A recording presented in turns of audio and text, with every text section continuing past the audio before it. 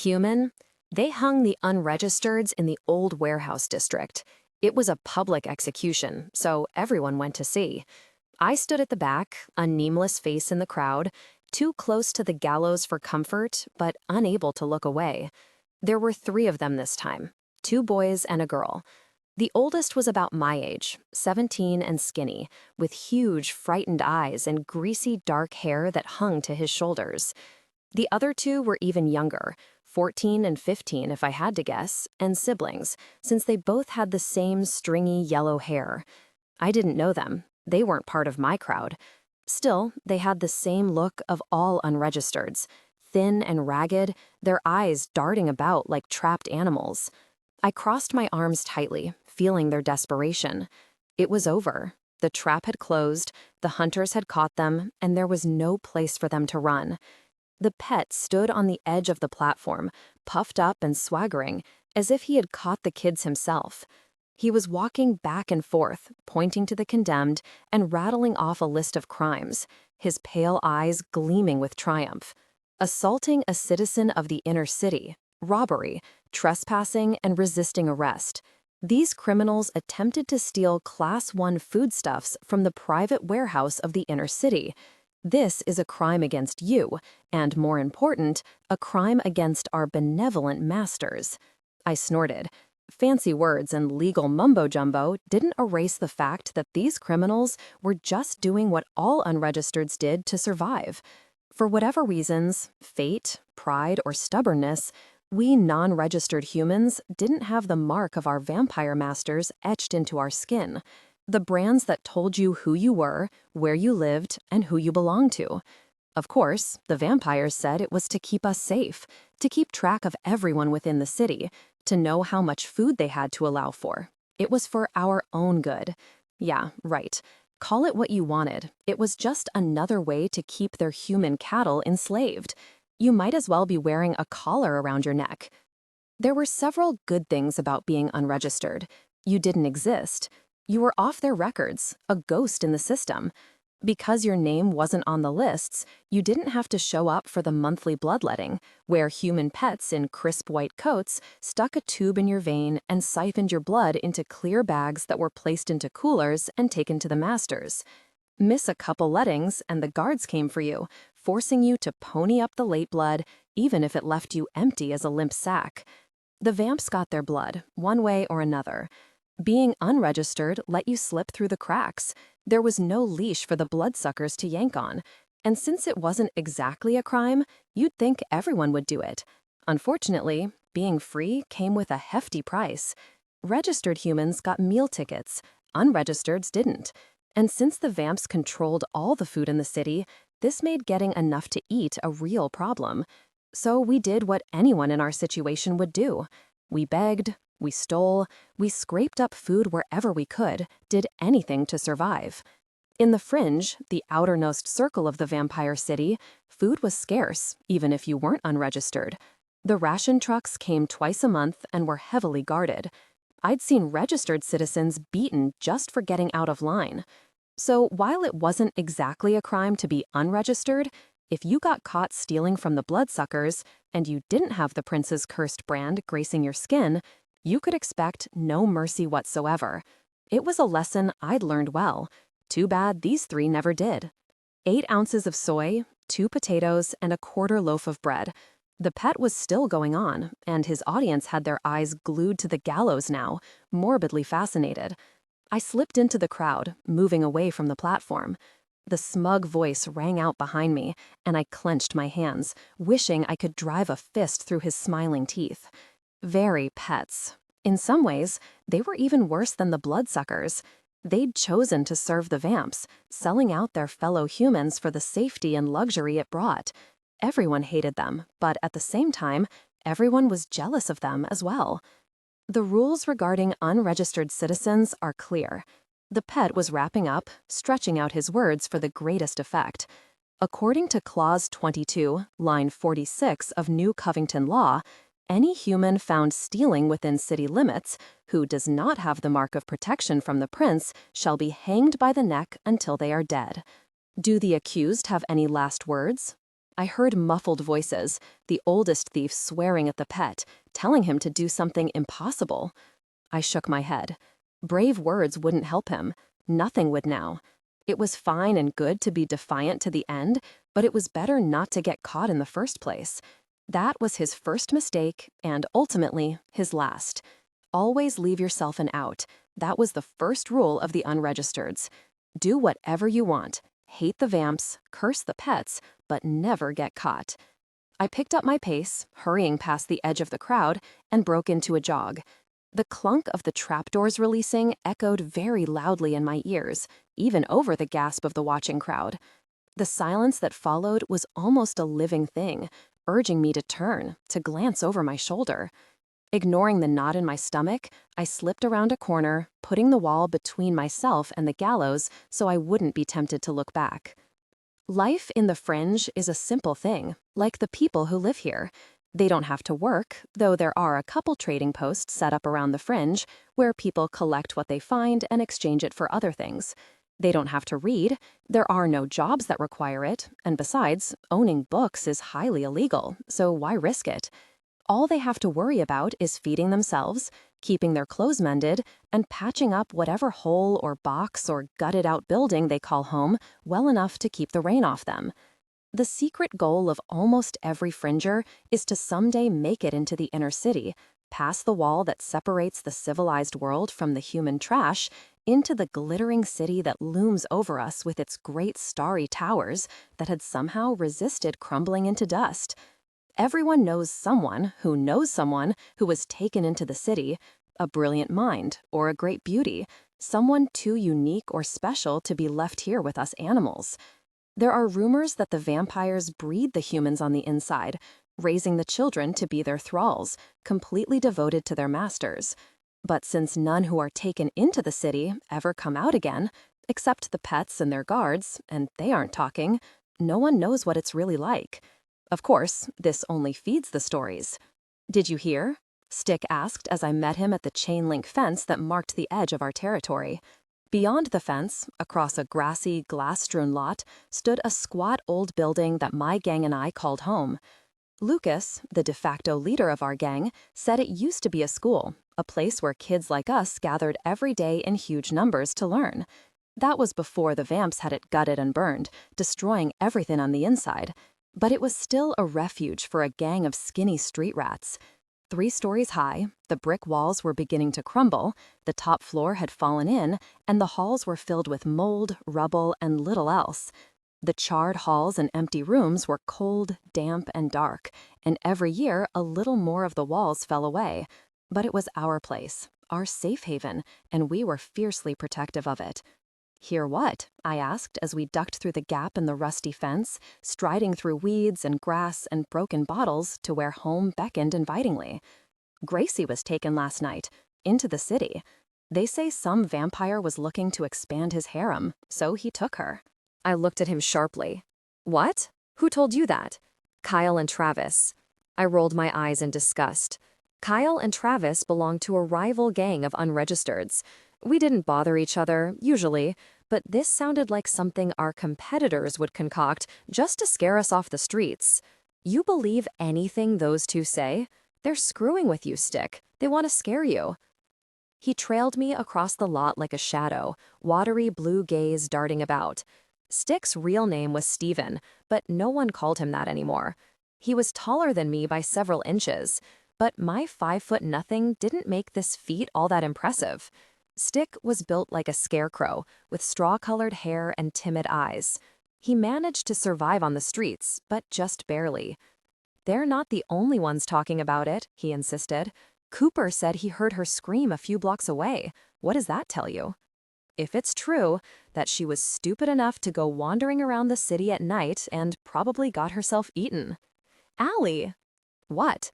We ducked through the broken doorframe into the dank halls of the school. Rusty metal lockers were scattered along one wall, a few still standing, most dented and broken. I headed toward an upright one and yanked the door open with a squeak. The vamps don't stay in their precious towers all the time. Sometimes they go hunting for live bodies. Everyone knows that. I grabbed the brush that I kept here to go with the mirror that was stuck to the back, the only usable one in the building. My reflection stared at me, a dirty-faced girl with straight black hair and squinty eyes, as Rat put it. At least I didn't have teeth like a rodent. I ran the brush through my hair, wincing at the snags. Stick was still watching me, disapproving and horrified, and I rolled my eyes. "Don't give me that look, Stephen," I said, frowning. "If you're out past sundown and get tagged by a bloodsucker, that's your fault for not staying put or not paying attention." I replaced the brush and shut the locker with a bang. Gracie thought that just because she's registered and her brother guards the wall, she was safe from vampires. They always come for you when you think you're safe. "Mark is pretty torn up about it," Stick said almost sullenly. "Gracie was his only family since their parents died. Not our problem." I felt bad for saying it, but it was true. In the Fringe, you looked out for yourself and your immediate family, no one else. My concern didn't extend beyond myself, Stick, and the rest of our small gang. This was my family, screwed up as it was. I couldn't worry about the trials of everyone in the Fringe. I had plenty of my own, thanks. "Maybe," Stick began, and hesitated. "Maybe she's happier now," he continued. "Maybe being taken into the inner city is a good thing. The vamps will take better care of her, don't you think?" I resisted the urge to snort. "Stick, they're vampires," I wanted to say. "Monsters. They only see us as two things, slaves and food. Nothing good comes from a bloodsucker, you know that." But telling Stick that would only upset him more, so I pretended not to hear. "Where are the others?" I asked as we walked down the hall, picking our way over rubble and broken glass. Stick trailed morosely, dragging his feet, kicking bits of rock and plaster with every step. I resisted the urge to smack him. Mark was a decent guy. Even though he was registered, he didn't treat us unregistereds like vermin, and even spoke to us on occasion when he was making his rounds at the wall. I also knew Stick had feelings for Gracie, though he would never act on them. But I was the one who shared most of my food with him, since he was usually too scared to go scavenging by himself. Ungrateful little snot. I couldn't watch out for everyone, he knew that. "Lucas isn't back yet," Stick finally mumbled as we came to my room, one of the many empty spaces along the hall. In the years I had been here, I'd fixed it up the best I could. Plastic bags covered the shattered windows, keeping out the rain and damp. An old mattress lay in one corner with my blanket and pillow. I'd even managed to find a folding table, a couple chairs, and a plastic shelf for various clutter, little things I wanted to keep. I'd built a nice little lair for myself, and the best part, my door still locked from the inside, so I could get some privacy if I wanted. "What about Rat?" I asked, pushing on my door. As the door squeaked open, a wiry boy with lank brown hair jerked around, beady eyes widening. He was older than me and Stick, with sharp features and a front tooth that stuck out like a fang, giving him a permanent sneer. Rat swore when he saw me, and my blood boiled. This was my space, my territory. He had no right to be here. "Rat?" I snarled, bursting through the doorway. "Why are you snooping around my room? Looking for things to steal?" Rat held up his arm, and my stomach went cold. In one grubby hand, he held an old, faded book, the cover falling off, the pages crumpled. I recognized it instantly. It was a made-up story, a fantasy, the tale of 4 kids who went through a magic wardrobe and found themselves in a strange new world. I'd read it more times than I could remember, and although I sneered at the thought of a magical land with friendly talking animals, there were times when I wished, in my most secret moments, that I could find a hidden door that would take us all out of this place. "What in the world is this?" Rat said, holding up the book. Having been caught red-handed, he quickly switched to the offensive. "Books? Why are you collecting garbage like that? As if you even know how to read." He snorted and tossed the book to the floor. "Do you know what the vamps would do if they found out? Does Lucas know about your little trash collection?" "That's none of your business," I snapped, stepping farther into the room. "This is my room, and I'll keep what I want. Now get lost before I tell Lucas to throw you out." Rat snickered. He hadn't been with the group long, a few months at most. He claimed he'd come from another sector and that his old gang had kicked him out, but he'd never said why. I suspected it was because he was a lying, thieving jerk. Lucas wouldn't even have considered letting him stay if we hadn't lost 2 members the previous winter. Patrick and Jeffrey, two unregistered brothers who were daring to the point of stupidity, who bragged the vampires would never catch them. They were too quick, they claimed. They knew all the best escape tunnels. And then one night, they went out looking for food as usual and never came back.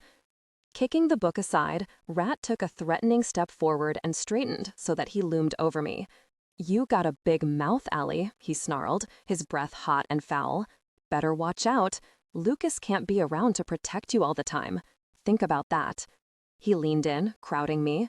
"Now get out of my face before I hit you across the room. I'd hate for you to start crying in front of your boyfriend." He tried pushing me back. I dodged, stepped close, and slammed my fist into his nose as hard as I could. Rat shrieked, staggering backward, hands flying to his face. Stick yelped from behind me.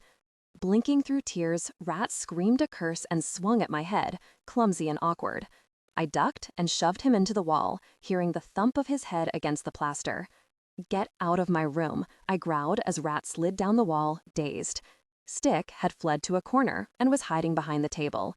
"Get out and stay out, Rat. If I see you in here again, I swear you'll be eating through a straw the rest of your life." Rat pushed himself upright, leaving a smear of red on the plaster. Wiping his nose, he spat a curse at me and stumbled out, kicking over a chair as he left. I slammed and locked the door behind him. Jerk. Thieving, lying jerk. Ow. I looked down at my fist and frowned. My knuckle had been cut on Rat's tooth and was starting to well with blood. Ew. Oh, great. I hope I don't catch something nasty. "He's going to be mad," Stick said, venturing out from behind the table, pale and frightened. I snorted. "So what? Let him try something. I'll break his nose the other way." Grabbing a rag from the shelf, I pressed it to my knuckle. I'm tired of listening to his crap, thinking he can do anything he wants just because he's bigger. He's had it coming for a while. "He might take it out on me," Stick said, and I bristled at the accusing tone, as if I should know better, as if I didn't think of how it might affect him. "So kick him in the shin and tell him to back off," I said, tossing the rag on the shelf and carefully picking up the abused book. Its cover had been ripped off, and the front page was torn, but it seemed otherwise intact. "Rat picks on you 'cause you take it. If you fight back, he'll leave you alone." Stick didn't say anything, lapsing into sullen silence, and I bit down my irritation. He wouldn't fight back. He would do what he always did, run to me and expect me to help him. I sighed and knelt beside a plastic box by the back wall. Normally, it was hidden by an old sheet, but Rat had ripped that off and tossed it in the corner, probably looking for food or other things to steal. Sliding back the top, I studied the contents. It was half full of books, some like the paperback I held in my hand, some larger, with sturdier covers. Some were moldy, some half-charred. I knew them all, front to back, cover to cover. This was my most prized, most secret possession. If the vamps knew I had a stash like this, they'd shoot us all and raze this place to the ground. But to me, the risk was worth it. The vamps had outlawed books in the Fringe and had systematically gutted every school and library building once they'd taken over, and I knew why. Because within the pages of every book, there was information of another world, a world before this one, where humans didn't live in fear of vampires and walls and monsters in the night, a world where we were free. Carefully, I replaced the small paperback, and my gaze shifted to another well-worn book, its colors faded, a mold stain starting to eat one corner. It was larger than the others, a children's picture book with brightly colored animals dancing across the front. I ran my fingers over the cover and sighed. "Mom." Stick had ventured close again, peering over my shoulder at the tote. "Did Rat take anything?" he asked softly. "No," I muttered, shutting the lid, hiding my treasures from view. "But you might want to check your room as well, and return anything you borrowed recently, just in case." "I haven't borrowed anything for months," Stick said, sounding frightened and defensive at the thought, and I bit down a sharp reply. Not long ago, before Rat came to the group, I would often find Stick in his room, huddled against the wall with one of my books, completely absorbed in the story. I'd taught him to read myself. Long, painstaking hours of us sitting on my mattress, going over words and letters and sounds. It had taken a while for Stick to learn, but once he did, It became his favorite way to escape, to forget everything right outside his door. Then Patrick had told him what vampires did to fringers who could read books, and now he wouldn't touch them. All that work, all that time, all for nothing. It pissed me off that Stick was too scared of the vamps to learn anything new. I'd offered to teach Lucas, but he was flat out not interested, and I wasn't going to bother with Rat. Stupid me, thinking I could pass on anything useful to this bunch. But there was more to my anger than Stick's fear, or Lucas's ignorance. I wanted them to learn, to better themselves, because that was just one more thing the vampires had taken from us. They taught their pets and thralls to read, but the rest of the population, they wanted to keep blind, stupid, and in the dark. They wanted us to be mindless, passive animals. If enough people knew what life was like before, how long would it be until they rose up against the bloodsuckers and took everything back? It was a dream I didn't voice to anyone, not even myself. I couldn't force people to want to learn, but that didn't stop me from trying. Stick backed up as I stood, tossing the sheet over the box again. "You think he found the other spot?" he asked tentatively. "Maybe you should check that one too." I gave him a resigned look. "Are you hungry? Is that what you're saying?" Stick shrugged, looking hopeful. "Aren't you?" I rolled my eyes and walked to the mattress in the corner, dropping to my knees again. Pushing the mattress up revealed the loose boards underneath, and I pried them free, peering into the dark hole. "Very," I muttered, feeling around the tiny space. Not much left.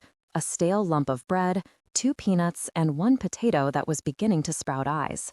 This was what Rat had probably been looking for, my private cache. We all had them somewhere, hidden away from the rest of the world. Unregistereds didn't steal from each other. At least, we weren't supposed to.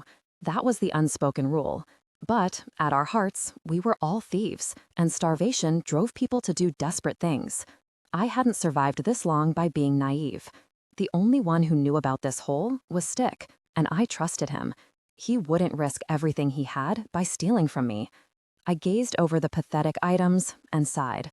"Not good," I muttered, shaking my head. "And they're really cracking down out there, lately. No one is trading ration tickets anymore, for anything." My stomach felt hollow, nothing new to me, as I replaced the floorboards and split the bread with Stick. I was almost always hungry, in some form or another, but this had progressed to the serious stage. I hadn't eaten anything since last night. My scavenging that morning hadn't gone well. After several hours of searching my normal stakeouts, all I had to show for it was a cut palm and an empty stomach.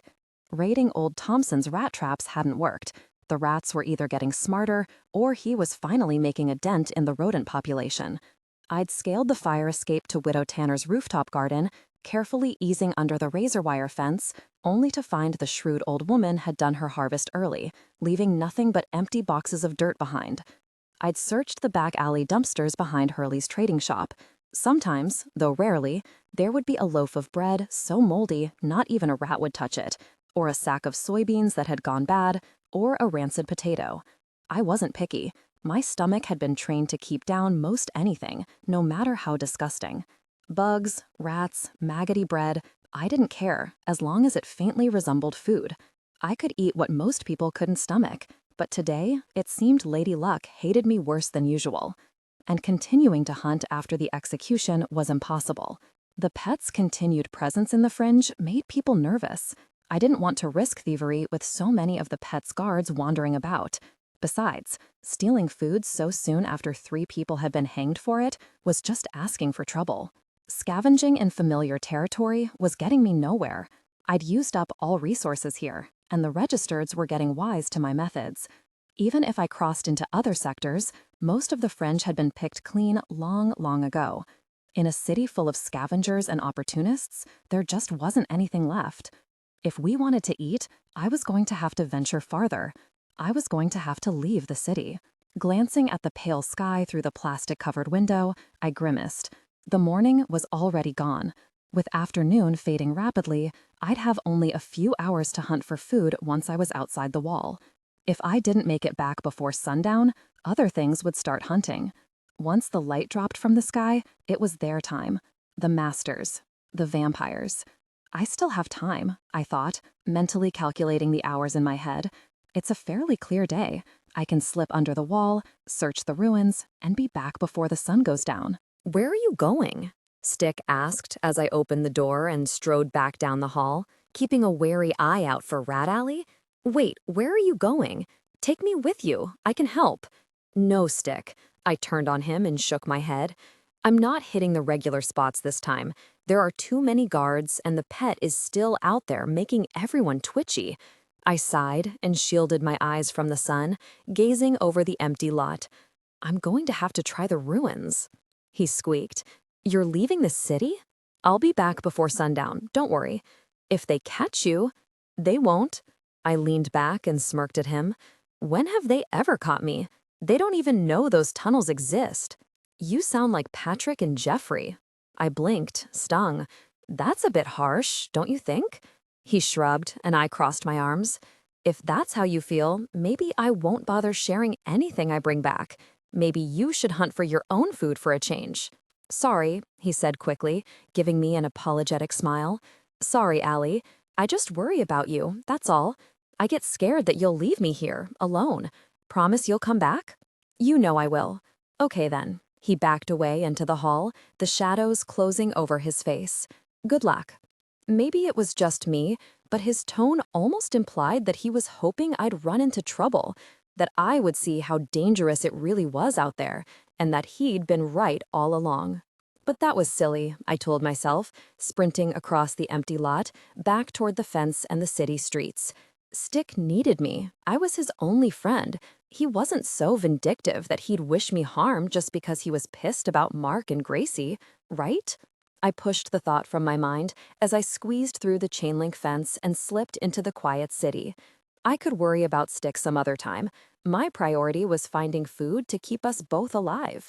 The sun teetered directly above the skeletal buildings, bathing the streets in light. Just hang up there a little longer, I thought, glancing at the sky. Stay put for a few more hours at least. Actually, feel free to stop moving if you want. Vindictively, it seemed to drop a little lower in the sky, taunting me as it slid behind a cloud. The shadows lengthened like grasping fingers, sliding over the ground. I shivered and hurried into the streets. People will tell you that it's impossible to leave New Covington, that the outer wall is impenetrable, that no one can get in or out of the city even if they want to. People are wrong. The Fringe is a massive concrete jungle. Canyons of broken glass and rusting steel, skeletal giants choked by vines, rot, and corrosion. Save for the very center of the city, where the looming vampire towers gleam with dark radiance, the surrounding structures look diseased, hollow, and perilously close to collapse. Below the jagged skyline, with few humans to keep it in check, the wilderness outside creeps closer. Rusted shells of what were once cars are scattered about the streets, their rotted frames wrapped in vegetation. Trees, roots, and vines push up through sidewalks and even rooftops, splitting pavement and steel as nature slowly claims the city for its own.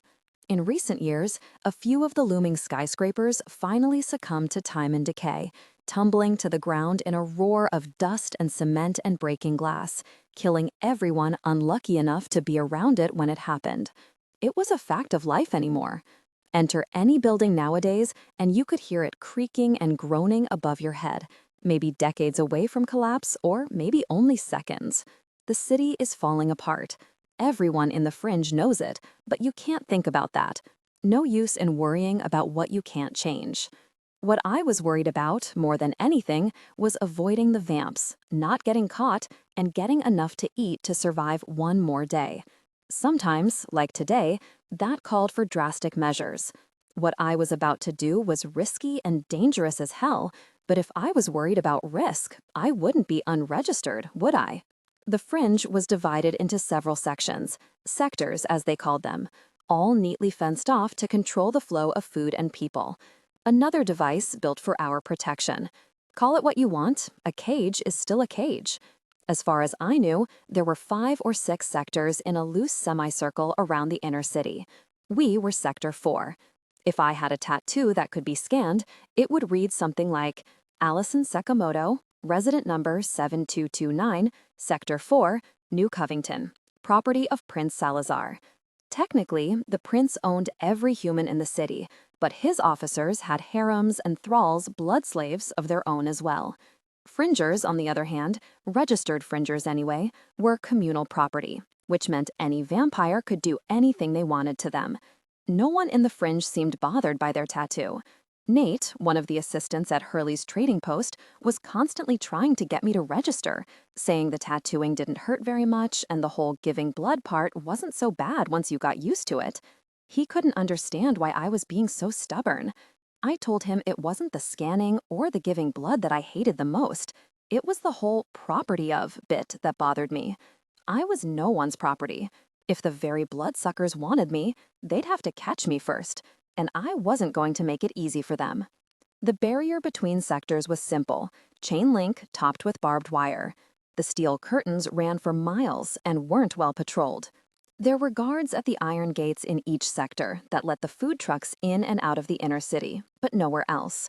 Really, the vamps didn't particularly care if some of their cattle slipped back and forth between sectors. The majority of the deadly, lethal force was dedicated to protecting the outer wall every night. You had to admit, the outer wall was pretty impressive. 30 feet high, 6 feet thick, the ugly monstrosity of iron, steel, and concrete loomed over the perimeter of the Fringe, surrounding the entire city. There was only one gate to the outside, 2 doors of solid iron, barred from the inside with heavy steel girders, that took 3 men to remove. It wasn't in my sector, but I'd seen it open once, while scavenging far from home. Spotlights had been placed along the wall every 50 yards, scanning the ground like enormous eyes. Beyond the wall was the kill zone, a raised strip of ground littered with barbed wire coils, trenches, spiked pits, and mines, all designed to do one thing: keep rabbits away from the wall. The outer wall was feared and hated throughout New Covington, reminding us that we were trapped here like penned-in sheep, but it was greatly revered as well. No one could survive the ruins beyond the city, especially when darkness fell. Even the vamps disliked going into the ruins. Beyond the wall, the night belonged to the rabbits. No sane person went over the wall, and those who tried were either gunned down or blown to bits in the kill zone, which was why I planned to go beneath. I pushed my way through the waist-high weeds that filled the ditch, keeping one hand on the cement wall as I maneuvered puddles and shattered glass. I hadn't been here in a while, and the weeds had covered all traces of previous passing. Circling the rock pile, ignoring the suspicious-looking bones scattered about the base, I counted a dozen steps from the edge of the rubble, stopped, and knelt down in the grass. I brushed away the weeds, careful not to disturb the surroundings too much. I didn't want anyone knowing this was here. If word got out, if the vampires heard rumors that there was a possible exit out of their city, they would have every square inch of the Fringe searched until it was found and sealed tighter than a pet's hold on the food warehouse key. Not that they were terribly concerned about people getting out. There was nothing beyond the outer wall, except ruins, wilderness, and rabbits. No sane person went over the wall, and those who tried were either gunned down or blown to bits in the kill zone, which was why I planned to go beneath. I pushed my way through the waist-high weeds that filled the ditch, keeping one hand on the cement wall as I maneuvered puddles and shattered glass. I hadn't been here in a while, and the weeds had covered all traces of previous passing. Circling the rock pile, ignoring the suspicious-looking bones scattered about the base, I counted a dozen steps from the edge of the rubble, stopped, and knelt down in the grass. I brushed away the weeds, careful not to disturb the surroundings too much. I didn't want anyone knowing this was here. If word got out, if the vampires heard rumors that there was a possible exit out of their city, they would have every square inch of the Fringe searched until it was found and sealed tighter than a pet's hold on the food warehouse key. Not that they were terribly concerned about people getting out. There was nothing beyond the outer wall, except ruins, wilderness, and rabbits. No sane person went over the wall, and those who tried were either gunned down or blown to bits in the kill zone, which was why I planned to go beneath. I pushed my way through the waist-high weeds that filled the ditch, keeping one hand on the cement wall as I maneuvered puddles and shattered glass. I hadn't been here in a while, and the weeds had covered all traces of previous passing. Circling the rock pile, ignoring the suspicious-looking bones scattered about the base, I counted a dozen steps from the edge of the rubble, stopped, and knelt down in the grass. I brushed away the weeds, careful not to disturb the surroundings too much. I didn't want anyone knowing this was here. If word got out, if the vampires heard rumors that there was a possible exit out of their city, they would have every square inch of the Fringe searched until it was found and sealed tighter than a pet's hold on the food warehouse key. Not that they were terribly concerned about people getting out. There was nothing beyond the outer wall, except ruins, wilderness, and rabbits. No sane person went over the wall, and those who tried were either gunned down or blown to bits in the kill zone, which was why I planned to go beneath. I pushed my way through the waist-high weeds that filled the ditch, keeping one hand on the cement wall as I maneuvered puddles and shattered glass. I hadn't been here in a while, and the weeds had covered all traces of previous passing. Circling the rock pile, ignoring the suspicious-looking bones scattered about the pace, I counted a dozen steps from the edge of the rubble, stopped, and knelt down in the grass. I brushed away the weeds, careful not to disturb the surroundings. But exits were also entrances, and every few years, a rabbit would find its way into the city via the tunnels that ran beneath. And there would be chaos and panic and death until the rabbit was killed and the entryway found and blocked off. But they always missed this one. The weeds parted, revealing a circle of black metal sunk into the ground. It was insanely heavy, but I kept a piece of rebar nearby to pry it up. Letting the cover thump into the grass, I gazed into a long, narrow hole. Rusty metal bars were set into the cement tube beneath the cover, leading down into the darkness. I glanced around, making sure no one was watching, then started down the ladder. It always worried me, leaving the tunnel entrance wide open, but the cover was too heavy for me to slide back once inside the tube. But it was well hidden in the long grass, and no one had discovered it yet, not in all the years of me sneaking out of the city. Still, I couldn't dawdle. Dropping to the cement floor, I gazed around, waiting for my eyes to adjust to the darkness. Putting a hand in my coat pocket, I closed it around my two most prized possessions: a lighter, still half full of fluid, and my pocket knife. The lighter I'd found on my previous trip into the ruins, and the knife I'd had for years. Both were extremely valuable, and I never went anywhere without them. As usual, the tunnels beneath the city reeked. The old-timers, the ones who had been kids in the time before the plague, said that all of the city's waste was once carried away through the pipes under the streets, instead of in buckets emptied into covered holes. If that was true, then it certainly explained the smell. About a foot from where I stood, the ledge dropped away into sludgy black water, trickling lazily down the tunnel. A huge rat, nearly the size of some of the alley cats I glimpsed topside, scurried off into the shadows, reminding me why I was here. With one last glance through the hole at the sky, still sunny and bright, I headed into the darkness. People used to think rabbits lurked underground, in caves or abandoned tunnels, where they slept during the daylight hours and came out at night. Actually, most everyone still thought that, but I'd never seen a rabbit down here, not once, not even a sleeping one. That didn't mean anything, however. No one topside had ever seen a mole man, but everyone knew the rumors of diseased, light-shy humans living beneath the city who would grab your ankles from storm drains and drag you down to eat you. I hadn't seen a mole man either, but there were hundreds, maybe thousands of tunnels I'd never explored and didn't plan to. My goal, whenever I ventured into this dark, eerie world, was to get past the wall and back up to the sunlight as quickly as possible. Luckily, I knew this stretch of tunnel, and it wasn't completely lightless. Sunlight filtered in from grates and storm drains, little bars of color in an otherwise gray world. There were places where it was pitch black, and I had to use my lighter to continue, but the spaces were familiar and I knew where I was going, so it wasn't terrible. Eventually, I wiggled my way out of a large cement tube that emptied into a weed-choked ditch, almost sliding on my stomach to get through the pipe. Sometimes there were perks to being very skinny. Wringing nasty, warm water from my clothes, I stood up and gazed around.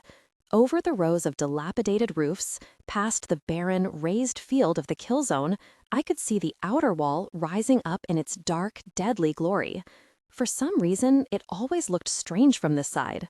The sun hovered between the towers in the center of the city, gleaming off their mirrored walls. There were still a few good hours left to hunt, but I needed to work fast. Past the kill zone, sprawled out like a gray-green suburban carpet, the remains of the old suburbs waited for me in the fading afternoon light. I vaulted up the bank and slipped into the ruins of a dead civilization. Scavenging the ruins was tricky. They say there used to be massive stores that had rows and rows of food, clothes, and all kinds of other things. They were enormous and easily identified by their wide, sprawling parking lots. But you didn't want to look there because they were the first to be picked clean when everything went bad. Nearly 60 years after the plague, the only things left behind were gutted-out walls and empty shelves. The same was true of smaller food marts and gas stations. Nothing was left. I'd wasted many hours searching through those buildings to come up empty-handed every time, so now I didn't bother. But the normal residences, the rows of rotting, dilapidated houses along the crumbling streets, were a different story. Because here's something interesting I've learned about the human race. We like to hoard. Call it stockpiling, call it paranoia, call it preparing for the worst. The houses were far more likely to have food stashed away in cellars or buried deep in closets. You just had to ferret it out. The floorboards creaked as I eased through the door of my fifth or sixth hopeful, a 2-story house surrounded by a warped chain-link fence and nearly swallowed up by ivy. Windows broken, porch strangled under vines and weeds. The roof and part of the upper floor had fallen in, and faint rays of light filtered through the rotten beams. The air was thick with the smell of mold, dust, and vegetation, and the house seemed to hold its breath as I stepped inside. I searched the kitchen first, rummaging through cupboards, opening drawers, even checking the ancient refrigerator in the corner. Nothing. A few rusty forks, an empty tin can, a broken mug, all stuff I'd seen before. In one bedroom, the closets were empty, the dresser overturned, a large oval mirror shattered on the floor. The blankets and sheets had been stripped from the bed, and a suspicious dark blot stained one side of the mattress. I didn't wonder what it might be. You don't wonder about things like that. You just move on. In the second bedroom, which was not quite as ravaged as the first, an old crib stood in the corner, filmy and covered in cobwebs. I eased around it, deliberately not looking inside the peeling bars, to the once white shelves on the wall. A shattered lamp stood on one shelf, but beneath it, I saw a familiar, dust-covered rectangle. Picking it up, I wiped away the film and cobwebs, scanning the title at the top. "Good Night Moon," it read, and I smiled ruefully. I wasn't here for books, and I needed to remember that. If I brought this home instead of, say, food, Lucas would be furious, and we'd probably fight about it again. Maybe I was being too hard on him. It wasn't that he was stupid, just practical. He was more concerned with survival than learning a skill that was useless in his eyes. But I couldn't give up just because he was being stubborn. If I could get him to read, maybe we could start teaching other fringers, kids like us. And maybe, just maybe, that would be enough to something. I didn't know what, but there had to be something better than just survival. I tucked the book under my arm, filled with a new resolve, when a soft clink made me freeze. Something was in the house with me, moving around just outside the bedroom door. Very carefully, I laid the book back on the shelf without the dust. I'd come back for it later if I survived whatever was coming. Slipping my hand into my pocket, I gripped my knife and slowly turned. Shadows moved through the sickly light coming from the living room, and the faint tapping steps echoed just outside the doorway. I flipped the knife blade open and stepped backward, pressing myself against the wall in the dresser, my heart thudding against my ribs. As a dark shape paused just outside the door, I heard slow, labored panting and held my breath. A deer stepped into the frame. My gut and throat unclenched, though I didn't immediately relax. Wildlife was common enough in the city ruins, though why a deer would be wandering around a human house, I didn't know. Straightening, I blew out a slow breath, causing the doe to jerk her head up, peering in my direction, as if she couldn't quite see what was there. My stomach growled, and for a moment, I had visions of sidling up to the deer and plunging the blade into her neck. You almost never saw meat of any kind in the Fringe. Rat and mouse were highly prized, and I've seen nasty, bloody fights over a dead pigeon. There were a few stray dogs and cats running around the fringe, but they were wild, vicious creatures that, unless you wanted to risk an infected bite, were best left alone. The guards also had leave to shoot any animal found wandering around the streets, and usually did, so meat of any kind was extremely scarce. A whole deer carcass, cut into strips and dried, would feed me and my crew for a month. Or I could trade cuts for meal tickets, blankets, new clothes, whatever I wanted. Just thinking about it made my stomach growl again, and I shifted my weight to one leg, ready to ease forward. As soon as I moved, the deer would probably bolt out the door, but I had to try. But then, the doe looked right at me, and I saw the thin streams of blood oozing from her eyes, spotting the floor. My blood ran cold. No wonder she wasn't afraid. No wonder she had followed me here and was watching me with the flat, glazed stare of a predator. She had been bitten by a rabbit, and the disease had driven her mad. I took a quiet breath to slow my heartbeat, trying not to panic. This was bad. The doe was blocking the door, so there was no way I could go through her without risking an attack. Her eyes hadn't turned completely white yet, so the sickness was still in its beginning stages. Hopefully, if I kept calm, I could get out of here without being trampled to death. The doe snorted and tossed her head, the jerky movement causing her to stumble into the doorframe. Another effect of the sickness. Diseased animals seemed confused and uncoordinated one moment, but could switch to hyper-aggressive fury in the blink of an eye. I gripped my knife and eased to the side, toward the broken window along the wall. The doe raised her head, rolling her eyes, and gave a raspy growl, unlike anything I'd ever heard from a deer. I saw her muscles bunching up to charge, and I bolted for the window. The deer lunged into the room, snorting, hooves flailing in deadly arcs. One of them caught my thigh as I darted past, a glancing blow, but it felt like someone had hit it with a hammer. The doe crashed into the far wall, overturning a shelf, and I threw myself out the window. Scrambling through the weeds, I ran for a partially collapsed shed in the corner of the backyard. The roof had fallen in, and vines completely covered the rotting walls, but the doors were still intact. I squeezed through the frame and ducked into a corner, panting, listening for sounds of pursuit. For the moment, everything was silent.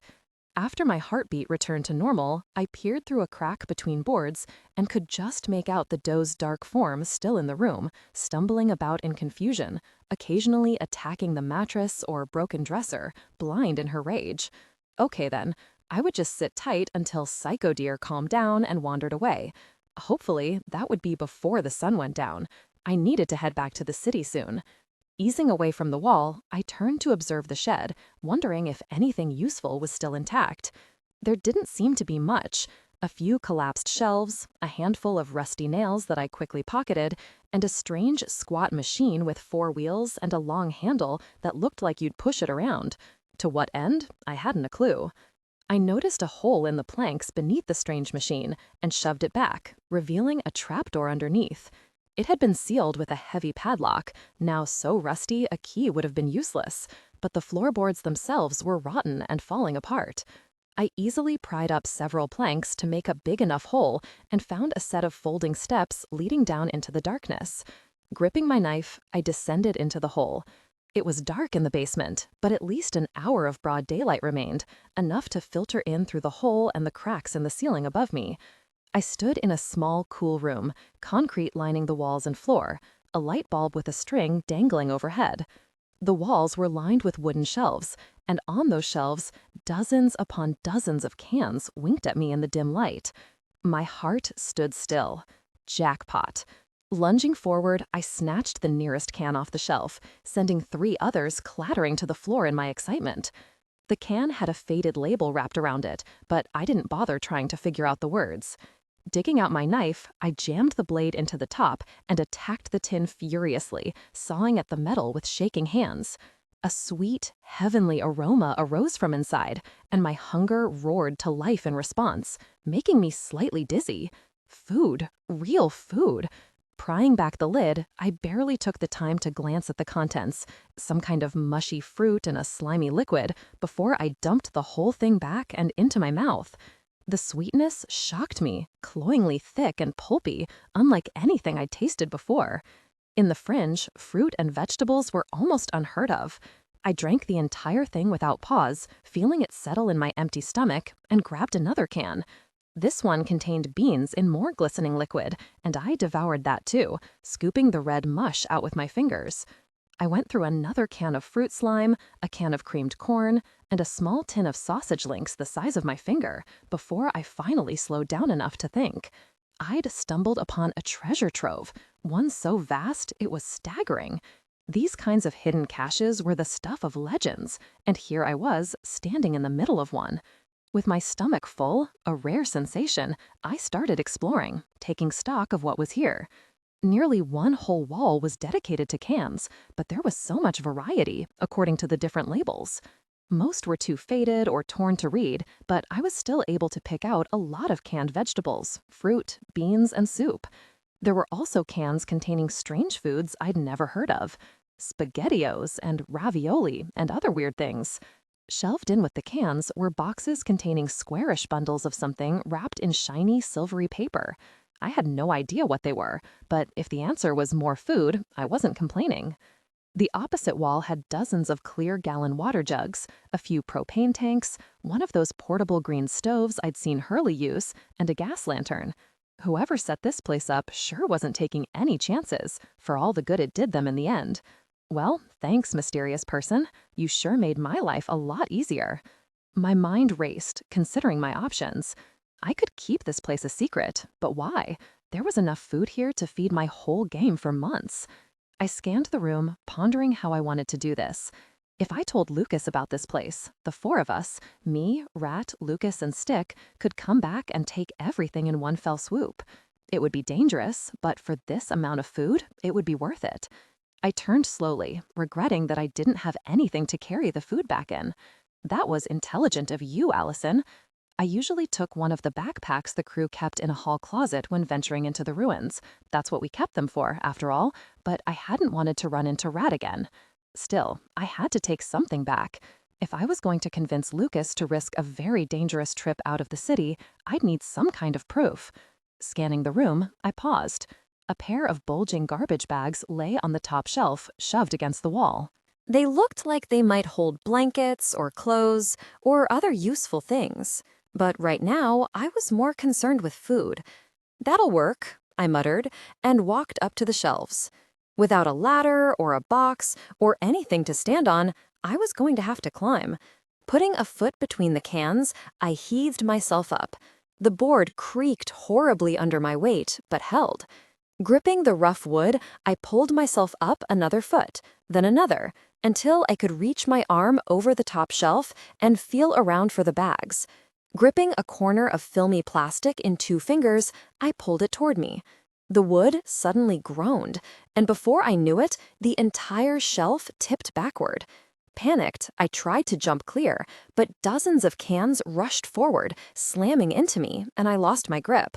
I struck the cement floor, the ring and clatter of metal tins all around me, and had a split-second glance of the shelves filling my vision before everything went black.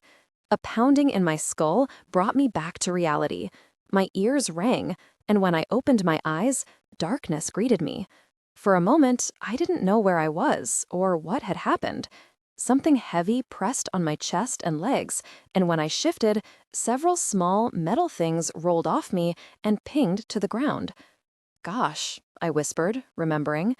Frantically, I wiggled out from beneath the shelf and limped to the steps, gazing up. Through the hole in the roof, the night sky was hazy and starless, but a sickly yellow moon peered through the clouds like a swollen eye. I was in trouble. Careless, stupid mistake, Allie. Creeping up the steps, I scanned the darkness and shadows, my heart crashing against my ribs in the silence. Below me, the cans made soft metallic sounds as they rolled across the floor, but I couldn't worry about the wealth I was leaving behind. I had to get back to the city. I couldn't stay here. I'd heard stories of rabbits tearing through walls and floors to get to their prey. They never gave up once they sensed you. I couldn't let anything slow me down.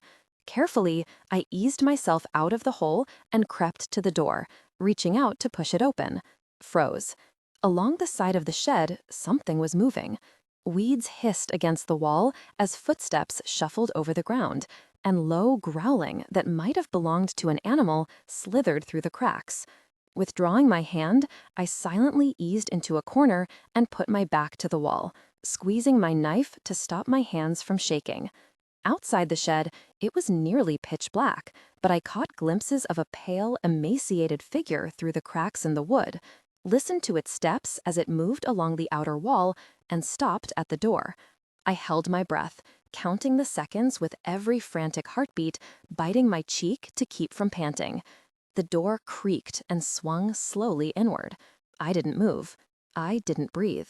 I felt the rough wood at my back and imagined myself a part of the wall, part of the shadows that cloaked me, hiding me from everything. On the other side of the door between us, the slow, raspy growls grew louder as the shadow turned its head from side to side, scanning the walls. An eternity passed. Finally, the door slowly creaked shut, and the shadow turned away, slouching off into the weeds. I listened to the shuffling footsteps as they moved away, growing fainter, until the only sounds were the buzz of insects in the night. It was a moment before I could move or even breathe properly. Once the shaking stopped, I slipped out of the shed and hurried through the weeds, following the same path I'd taken to get there. With a chill, I noted that my trail wasn't the only one cutting through the tall grass. A few other paths now crisscrossed the yard, showing I hadn't been alone in my time below ground. If it had found the stairs, I shuddered and hurried onward, stumbling through the empty streets. In the moonlight, the ruins looked even more foreboding, stark and hostile to the intruder in their midst. After dark, within the city walls, people vanished off the streets, and vampires walked the night. But the shadows were familiar, the darkness comforting. Here in the ruins, the darkness was alien, and the shadows seemed to creep closer, reaching out for you. Something shrieked in the night, a scream of animalistic fury, and I began to run. It was the longest few minutes of my life, but I made it back to the tunnels. Wriggling through the drain pipe, I'd almost convinced myself that something was behind me, and sharp claws would close around my ankles, dragging me back. Mercifully, that didn't happen, and I leaned against the wall, gasping in short, frantic breaths until my heart stopped racing around my ribcage. In the tunnel, I couldn't see my hand before my face, and no amount of waiting would help my eyes adjust to the pitch blackness. Digging in my pocket, I brought out the lighter, clicking a tiny flame to life. It barely illuminated the ground at my feet, but it was better than nothing. With the flickering light held up before me, I started down the tunnels. Strange how a few short hours could change your view of the world. The once familiar tunnels were menacing now, the darkness a living thing, pressing in on all sides, suffocating me. My footsteps seemed too loud in the quiet, and several times I held my breath, listening for phantom noises I was certain I'd heard over my quiet panting. The tunnels went on, and despite all my fears and imaginings, nothing leaped out at me. I was nearly home, just another turn and a few hundred yards to the ladder that led topside, when a splash echoed in the darkness. It wasn't loud, and in the daylight hours, with sunlight slanting in through the grates, I might have blamed a rat or something similar. But in the looming silence and blackness, my heart nearly stopped, and my blood turned to ice. I doused my flame and ducked into a corner, holding my breath, straining my ears to listen. I didn't have to wait long. In the darkness of the tunnel ahead, a single flashlight beam flickered over the ground, and low, guttural voices echoed off the walls. "What have we got here?" a voice wheezed as I pressed myself into the wall. "A rat? A big rat, come creepin' out of the darkness. You sure picked the wrong night to go wandering the Undercity, friend." Holding my breath, I risked a quick peek around the corner. 4 men blocked the exit of the tunnel, thin and ragged, in filthy clothes and unkempt hair. They stood slightly hunched over, their shoulders bent and crooked, as if they spent all their lives in small, cramped spaces and weren't used to standing up straight. They clutched jagged, rusty blades in their hands and grinned maniacally at a lone figure in the center of the tunnel, their eyes gleaming with anticipation and something darker. I ducked behind the corner again, heart pounding. You've got to be kidding, I mused, sinking farther into the concealing shadows, hoping they didn't hear me. This just isn't my night. Deer, rabbits, and now really mole men in the tunnels? No one is going to believe this. I shook my head and huddled lower, clutching the handle of my knife. Now all I need is a vampire to come sauntering through and it'll be perfect. The mole men chuckled, and I heard them ease forward, probably surrounding the poor bastard who'd walked into their ambush. Run, you idiot, I thought, wondering what he thought he was doing, why I didn't hear footsteps pounding frantically away. Don't you know what they'll do to you? If you don't want to be on a stick over the fire, you'd better run. I want no trouble, said a low voice, calm and collected. And even though I couldn't see him, didn't dare peek around the corner again, it sent shivers up my spine. Let me pass, and I'll be on my way. You don't want to do this. Oh, one mole man purred, and I imagined him sidling forward, grinning. I think we'd... His voice abruptly changed to a startled gurgle, followed by a wet splat, and the faint, coppery stench of blood filled the air. Enraged cries rang out, the sound of a scuffle, blades cutting through flesh, agonized screams. I crouched in my shadowy corner and held my breath, until the final shriek died away, until the last body fell and silence crept into the tunnels once more. I counted 30 seconds of quiet, 60 seconds, a minute and a half, 2. The tunnel remained silent. No footsteps, no shifting movements, no breathing. It was as still as the dead. Warily, I peered around the corner and bit my lip. The 4 mole men lay in heaps, weapons scattered about, the flashlight shining weakly against a wall. Its beam pointed to a vivid splash of red, trickling down the cement to a motionless body. I scanned the tunnel again, looking for a 5th heap, but there were only the mole men, lying dead in the pale flashlight beam. The dark stranger had disappeared. I sidled closer. I didn't want to touch the bodies, but the flashlight was a valuable find, one that would keep me fed for several days if I could find the right trader. Edging around a pale, dirty arm, I snatched my trophy and rose, shining the light right into the face of the stranger, who didn't wince, didn't even blink. I scrambled back, nearly tripping over the arm I'd stepped around, bringing my knife up before me. The stranger remained where he was, though his eyes, blacker than pitch, followed me as I retreated. I kept both the blade and the flashlight pointed in his direction until I reached the edge and tensed to bolt into the shadows. If you run, you'll be dead before you take 3 steps. I stopped, heart pounding. I believed him. Gripping my knife, I turned around, staring at him over the bodies of the dead, waiting for his next move. There was no doubt in my mind. I knew what I faced, what stared at me across the tunnel. So still, he might have been a statue. I was down here, alone, with a vampire, and there was no one who could help me. What do you want? My voice came out shakier than I'd wanted, but I planted my feet and glared defiantly. Show no fear. Vampires could sense fear. At least that's what everybody said. If you ever ran into a hungry bloodsucker alone at night, not looking like prey might give you an edge in surviving the encounter. I didn't believe that, of course. A vampire would bite you whether you were scared of him or not. But I wasn't going to give him the satisfaction either. The vamp tilted his head, a tiny movement that would have gone unnoticed, save the rest of him was so very, very still.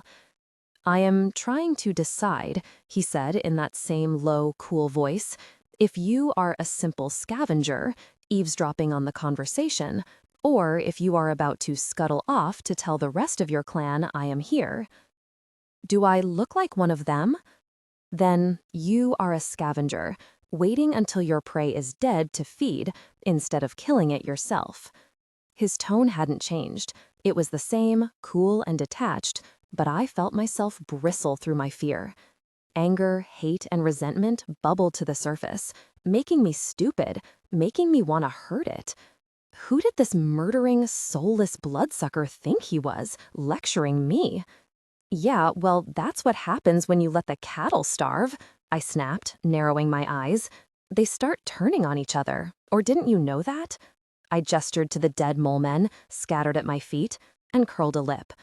"But I'm not one of them, and I sure as heck don't eat people. That's your thing, remember?" The vampire just looked at me, long enough for me to regret taunting him, which was a stupid thing to do from the start. I almost didn't care. I wouldn't grovel and beg if that's what he was looking for. Vampires had no souls, no emotions, and no empathy to appeal to. If the bloodsucker wanted to drain me dry and leave me here to rot, there wasn't anything I could say that would stop him. But I'd give him one heck of a fight. "Interesting," the vamp finally mused, almost to himself. "I forget, sometimes, the complexities of the human race. We've reduced so many of you to animals, savage, cowardly, so willing to turn on each other to survive. And yet, in the darkest places, I can still find those who are still, more or less, human." He wasn't making any sense, and I was tired of talking, of waiting for him to make his move. "What do you want, vampire?" I challenged again. "Why are we still talking? If you're going to bite me, just get on with it already. Though don't expect me to lie down and take it. You'll have a pocket knife shoved through your eye socket before I'm done, I swear." Amazingly, the vampire smiled, just a slight curl of pale lips, but in that granite face, he might as well have beamed from ear to ear. "I have already fed tonight," he stated calmly, and took one step backward into the shadows. "And you, little wildcat, I suspect you have claws you wouldn't hesitate to use.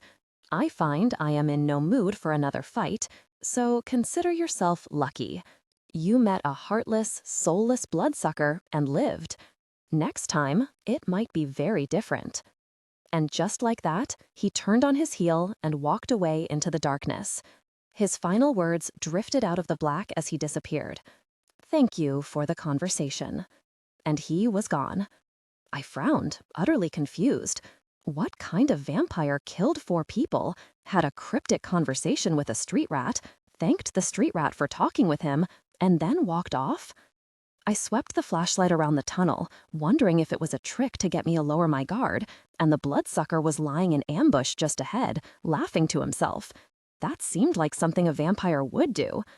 But the tunnel was empty and silent in the flashlight beam, and after a moment, I picked my way over the still bleeding corpses, hurried to the ladder, and scaled the tube as fast as I could. Above ground, the city was silent. Nothing moved on the streets. The crumbling stores and houses and apartments lay quiet and dark. Overhead, looming above everything, the vampire towers glittered in the night, cold and impassive like their masters. It was still the predator's time, this silent hour before dawn, and everyone was off the street, huddled in their beds with their doors and windows barred. But at least on this side of the wall, the darkness didn't conceal savage, mindless horrors that had once been human. Here, the predators were more complex, though just as dangerous. A cold wind blew down the street, stirring up dust and sending an empty can skittering over the ground. It reminded me of what I'd left behind, on the other side of the wall, and anger burned its way into my stomach, killing the last of the fear. So much food, so much wealth, to have to leave it all behind. The thought made my gut boil, and I kicked a rock into a dead car, the stone clanking off the rusty frame. I had to get back there. No way was I going to huddle behind the wall, eating cockroaches, fantasizing about shelves and shelves of real food rotting away in someone's basement. One way or another, I was going to return to that place and reclaim what I'd lost. But right now, my stomach was full, I ached from my fall, and I was very tired. The flashlight beams shone weakly in the darkness, and I clicked it off, not wanting to waste valuable battery life. I didn't need artificial light to navigate the Fringe anyway. Slipping my single prize into a back pocket, I headed for home. "Oh, my gosh, you're alive!" I gave Stick a disdainful look as I slipped into my room, kicking the door shut behind me. He scrambled off my mattress, gaping, as if I was a hallucination. "What's that look for?" I frowned at him. "And why are you here anyway? Have you been waiting up for me all night?" "You didn't hear?" Stick's eyes darted about, as if someone could be lurking in the shadows, listening. "Lucas didn't tell you?" "Stick," I sighed and collapsed on the mattress. I just got back from a rather difficult night out, I muttered, putting an arm over my eyes. I'm tired, I'm cranky, and unless someone is on the verge of death or the vampires are breaking down our doors, I want to go to sleep. Whatever this is, can it wait till morning? I need to talk to Lucas, anyway. The vampires were out tonight, Stick continued, as if I hadn't said a word. I removed my arm and sat up to face him, a chill crawling up my spine. His face was pale in the shadows of the room, thin mouth tight with fear. I saw them. They were going from sector to sector with their pets and guards and everything, breaking down doors, going into people's houses. They didn't come here, but Lucas moved us all into the basement until he was sure they had moved on. I heard someone was killed trying to run away. Was anyone taken? Stick shrugged bony shoulders. I don't think so. They just came through, went into several buildings and left. Lucas said they were looking for something, but no one knows what it is. Or someone. I thought back to the vampire in the tunnels below the city. Was he part of that search party, exploring the underworld for whatever item the bloodsuckers wanted? Or was he the mysterious thing they were all searching for? But that didn't make much sense. Why would the vampires be hunting one of their own? And if they were, why couldn't they do it more often? There are rumors of a citywide lockdown, Stick went on in a low, frightened voice. Curfews, guards, area restrictions, everything. I muttered a curse. Lockdowns were bad news, and not just for unregistereds. There had been 2 in the past, once when gang warfare swept through the Fringe, clogging the streets with dead bodies, and once when an infestation of rabid rats created a city-wide panic. Lockdowns were the vampires' last resort, their answer when things got out of control. Everyone was required to stay in their homes during curfew hours, while armed guards swept the streets. If you were caught outside during lockdown, they would shoot you, no questions asked. Allie, what are we going to do? Nothing, I said, and he stared at me. I shrugged. Nothing tonight. It'll be dawn in a few hours. The bloodsuckers will go back to their towers, and nothing will be done until this evening. We can worry about it then. But, Stick, I am tired. I rose from the mattress and, taking his elbow, steered him to the door. If Lucas is still up, tell him I need to speak to him tomorrow. It's important. Really important. He started to protest, but I firmly pushed him over the threshold. Look, if you want to stay up and worry about vampire hunts, you can do it for both of us. I'm going to sleep while I still can. Wake me when it's dawn, okay? And before he could make any more excuses, I shut the door in his face. Collapsing on the mattress, I turned my face to the wall and closed my eyes. Stick's news was troublesome, but I'd learned that worrying about things you couldn't change was useless and just kept you from getting sleep. Tomorrow, I'd talk to Lucas and tell him about the food cache I'd found, and he could convince the others to go after it. Before the city went into lockdown, of course. Working together, we could probably clear that whole room in 2 or 3 trips and not have to worry about the coming winter. Rat was a jerk and a bully, but he was part of my crew, and we looked out for each other. Besides, it would take a single person forever to clear that place, and I didn't want to be in the ruins any longer than I had to be. With plan firmly in mind, I dismissed all thoughts of that night, of rabbits and manhunts and vampires in the sewers, and drifted into oblivion. Allison, Mom said, patting the cushion beside her, come up here, read with me. I scrambled onto the threadbare couch that smelled of dust and spoiled milk, snuggling against her side. She held a book in her lap, bright, happy animals prancing across the pages. I listened as she read to me in a soft, soothing voice, her slender hands turning the pages as if they were made of butterfly wings. Except I couldn't see her face. Everything was blurry, like water sluicing down a window pane. But I knew she was smiling down at me, and that made me feel warm and safe. Knowledge is important, she explained patiently, now watching an older version of me from across the kitchen table. A sheet of paper lay in front of me, marked with scrawling, messy lines. Words define us, Mom continued, as I struggled to make my clumsy marks look like her elegant script. We must protect our knowledge and pass it on whenever we can. If we are ever to become a society again, we must teach others how to remain human. The kitchen melted away, ran like water down a wall, and turned into something else. "Mom," I whispered, sitting beside her on the bed, watching the slow rise and fall of her chest under the thin blanket. "Mom, I brought some soup for you. Try to eat it, okay?" The frail, white form, surrounded by long black hair, stirred weakly.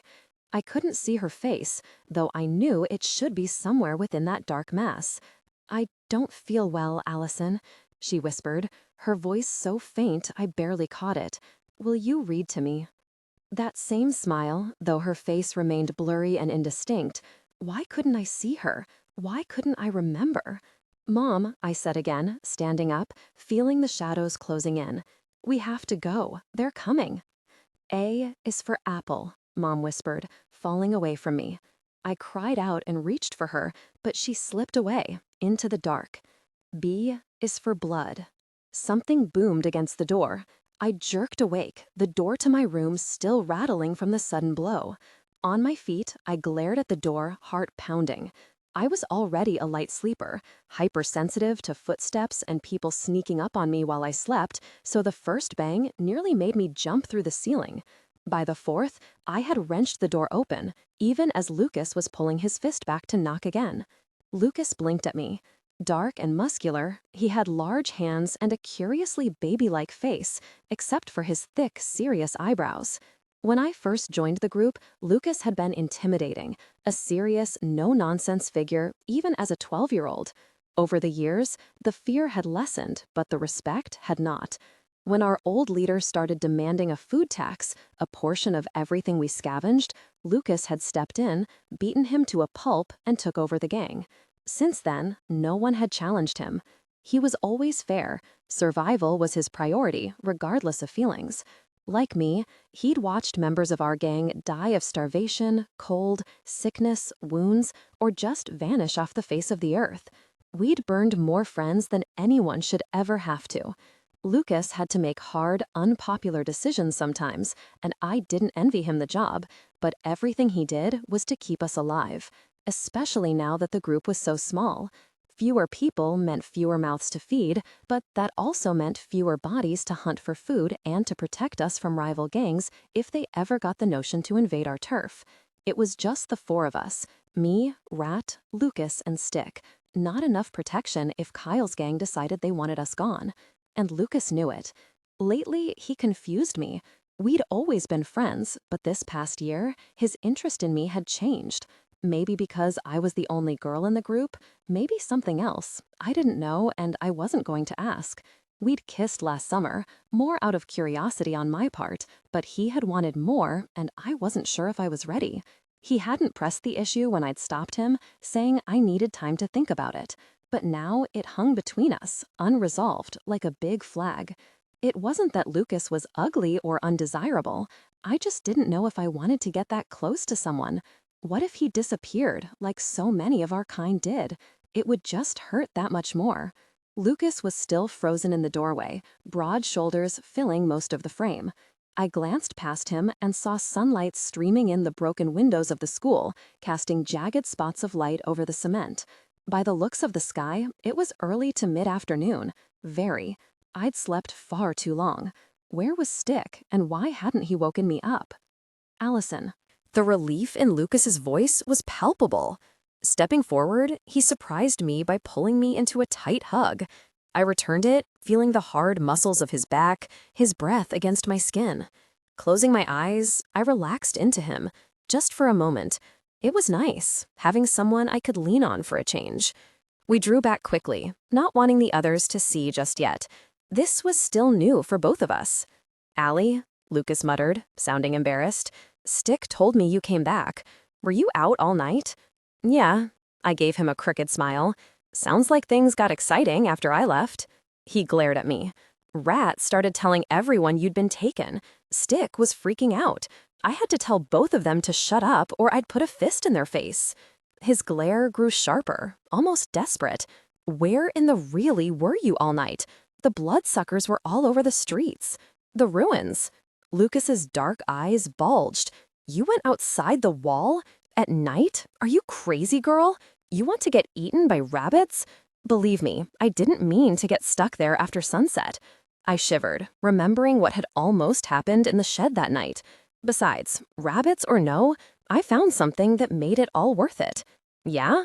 He raised a thick, bristling eyebrow. This I gotta hear. A whole basement of food?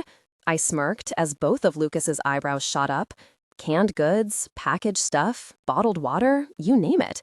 I'm serious. Wall-to-wall shelves, full of food. And no one's guarding it. We'd be set for months, maybe the whole winter. All we have to do is get out there and grab it before anyone else does. Lucas's eyes gleamed. I could almost see the wheels in his brain turning. The thought of going into the ruins was scary as gosh, but the promise of food trumped that easily. "Where is it?" he asked. "Just past the kill zone. You know, the drainage pipe that empties out near the old..." He gave me a confused look, and I shrugged. "Don't worry about it. I can get us there. But we should leave now, while there's daylight." "Now? You want to wait to see if there's a lockdown?" He sighed and jerked his head down the hole. I followed him toward the common room. "No, but it'll be risky. Lots of patrols today, pets and guards combing the streets, still looking for something. It'll get worse tonight, though." We entered the common room, where Rat lounged in a moldy chair playing with his knife, his legs dangling over the arm. "Oh, hey, the lost difficult person returns," he drawled. His voice was honking and nasal, as if his nose was still full of blood. "We were sure you'd been taken, or had your throat torn out in some dark alley. Sure was nice and quiet without you, except for your wuss boyfriend bawling in the corner." He sneered at me, mean and challenging. I had to shove his pasty head into a door jamb to get him to stop mewling. Lucas pretended to ignore him, though I saw his jaw tighten. We'd kept our thing a secret from the others, which meant Lucas couldn't show favoritism by leaping to my defense. Fortunately, I could take care of myself. I smiled sweetly at Rat. "I'm sure you did. How's that busted nose treating you, by the way?" Rat's sallow cheeks reddened, and he held up his rusty knife. "Why don't you come over here and take a look?" Lucas kicked the back of his chair, making him yelp. "Make yourself useful and get the backpacks from the hall closet," he ordered. "Allie," he continued, as Rat pulled himself to his feet, scowling, "find Stick. If we're going to do this now, we need all the help we can get." "With what?" Stick asked, coming into the room. Seeing the three of us, his eyes widened, and he edged closer to me. "Are we going somewhere?" "Oh, there you are." Rat smiled like a dog baring its fangs. "Yeah, we were just talking about how we don't have enough food, and that the weakest link, the one that doesn't do anything around here, should be fed to the vampires. And hey, it's you. No hard feelings, right?" "Ignore him," I said, locking eyes with Rat as Stick cringed away. "He's being a jerk, as usual." "Hey," Rat held up his hands, "I'm only being honest. No one else has the guts to say it, so I will."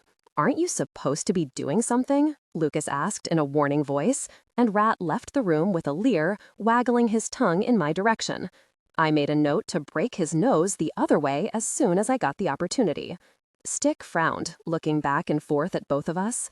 "What's going on?" he asked warily. "You guys aren't..." He trailed off, looking at me. "You aren't really discussing what Rat said, right? I'm not that pathetic, am I?" I sighed, ready to brush it off as being stupid, but Lucas spoke up before I got the chance. "Well, now's your chance to prove him wrong," he said. "Allison, in her insane nighttime wandering, found something important. We're going to get it." Stick blinked, glanced nervously at Rat coming into the room again, 4 dusty, tattered backpacks slung over his shoulders. "Where?" "The ruins," I answered, as Rat instantly dropped the packs in horror and disbelief. "We're going into the ruins." We split into 2 teams, partly to avoid notice, with the patrols still wandering about the fringe, and partly because I would have strangled Rat if I had to hear him complain one more time that I was going to get us killed. Stick wasn't happy either, but at least he shut up after the first round of protests. Lucas finally gave Rat a choice: either help out or get out and don't come back. Personally, I was hoping Rat would choose the latter, swear at us all and stalk out of our lives in a huff, but after a murderous look at me, he grabbed a pack from the floor and finally shut up. I gave Lucas directions to the tunnel entrance before we split into 2 groups, taking different routes in case we met with any patrols. Guards didn't look kindly on street rats and unregistereds, and because we didn't exist, this gave some the idea that they could do anything they wanted to us, including beatings, target practice, and other things. I'd seen enough to know it was true. It was almost better to be caught by the hungry, soulless vampires. The most they would probably do was drink your blood and leave you to die. Humans were capable of far, far worse. Stick and I reached the ditch first and descended into the tunnels. I had the flashlight, but it was more of a just-in-case item. I didn't want to be spoiled by artificial light or, more important, use up all the battery life. The sun peeking in through the grating up top was still more than enough to see by. Rat and Lucas better get here soon, I muttered, crossing my arms and gazing up at the cracks overhead. We have a lot of stuff to move, and there's not much daylight left. I'm not doing a repeat of yesterday, that's for sure. Allie? I glanced at Stick, huddled against the wall, an oversized pack hanging from his skinny shoulders. His face was tight with fear, and his hands clutched the straps so hard his knuckles were white. He was trying to be brave, and for a moment, I felt a stab of guilt. Stick hated the dark. Do you think I'm useless? Are you obsessing over what Rat said? I snorted and waved it off. Ignore him. He's a greasy little rodent with a security problem. Lucas will probably kick him out soon anyway. But he has a point. Stick kicked at a loose bit of pavement, not meeting my eyes. I'm the weakest link in the gang. I'm not good at stealing like Rat or fighting like Lucas, and I'm not brave enough to go scavenging outside the wall by myself like you. What am I good for if I can't even take care of myself? I shrugged, uncomfortable with this conversation. What do you want me to say? I asked, my voice coming out sharper than I'd intended. Maybe it was the fight with Rat, maybe I was still tense from last night. But I was tired of listening to excuses, of him wishing for things to be different. In this world, you were either strong or you were dead. You did what you had to if you wanted to survive. And I could barely take care of myself. I couldn't worry about someone else's insecurities. You don't like the way you are? I asked Stick, who shrank back from my tone. Fine, then don't be that way. Grow some courage and tell Rat to go away. Punch him in the nose if he tries to bully you. Do something, but don't just roll over and take it. He seemed to collapse in on himself, looking miserable, and I sighed. You can't depend on me forever, I said in a softer voice. Yeah, we look out for each other, mostly. Yeah, Lucas preaches family and all for oneness and whatever, but that's a load of nonsense. You think any of them would jump in front of a vampire for you? I sneered at the thought. Lucas would be the first one out the door, with Rat right behind him. And me. Stick turned away, hunching his shoulders. It was an old tactic of his. Avoid the problem and hope it went away. And that only annoyed me more. I know that's not what you wanted to hear, I continued ruthlessly. But gosh, Stick, wake up. This is the way things are. Sooner or later, you're going to learn that it's everyone for themselves out here, and the only person you can depend on is you. He didn't answer, just continued staring down at the pavement. I turned away as well, leaning against the wall. I wasn't worried. Give him a few minutes and he'd be back to normal, talking and pretending that nothing had happened. If he wanted to keep burying his head in the sand, I wouldn't stop him. But I wasn't going to keep holding his hand anymore either. After several long minutes, Rat and Lucas still hadn't showed up. I fidgeted and glanced at the sky through the grate. Hurry up, you two. Cutting it this close to evening was already making me jumpy. But I wanted that food. I was hungry again, and knowing there was a whole stash of food out there, just beyond the wall, was driving me crazy. I'd almost forgotten what it was like not to be starving all the time. Not feeling your stomach cramp so badly you wanted to vomit, only there was nothing in it to throw up. Not having to eat roaches and spiders just to stay alive. Or share a crust of stolen bread with Stick, because if I didn't take care of him, he would curl up somewhere and die. If we could get to that food, I wouldn't have to worry about any of that for a long, long time. If Rat and Lucas ever got their sorry selves down here. And then I had another thought, one that the cynical street rat in me hadn't had before. If we could get all that food, I wouldn't have to worry about Stick as much. Lucas would probably be happier and less stressed and might agree to learn how to read. Even Rat might go for it, if I could stomach teaching him anyway. Again, I had no idea where it would lead, but every revolution had to start somewhere. The vampires have taken everything from us, I thought, angrily kicking a pebble into a wall. Well, I'm going to make sure we take something back. First things first, though, and that was surviving. Several minutes later, Rat and Lucas finally showed up. Both were panting, and Rat glared daggers at me as he dropped from the ladder, his beady eyes filled with fear and hate. "What happened?" I asked, narrowing my eyes as Lucas came down the tube. "Ran into a couple pets near the broken statue," he muttered as he dropped beside me, wiping sweat from his brow. "They followed us several blocks before we lost them in the park. Everyone up there is twitchy. Wish I knew what was going on." "This is stupid," Rat broke in, his gaze darting up and down the tunnel as if it was about to close on him. "We shouldn't be going out there. Should we go back?" Stick whispered. "No," I snapped.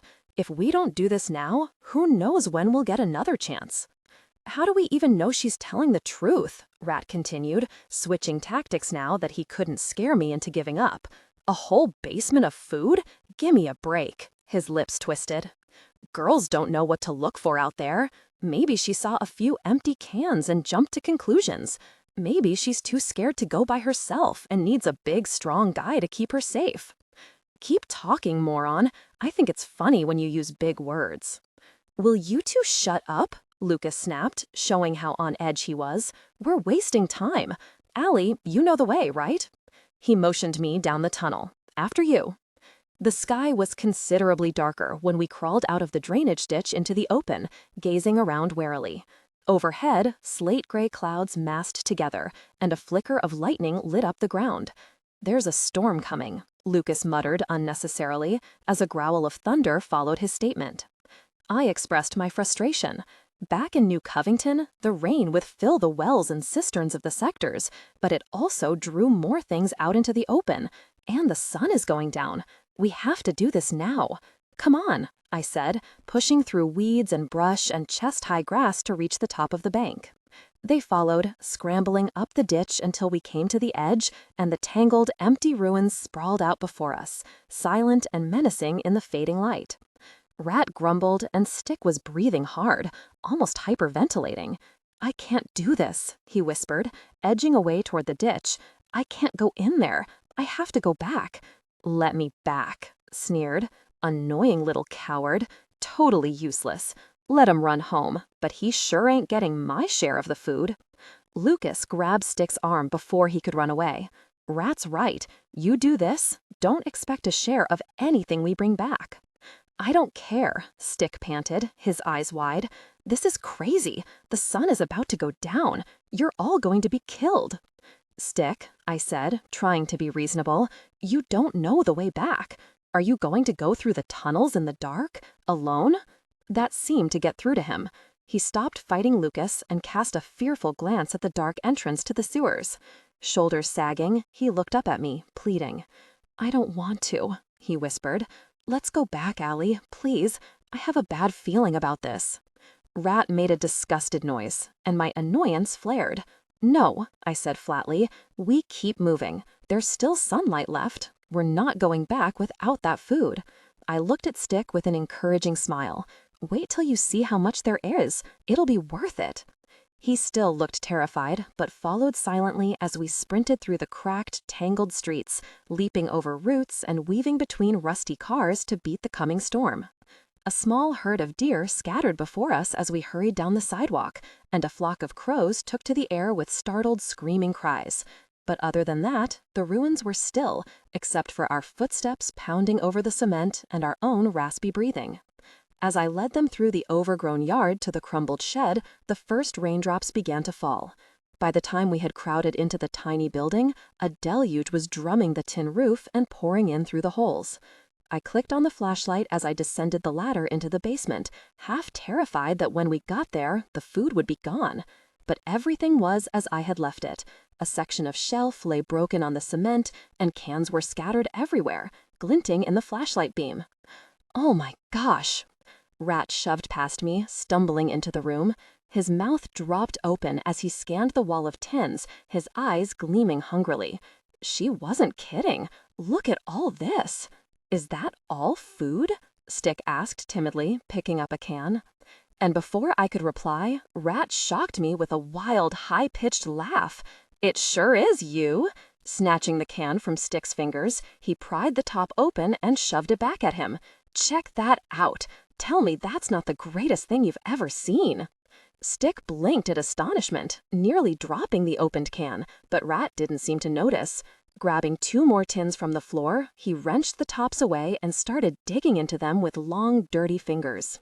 We don't really have time for this, I cautioned, but not even Lucas was listening now, busy tugging the lid off his own can. Stick gave me an apologetic look before scooping out handfuls of beans, devouring them with as much gusto as Rat, whose face was now slimy coating.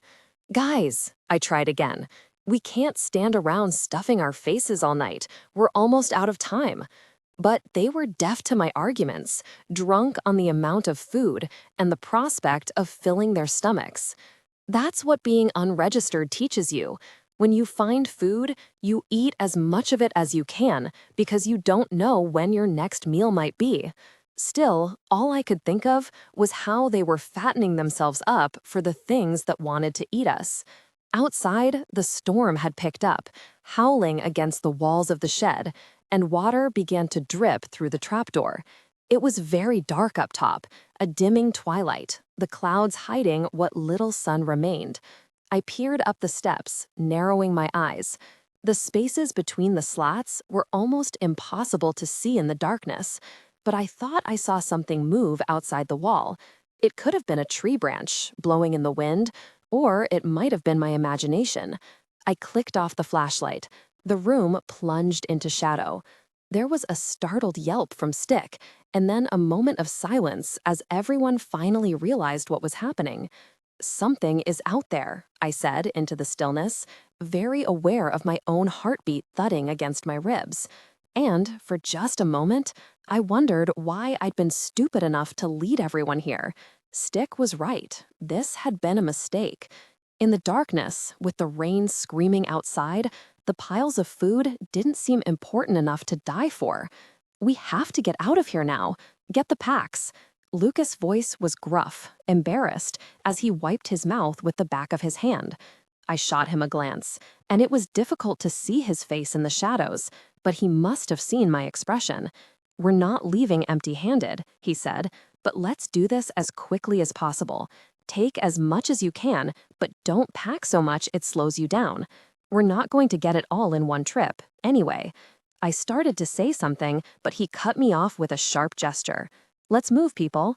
Without arguing, Rat and Stick knelt and began stuffing their packs with cans, moving as quietly as they could. After a moment, I unzipped my bag and joined them. For several minutes, the only sounds were the scuffle of hands in the dark, the clink of metal on metal, and the rain beating the roof overhead.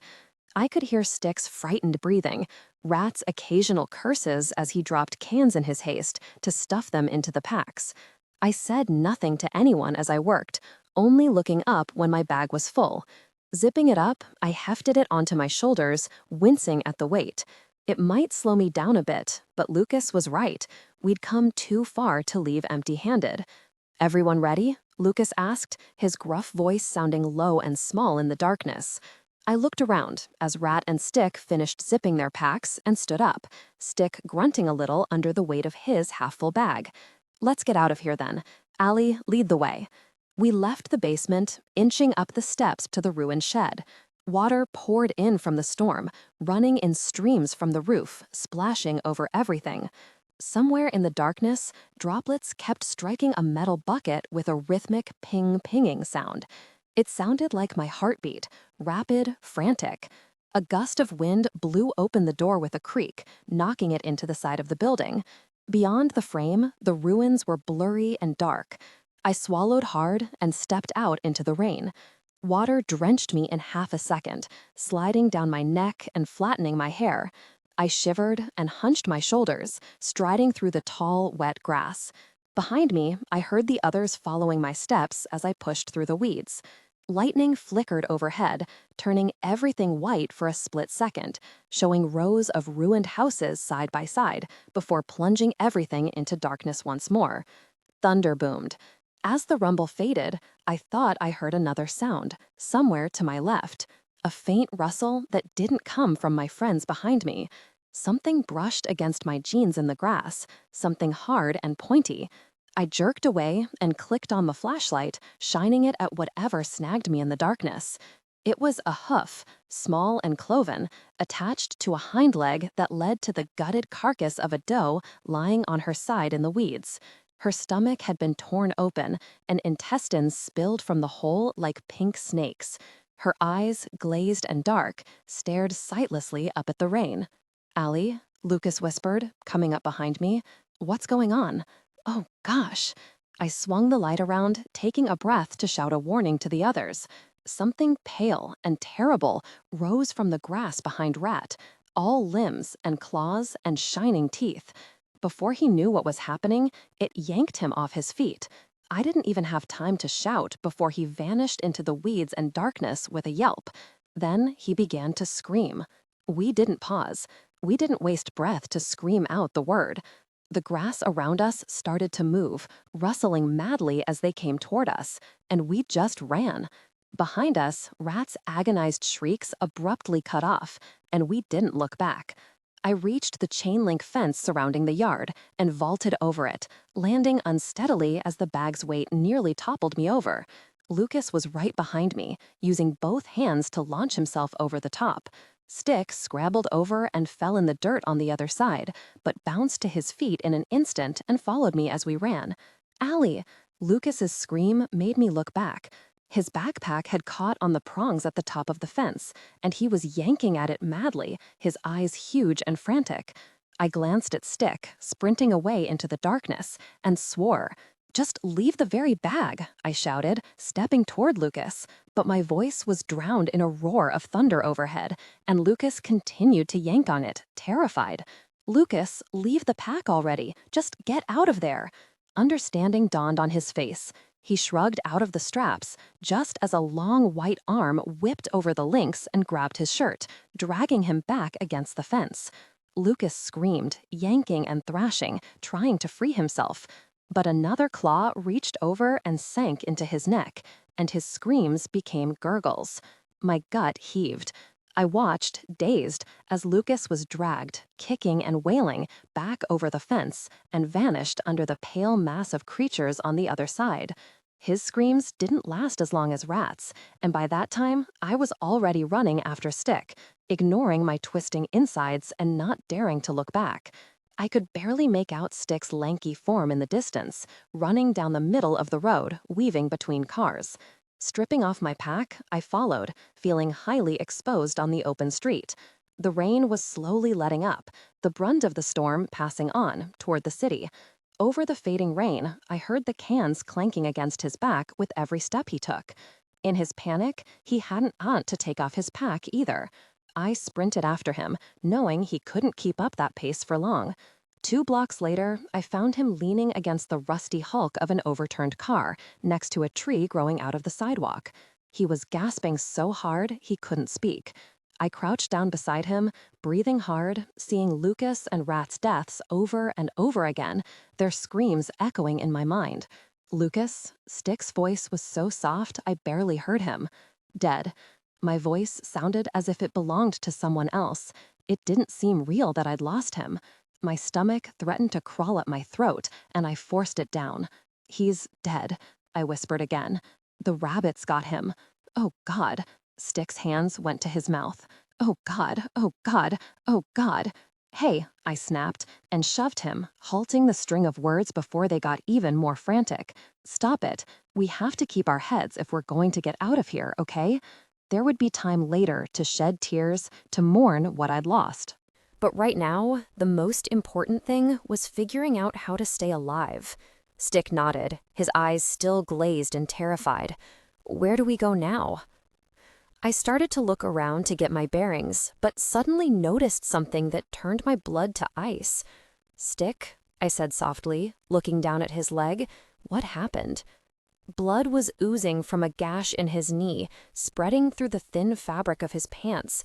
Oh, Stick said, as if he'd just noticed it himself. I must have cut it when I fell off the fence. It's not very deep. He stopped when he saw my face. Why? I stood, slowly, carefully, my mouth going dry. Blood, I murmured, backing away. Rabbits can smell blood if they're close enough. We have to go. It leapt atop the car with a howl, lashing out at the space I'd been a moment before, ripping through the metal with its claws. Stick yelled and dove away, skittering behind me, as the thing atop the car gave a chilling wail and looked right at us. It had been human once. That was the most horrible thing about it. It still had a vaguely human face and emaciated body, though its skin, nearly pure white and stretched tightly across its bones, looked more skeleton than human. The tattered threads of what had been clothes hung on its frame, and its hair was tangled and matted. Its eyes were white orbs with no irises or pupils, just a blank, dead white. It hopped off the car and hissed at us, bearing a mouthful of pointed teeth, the two oversized fangs extending outward like a snake's. Behind me, Stick was whimpering, soft, choked noises that made no sense, and I caught the sharp ammonia smell of urine. Heart pounding, I eased away from him, and the rabbit's hollow gaze followed me before returning to Stick. Its nostrils flared and bloody foam dripped from its jaws as it took a lurching step forward.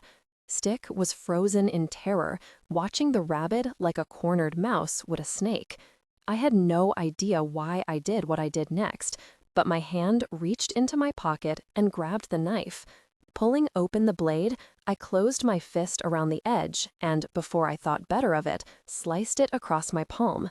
"Hey!" I yelled, and the rabbit snapped its horrible gaze to me, nostrils flaring.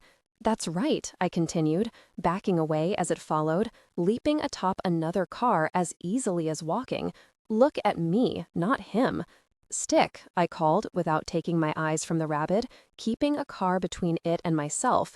"Get out of here. Find the drain it. It'll cake you back to the city. Do you hear me?" No answer. I chanced a sideways glance and saw him still frozen in the same spot, eyes glued to the rabbit stalking me. "Stick," I hissed furiously, but he didn't move. "Very, you spineless little gush, get out of here now." With a chilling shriek like nothing human, the rabbit lunged. I ran, ducking behind a truck, hearing the rabbit's claws screech off the rusty metal as it followed. I dodged and wove my way through the vehicle-littered street, keeping the cars between myself and the pursuing rabbit, glancing back to gauge how close it was. It snarled and hissed at me over the vehicles, hollow eyes blazing with madness and hunger, its claws leaving white gashes in the rust. Dodging behind another car, I gazed around frantically for a weapon. A pipe, a branch I could use as a club, anything. The rabbit's shriek rang out behind me, horrifyingly near. As I reached down and grabbed a chunk of broken pavement from the curb, I glimpsed a pale form in the corner of my eye and turned quickly, swinging with all my might. The jagged concrete hit the rabbit square in the temple as it lunged for me, grasping claws inches from my face. I heard something crack beneath the stone as I knocked the creature aside, smashing it into the door of a car. The rabbit collapsed to the pavement, trying to get up, and I brought the stone down again, smashing the back of its skull. Once, twice, and again. The rabbit screamed and twitched, limbs jerking sporadically, before collapsing to the sidewalk. A dark puddle oozed from beneath its head and spread over the street. Trembling, I dropped the stone and sank to the curb. My hands shook, my knees shook, and my heart was doing its best to hammer its way through my ribs. The rabbit looked smaller in death than in life, all brittle limbs and protruding bones, but its face was as horrible and terrifying as ever, fangs frozen in a snarl, soulless white eyes staring up at me. And then a hiss behind me made my heart stop a second time. I turned slowly as another rabbit slid out from behind a car, arms and mouth smeared with wet crimson. It clutched a branch in one claw, only the branch had 5 fingers, and the tattered remains of a shirt clung to it. Seeing me, the rabbit dropped the arm to the pavement and crept forward. Another rabbit followed, and another leaped to the roof of a car, hissing. I spun and faced 2 more, sliding from beneath a truck, pale, dead eyes fastened on me. 5 of them, from all directions, and me in the center, alone. Everything grew very quiet. All I heard was my pulse roaring in my ears and my ragged breathing. I gazed around at the pale, foaming rabbits, not 10 yards from me in any direction, and for just a moment, I felt calm. So this was the knowledge that you were about to die, that no one could help you, that it would all be over in a few short seconds.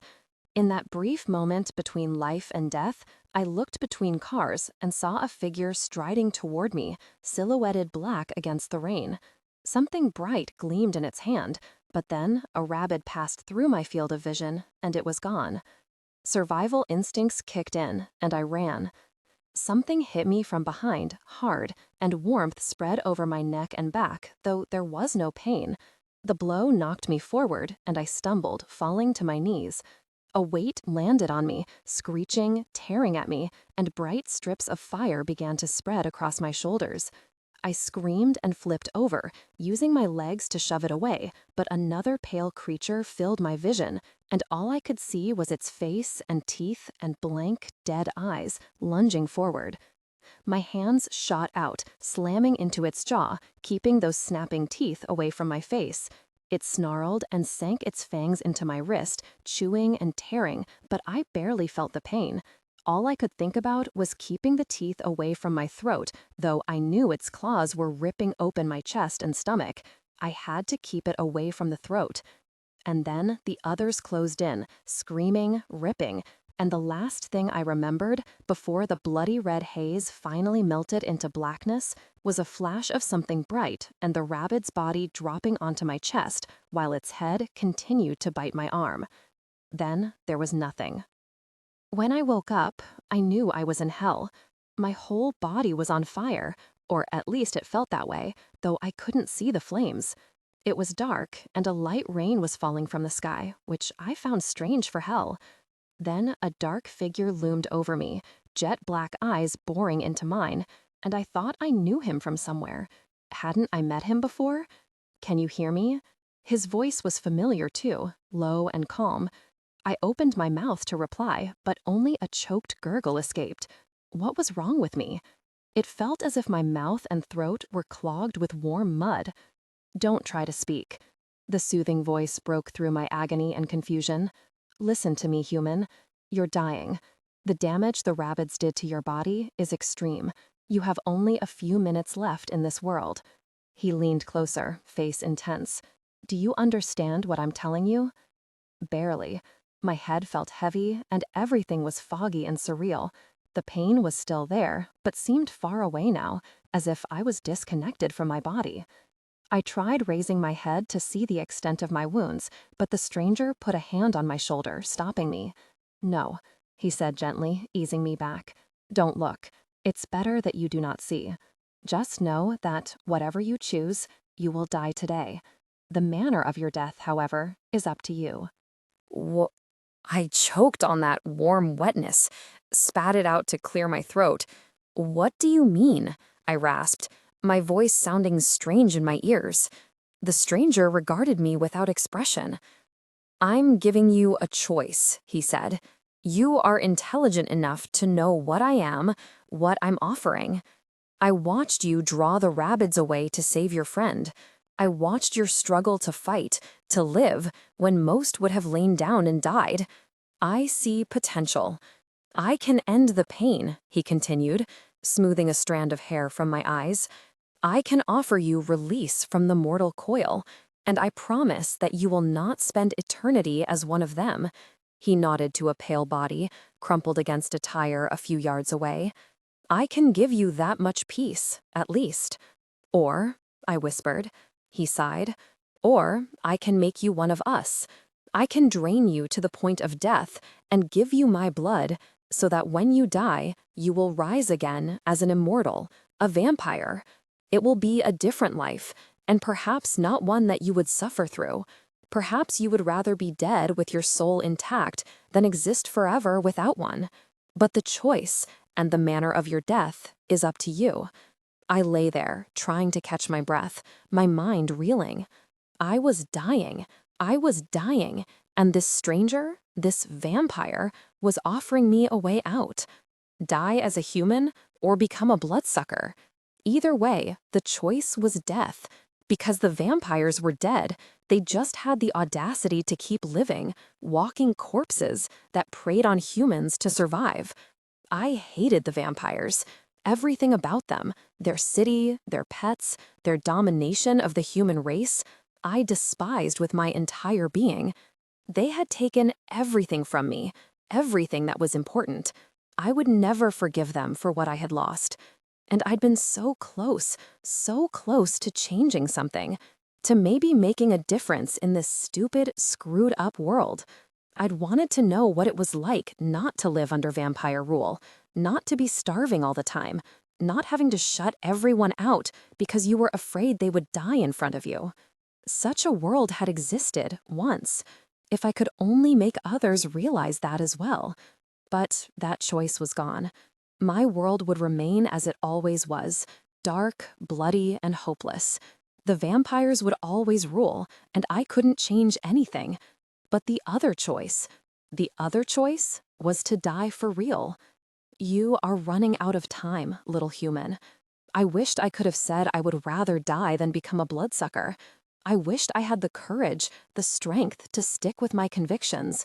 But in reality, when faced with death and the great unknown that came after, my survival instinct snatched wildly at whatever lifeline was offered. I didn't want to die. Even if it meant becoming something I loathed, my nature was, first and always, to survive. The stranger, the vampire, still knelt beside me, waiting for my answer. I looked up into his dark eyes and made my decision. I want to live. The stranger nodded. He didn't ask if I was sure. He only moved closer and slid his hands under my body. "This will hurt," he warned, and lifted me into his arms. Though he was gentle, I gasped as pain shot through my broken body, biting down a scream as the vampire drew me to his chest. He lowered his head, close enough for me to see his cold, pale skin, the dark circles beneath his eyes. "Be warned," he said in a low voice. "Even if I turn you now, there is still a chance for you to rise as a rabbit. If that happens, I will destroy you permanently. But I will not leave you," he promised in an even softer voice. "I will stay with you until the transformation, whatever it may be, is complete." I could only nod. Then the vampire's lips parted, and I saw his fangs grow, lengthen, become long and sharp. It was nothing like the rabbit's teeth, jagged and uneven, like broken glass. The vampire's fangs were surgical instruments, precise and dangerous, almost elegant. I was surprised. Even living so close to the bloodsuckers, I had not seen a vampire's killing tools until now. My pulse throbbed, and I saw the vampire's nostrils twitch, as if smelling the blood coursing through my veins, right below my skin. His eyes changed, growing even darker, the pupils expanding so they swallowed all of the white. Before I could be terrified, before I could change my mind, he lowered his head in one smooth, quick motion, and those long, bright fangs sank into my throat. I gasped, arching my back, my hands fisting in his shirt. I couldn't move or speak. Pain, pleasure, and warmth flooded my body, coursing through my veins. Someone once told me there was some kind of narcotic in the vampire's fangs, a soothing agent. That was why having 2 long incisors in your neck wasn't the blinding agony one thought it should be. Of course, that was only speculation. Maybe there wasn't a scientific explanation. Maybe the bite of a vampire just felt like this, agony and pleasure, all at the same time. I could feel him drinking, though, feel my blood leaving my veins at an alarming rate. I felt drowsy and numb, and the world started to blur at the edges. Abruptly, the vampire released me, brought a hand to his lips, and sliced his wrist open on his fangs. As I watched, dazed and nearly insensible, he pressed the bleeding arm to my mouth. Thick, hot blood spread over my tongue, and I gagged, trying to pull away. But the hand pressing against my mouth was as immovable as a wall. "Drink," a voice commanded, low and stern. And I did, wondering if it would come right back up. It didn't. I felt the blood slide down my throat, burning a path all the way to my stomach. The arm didn't move, and hot liquid continued to flow into my mouth. Only when I had swallowed 3 or 4 times, the wrist pulled away, and the vampire lay me back down. The pavement was cold and hard against my back. "I don't know if I got to you in time," he murmured, almost to himself. "We shall have to wait and see what becomes of you, and what you will become. What happens now?" I was barely conscious enough to force out the words. Sleepily, I gazed at him as the pain faded to a distant throbbing that belonged to someone else. Blackness crawled at the edges of my vision like a million ants. "Now, little human," the vampire said, placing a hand on my forehead. "Now you will die, and hopefully I will see you again on the other side." Then my eyes flickered shut, darkness pulled me under, and, lying in the rain, in the cold embrace of a nameless vampire, I exited the world of the living. Vampire fragments of nightmare plagued my darkness. Lucas and Rat pulled under by grasping white hams. The dead deer rising from the grass to stare at me, her gaping ribs shining in the moonlight. Running through aisles of rusty cars, thousands of pale things following me, shrieking and hissing at my back. Ripping the tops off metal cans, finding them filled with dark red liquid, and drinking it furiously. I bolted upright, shrieking, clawing at the darkness. As I opened my eyes, a searing light blinded me, and I cringed away with a hiss. All around me, strange noises assaulted my eardrums, familiar yet amplified 100-fold.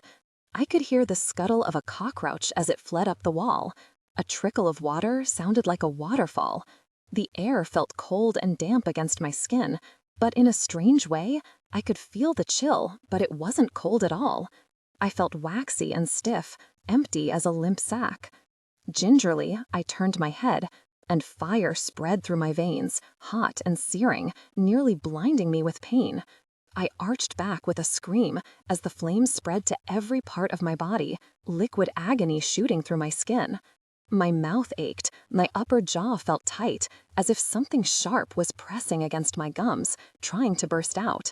Flashes of emotion, like the shards of someone else's life, flickered through my head. Pity, empathy, guilt. For a split second, I saw myself, my own body, writhing on the floor, clawing at the cement and the walls. But then a bolt of pain turned my stomach inside out, doubling me over, and the strange image was lost. The pressure against my jaw grew unbearable, and I screamed again, sounding like a snarling animal. And suddenly, something did burst through my gums, relieving the awful pain. The heat through my veins flickered and died, and I slumped to the hard cement, shuddering with relief. But there was a new pain inside me, a hollow, throbbing ache radiating somewhere from my middle. I pushed myself to my hands and knees, shaking, growling deep in my throat. Hungry. I was hungry. I needed food. Something pressed against my face, cold and wet. Plastic? I recoiled with a snarl. Wait, the bag smelled of food. It was food. I lunged forward, sinking my teeth into the bag, tearing it from the air. Something flooded my mouth, cold and thick, cloying. Not warm, like it should be, but it was still food. I sucked and tore at the flimsy plastic, freeing the food within, feeling it slide down my throat into my stomach. And then, as the awful hunger faded and the ache inside was filled, I realized what I was doing. Oh, God. Dropping the mangled bag, I looked at my hands, covered in blood. The ground I lay on was splattered with it, dark stains against the cement. I could feel it around my mouth, on my lips and chin, the scent of it filling my nose. Oh, God, I whispered again, scrambling away on my butt. I hit a wall and stared in horror at the scene before me. What am I doing? You made a choice, came a deep voice to my right, and I looked up. The vampire loomed over me, tall and solemn. A flickering candle sat behind him on an end table, the light that had blinded me earlier. It was still painfully bright, and I turned away. You wanted to survive, to become one of us. He looked to the torn blood bag lying a few feet away. You chose this. I covered my mouth with a shaking hand, trying to remember, to recall what I'd said. All I could see was blood and me in an animal rage, tearing at it, ripping it open. My hand dropped to my lips and jaw, probing my teeth where the ache had been. I drew in a quick breath. There they were, fangs, very long and very, very sharp. I snatched my hand back. It was true then. I really had done the unthinkable. I'd become that which I hated most in the world, a vampire, a monster. I slumped against the wall, trembling. Looking down at myself, I blinked in surprise. My old clothes were gone. Instead of my thin, faded patchwork shirt and pants, I wore black jeans and a dark shirt without a single hole or tear. The filthy, torn, and probably blood-stained jacket had been replaced with a long black coat that looked almost new. What happened to my clothes? I asked, touching the sleeve of the coat, blinking at how thick it was. Frowning suddenly, I looked up at the vampire. Did you dress me? Your clothes were torn to pieces when the rabbits attacked you, the vampire informed me, still not moving from where he stood. I found you some new ones. Black is the best color for us. It hides the bloodstains rather well. Do not worry. His deep, low voice held the faintest hint of amusement. I did not see anything. My mind spun. I have to go, I said shakily, getting to my feet. I have to find my friends, see if they made it back to the hideout. Stick is probably... Your friends are dead, the vampire said calmly, and I would abandon all attachments to your life before. You are not part of that world any longer. It is better to simply forget about it. Dead. Images flashed through my mind of rain and blood and pale, screeching things, hands pulling someone over a fence. With a hiss, I shied away from those thoughts, refusing to remember. No, I choked out, shuddering. You're lying. Let them go, the vampire insisted quietly. They're gone. I had the sudden, crazy urge to snarl and bare my fangs at him. I stifled it in horror, keeping a wary eye on the stranger, who watched me impassively. You can't keep me here. If you want to leave, you may go. He didn't move, except to nod to a door on the other side of the small room. I will not stop you, though you will be dead within a day, if it takes that long. You have no idea how to survive as a vampire, how to feed, how to avoid detection, and if the vampires of this city discover you, they will most likely kill you. Alternatively, you could remain here, with me, and have a chance of surviving this life you have chosen. I glared at him. Stay here? With you? Why? What do you care? The stranger narrowed his eyes. Bringing a new vampire into the world is something I do not take lightly, he said. Turning a human only to abandon it without the skills it needs to survive would be irresponsible and dangerous. If you stay here, I will teach you what you need to know to live as one of us. Or, he turned slightly, gesturing to the door, you can leave and try to survive on your own, but I wash my hands of you and whatever blood comes after. I slumped back to the wall, my mind racing. Rat was dead. Lucas was dead. I'd seen them, pulled under by rabbits in the old city, torn apart before my eyes. My throat closed up. Stick, much as I hated to admit it, was most likely dead as well. He couldn't survive the trek back to the city on his own. It was just me now, alone. A vampire. My chest felt tight, and I bit my lip, imagining the faces of my friends staring at me, pale and accusing. My eyes burned, but I swallowed hard and forced back the tears. I could cry and scream and curse the world and the rabbits and the vampires later, but I would not show weakness in front of this stranger, this bloodsucker who might have saved me, but about whom I knew nothing. When I was alone, I would cry for Rat and Lucas and Stick, the family I'd lost. Right now, I had larger issues to deal with. I was a vampire, and, despite everything, I still wanted to live. The stranger waited, as unmoving as a wall.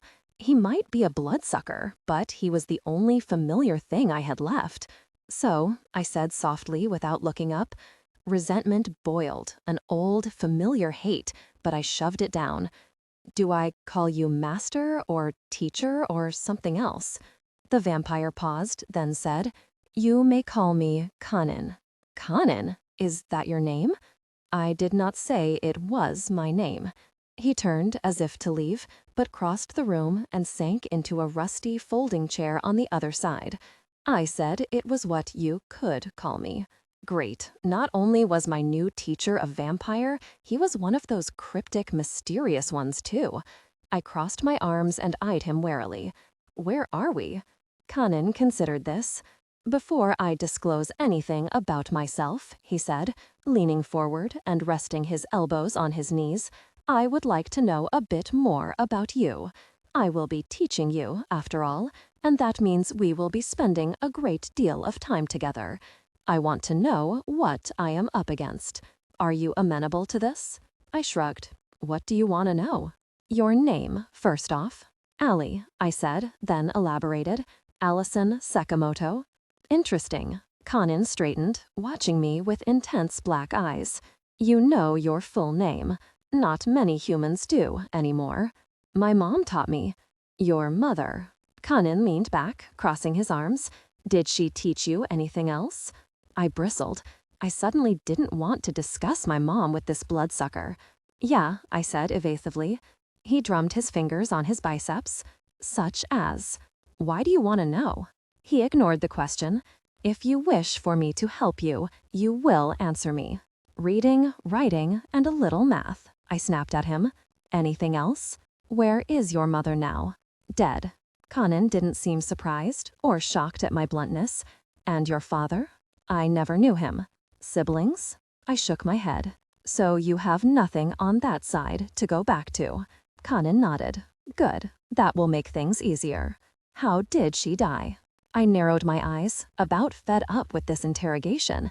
That's none of your business, vampire, I snapped, wanting some emotion to cross his impassive face. Except for a raised eyebrow, his expression remained the same. Besides, what's it to you? Why should you care about the lives of a couple humans anyway? I don't, the vampire said and shrugged. Like I said before, I want to evaluate my chances of success. Humans have a tendency to cling to the past, which can make teaching them difficult. The more attachments a person has, the harder it is to learn to let go when becoming a vampire. I clenched my hands, trying to calm the sudden rage. I would have been tempted to leap up and punch him, ungrateful as that was, if I didn't know he could tear my head off without blinking. Yeah, well, I'm beginning to regret that decision. It's a little late now, don't you think? Kanin asked softly as he rose. Take a moment, he said, walking to the door on the opposite wall. Mourn your past life if you wish, for you will not see it again. When you are ready to learn what it means to be a vampire, come find me. He opened the door and strode through without a backward glance, leaving me alone. After Kanin left, I sat on the chair, scraped the dried blood off my hands, and thought about what I was going to do next. So, I'm a vampire now. I bristled, trying not to dwell on it. It was either that or die in the rain. Kanin was right. It was my decision after all. I'd chosen this. I'd chosen to become undead, to never see the sunlight again, to drink the blood of the living. I shuddered and kicked the empty bag away. That was the part that bothered me. Well, besides the whole undead, soulless monster thing. I shoved that thought to the back of my mind. Vampires were predators, but maybe there was a way not to feed on humans. Maybe I could survive on animal blood, though the thought of biting into a live, squirming rat was disturbing. Did vampires have to drink human blood, or did they just prefer it? How often did they have to feed? Where and how did they sleep during the day?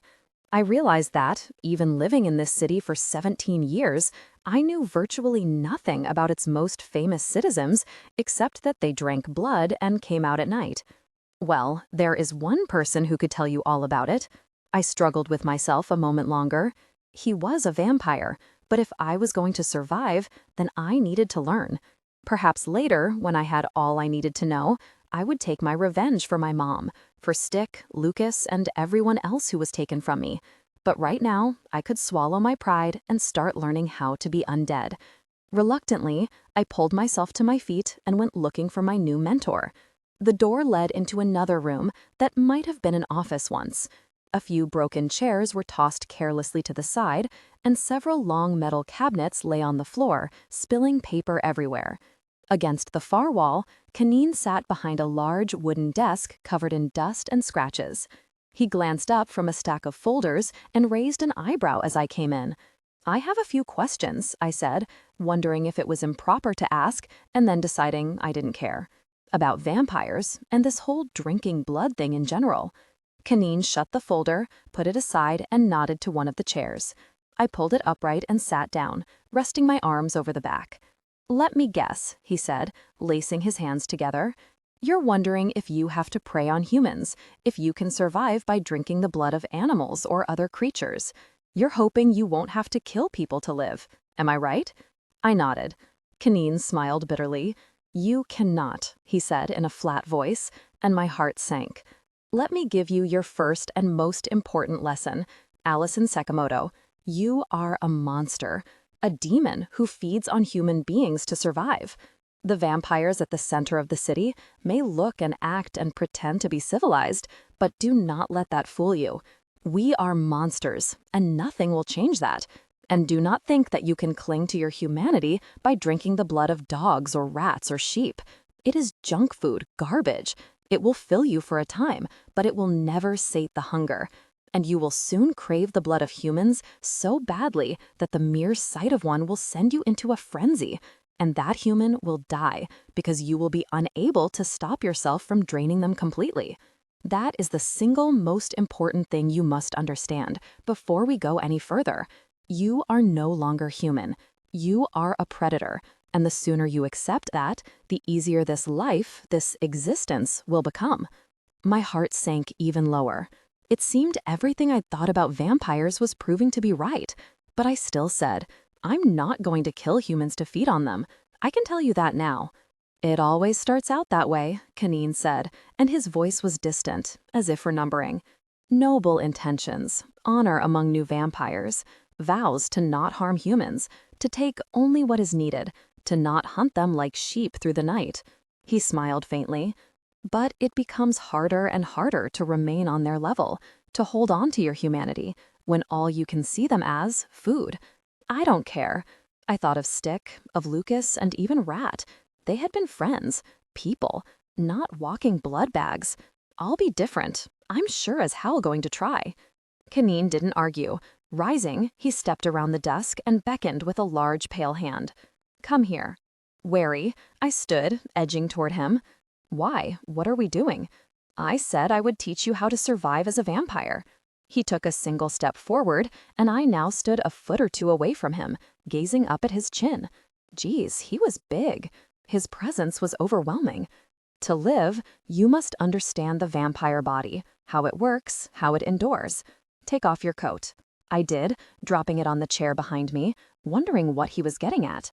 In one blindingly quick motion, he grabbed my wrist, yanked my arm up, and slashed it open with that long, bright dagger he carried. Blood welled and streamed from the wound. A second before, the pain hit like a hammer. "Ow! What the hell are you doing?" I tried yanking back, but it was like pulling on a tree. Kaneen didn't even twitch. "Let go, you psychopath! What kind of sick game are you playing?" "Wait," Kaneen ordered, giving my arm a little shake. I gritted my teeth as the vampire held up my wrist. "Look." My arm was a mess, blood everywhere, oozing down my elbow. I could see the wound, the deep, straight gash that probably went to the bone. Psychopathic vampire. But as I watched, panting, the wound started to heal. the gaping flesh drawing together, turning from red to pink to white until only a faint, pale scar remained. And then, nothing at all. I gaped as Kanine released my arm. "We are very difficult to kill," he explained to my shocked expression. "Stronger than humans, faster than humans, and we heal from most anything. This is why we are the perfect predator. But be warned, we are not invincible. Fire harms us, as does any massive trauma. The strongest vampire will not walk away from a bomb going off under his feet. But bullets, knives, clubs, swords, it will hurt being struck by one, but it will not usually kill us. Although," he touched my chest, "a wooden stake driven through the heart will not instantly kill us, but it will paralyze and usually send us into hibernation. That is our body's last-ditch effort to survive. It shuts down completely, and we are forced into sleep, sometimes for decades, until we can rejoin the living world again." He withdrew his hand. But to completely destroy a vampire, beheading it or burning it to ash is the only sure way. Are you getting this? "Kill a vampire, aim for its head," I muttered. "Got it." The pain was gone now, and there was a gnawing ache in my gut, though I still wanted to learn more. "But why am I bleeding at all?" I wondered, looking up at him. "Do I even have a heartbeat? I thought I was dead." "You are dead." I scowled. "I suppose this is a case of death taking a while to kick in then." Kanine's expression didn't change. "You are still thinking like a human," he said. "Listen to me, Allison, and keep your mind open." Mortals view death in terms of black and white. You are either alive or you are not. But between them, between life and death and eternity, there is a small gray area, one that the humans have no knowledge of. That is where we reside, vampires and rabbids, and a few of the older, inexplicable creatures that still exist in this world. The humans cannot understand us because we live by a different set of rules. I'm still not sure I understand. "We have no heartbeat," my mentor continued, lightly touching his own chest. "You wonder how the blood can pump through your veins, right? It doesn't. You have no blood. None that is your own, anyway. Think of it as our food and drink. It is absorbed into the body the same way. Blood is the core of our power. It is how we live. It is how we heal. The longer we go without, the farther we slip from humanity, until we resemble the cold, empty, living corpses the humans think us to be." I stared at Kanan, looking for any sign that he wasn't human. His skin was pale, and his eyes were hollow, but he wasn't corpse-like. Unless you looked really hard, you wouldn't know he was a vampire at all. "What happens if we don't drink blood?" I asked, feeling a pang in my stomach. "Can we starve to death?" "We're already dead," Kanan replied in that same infuriatingly cool tone. "So, no. But go long enough without human blood, and you will start to go mad. Your body will shrivel until you are nothing but an empty husk wandering around, very much like the rabbits. And you will attack any living creature you come across, because the hunger will take over. Also, because your body has no reserves to draw upon, any damage that doesn't kill you could drive you into hibernation for an indefinite amount of time. You couldn't have told me all this without slicing my arm open?" "I could have," Kanan shrugged unrepentantly, "but I had another lesson in mind." "How do you feel?" "Starving." The ache in my gut had grown more painful. My body was crying out for food. I thought longingly of the once full blood bag lying empty on the floor. I wondered if there was anything left that I could suck out before I caught myself in horror. Kanan nodded, and that is the price of such power. Your body will heal itself from most anything, but it will draw upon its own reserves to do so. Look at your arm. I did and gasped. My skin, especially the area where Kanan had cut me, was chalk white, definitely paler than before, and cold. Dead flesh, bloodless flesh. I shuddered and tore my gaze away and felt the vampire's smile. "If you do not feed soon afterward, you will fall into a blood frenzy, and someone will die," he announced. "The greater the wound, the more blood you need to replenish it. Go too long without feeding, and the result will be the same. And this is why vampires do not become attached to humans or anyone. Sometime in your life, Allison Sekemoto, you will kill a human being, accidentally or as a conscious, deliberate act. It is unavoidable. The question is not if it will happen, but when. Do you understand? Yeah, I muttered. I got it. He watched me with depthless black eyes. Be sure that you do, he said quietly. Now, from here, you must learn the most important part of being one of us, how to feed. I swallowed. Don't you have any more of those bags? He chuckled. I procured that from one of the guards at this week's bloodletting. It's not something I'd normally do, but you needed food immediately upon waking. But you and I are not like the vampires in the city with their slaves and pets and sellers of wine. If you want to feed, you must do it the old-fashioned way. I'll show you what I mean. Come, follow me. Where are we going? I asked as he opened the door and we stepped out into a long, narrow hallway. Once white paint was peeling from the walls and glass crunched under my feet as we walked. Every few yards, a doorway opened into another room, the remains of beds and chairs and odd machines I didn't recognize scattered about and broken. A strange chair with wheels lay on its side in one doorway, covered in dust and cobwebs. I realized I could see perfectly in the dark corridor, though there was no light, and it should have been pitch black down here. Kanan looked back at me and smiled. We're going hunting. We turned a corner, and the hallway opened into what looked like an old reception area with another big wooden desk in the middle of the room. Above the desk, tarnished gold letters hung on the wall, most of them skewed or broken, so it was impossible to make out what it had once said. There were a lot of smaller signs, too, on walls and at the entrances to hallways, all difficult to make out. Glass, debris, and sheets of paper were scattered about the cracked tile floor, rustling where we walked. What is this place? I asked Kanan. My voice echoed weirdly in the open chamber, and the silence of the room seemed to press down on me. The vampire didn't answer for a long moment.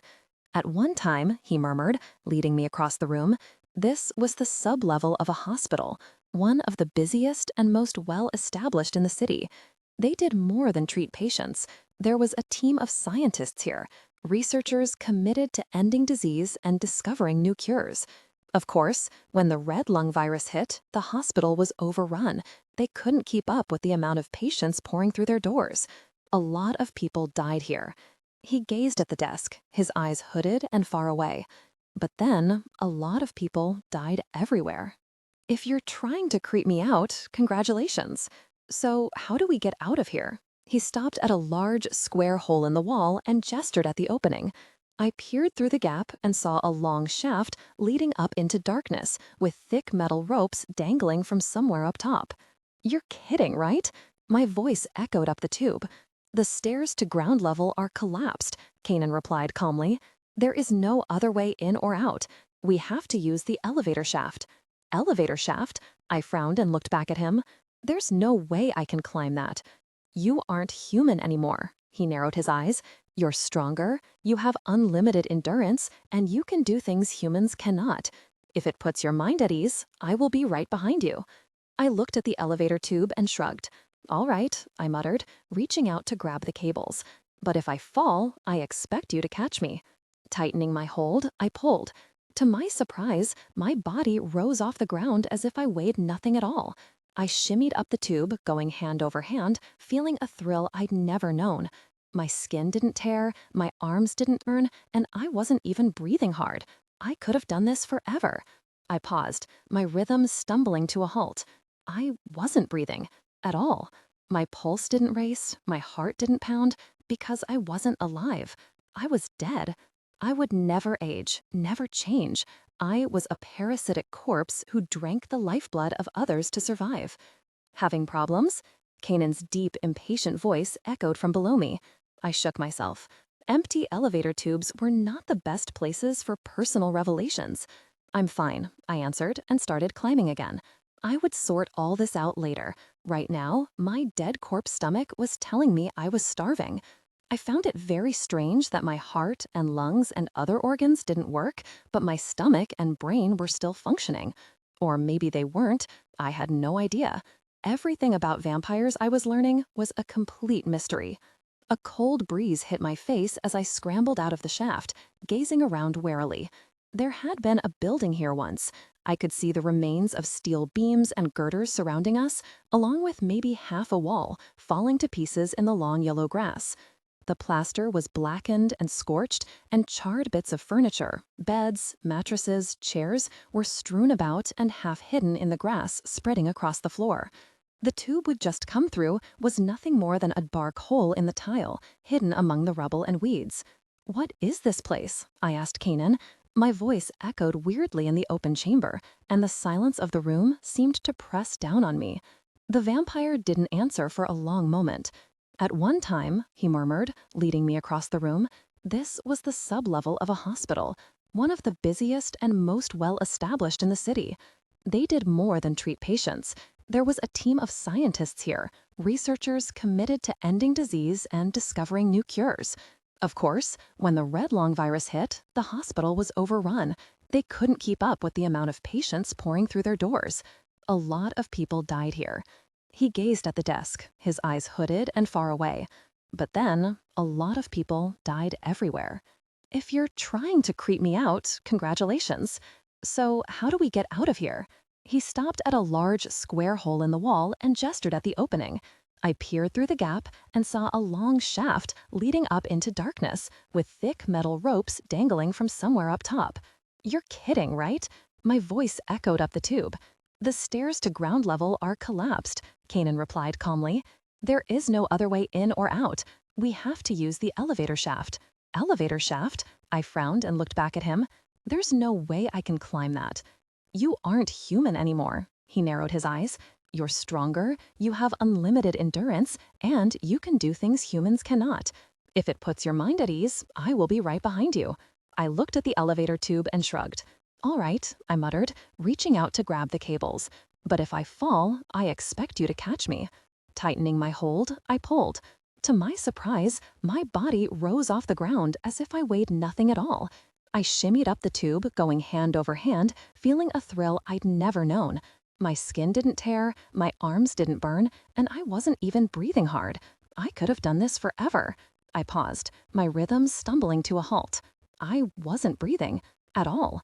My pulse didn't race, my heart didn't. If you weren't standing directly above it, you might never see the gaping hole until you tumbled down the shaft and broke your spine at the bottom. "What happened here?" I whispered, gazing around at the devastation. "A fire," Kaneen said, starting across the empty lot. He moved quickly, and I scrambled to keep up with him. It started on the ground floor of the hospital. It quickly grew out of control and destroyed the building and most everyone inside. Only the lower levels were spared. "Were you there when it happened?" Kaneen didn't answer.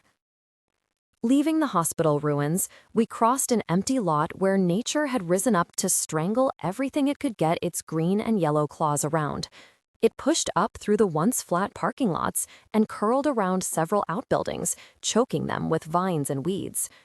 When we reached the edge of the lot and looked back, you could barely see the hospital remains through the vegetation. It was dark on the streets of the Fringe. Clouds scuttled across the sky, blocking the moon and stars. But I still saw everything clearly, and even more amazing, I knew exactly what time it was and how long we had until dawn. I could sense the blood on the air, the lingering heat of warm-blooded mammals.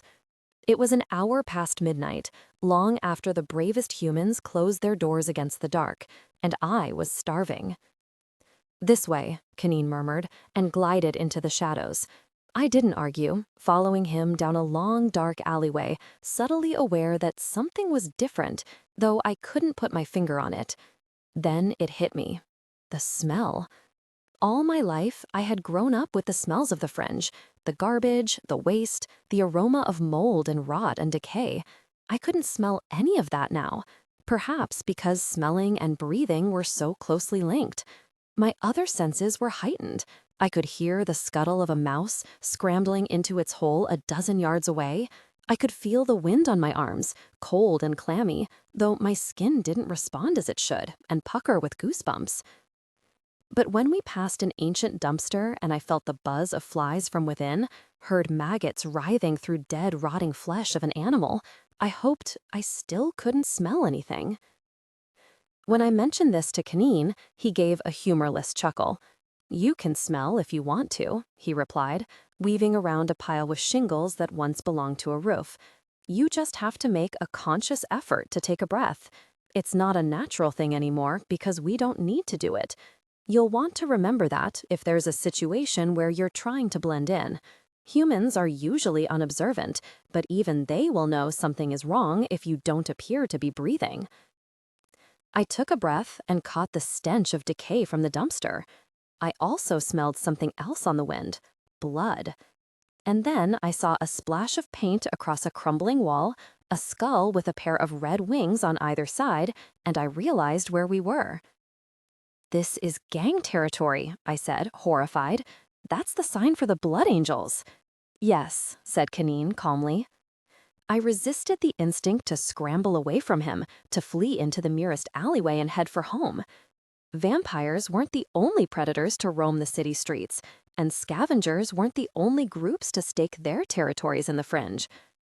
While some unregistereds were simply thieves, bands of kids looking to survive, there were other, more sinister groups: Reapers, Red Skulls, Blood Angels. These were only a few of the other gangs that had carved out certain parts of the Fringe for themselves.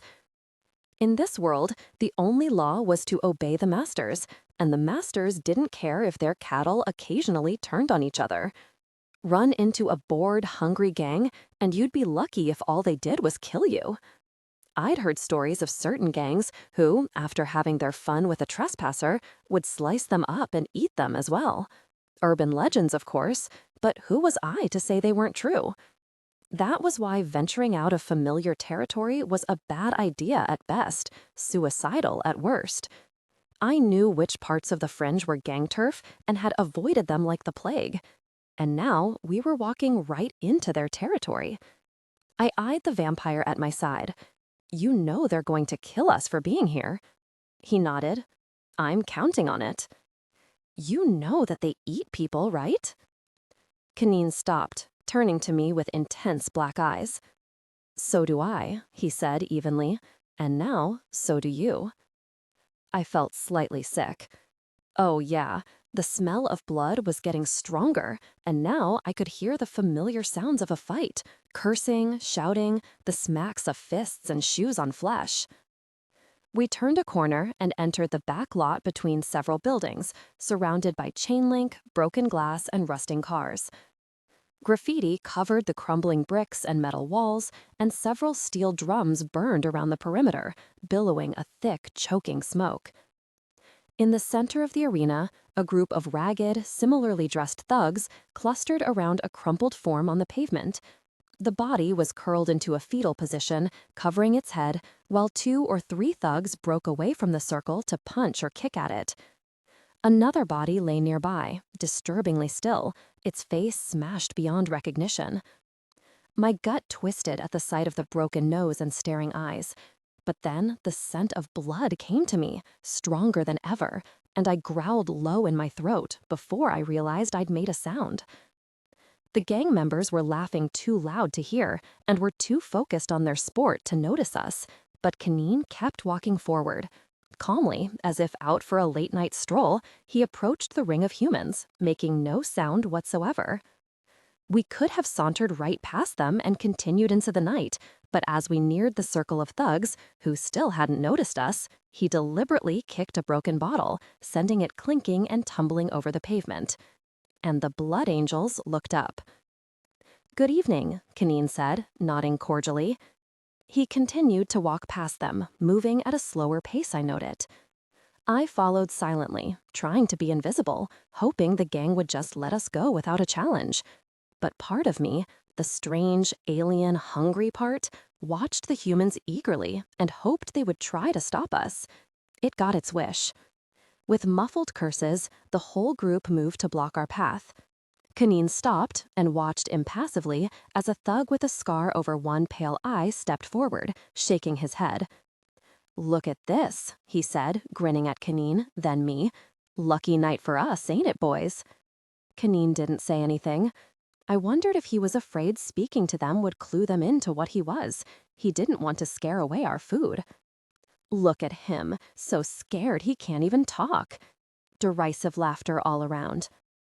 Should have thought of that before you came through our turf, pet. Scarface stepped forward, the jeers and insults of his gang backing him up. Gonna drop your pants so we can kiss your shiny rear? Is that what you want, pet? He spat the word before his gaze flicked to me and his leer turned ugly. Or maybe I'll just save it for that sweet little Asian doll. We don't get many difficult people through here, do we, boys? I snarled, feeling my lips curl back. Bring your cesspit mouth anywhere near me and I'll tear it off, I spat at him. The gang hooted and edged closer. Ooh, she's a feisty one, ain't she? Scarface grinned. I hope there's enough of that to go around. You don't mind sharing, do you, pet? Be my guest, Kaneen said, and stepped away from me. I gaped at him as Scarface and his gang exploded with eager, taunting laughter. Pet's so scared he pissed his pants. That's a real man hiding behind a girl. Hey, thanks, Pet, Scarface called, his mouth split into a truly evil grin. I'm so touched. I'm gonna let you go this time. Thanks for the Asian doll. We'll try not to break her too quickly. What are you doing? I hissed, betrayed. The thugs stalked forward, grinning, and I backed up, keeping them in my sights while glaring at the vampire. You know they're going to kill us for being here. He nodded. I'm counting on it. You know that they eat people, right? Kaneen stopped, turning to me with intense black eyes. So do I, he said evenly, and now so do you. I felt slightly sick. Oh yeah, the smell of blood was getting stronger, and now I could hear the familiar sounds of a fight, cursing, shouting, the smacks of fists and shoes on flesh. We turned a corner and entered the back lot between several buildings, surrounded by chain link, broken glass, and rusting cars. Graffiti covered the crumbling bricks and metal walls, and several steel drums burned around the perimeter, billowing a thick, choking smoke. In the center of the arena, a group of ragged, similarly dressed thugs clustered around a crumpled form on the pavement. The body was curled into a fetal position, covering its head, while 2 or 3 thugs broke away from the circle to punch or kick at it. Another body lay nearby, disturbingly still, its face smashed beyond recognition. My gut twisted at the sight of the broken nose and staring eyes. But then the scent of blood came to me, stronger than ever, and I growled low in my throat before I realized I'd made a sound. The gang members were laughing too loud to hear and were too focused on their sport to notice us, but Kaneen kept walking forward. Calmly, as if out for a late-night stroll, he approached the ring of humans, making no sound whatsoever. We could have sauntered right past them and continued into the night, but as we neared the circle of thugs, who still hadn't noticed us, he deliberately kicked a broken bottle, sending it clinking and tumbling over the pavement. And the blood angels looked up. Good evening, Kaneen said. What about all that talk of teaching and preparing me and all that, gosh? What, you're just gonna throw me to the wolves now? Your sense of predator and prey is backward, the vampire said in a low voice, so that only I could hear. I wanted to throw something at him, but the approaching gang members were more of a problem. The raw lust in their eyes made me feel sick, and I felt a snarl rising in my throat. This will show you exactly where you stand on the food chain. Kanan! What am I supposed to do? Kanan shrugged and leaned against a wall. Try not to kill anyone. The thugs rushed me. I tensed as one grabbed me around the waist, trying to lift me off my feet and push me to the ground. I hissed as his arms touched me, planted my feet, and shoved him away as hard as I could. He flew backward, as if he weighed nothing at all, crashing onto the hood of a car 20 feet away. I blinked in astonishment, but the next thug came rushing up with a howl, swinging a fist at my face. Instinctively, I raised a hand and felt the meaty fist smack into my palm, surprising us both. He tried pulling back, but I squeezed hard, feeling bones crunch and grind together, and gave it a sharp twist. His wrist snapped with a popping sound, and the thug screamed. Two more blood angels came at me from different directions.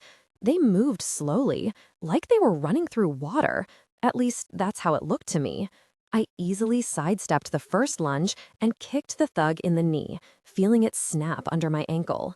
He jerked sideways and smashed to the ground. His friend swung at me with a lead pipe.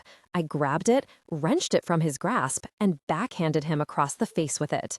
The scent of blood from the gang member's cheek misted on the air, and something inside me responded. I pounced on him with a roar, feeling my teeth burst through my gums. The bark of gunfire shattered the night, and something small whipped past my head. I felt the wind from its passing rip at my hair, and I spun into a crouch, hissing and baring my fangs. Scarface's eyes went wide, a string of swear words falling from his lips as he pointed a smoking pistol at me. "Vampire!" he shrieked amid a flurry of cussing. "Oh gosh, Bosh, get away from me! Get away!" He took aim, and I tensed to fling myself across the pavement, to pounce on my prey and drive my fangs deep into his throat.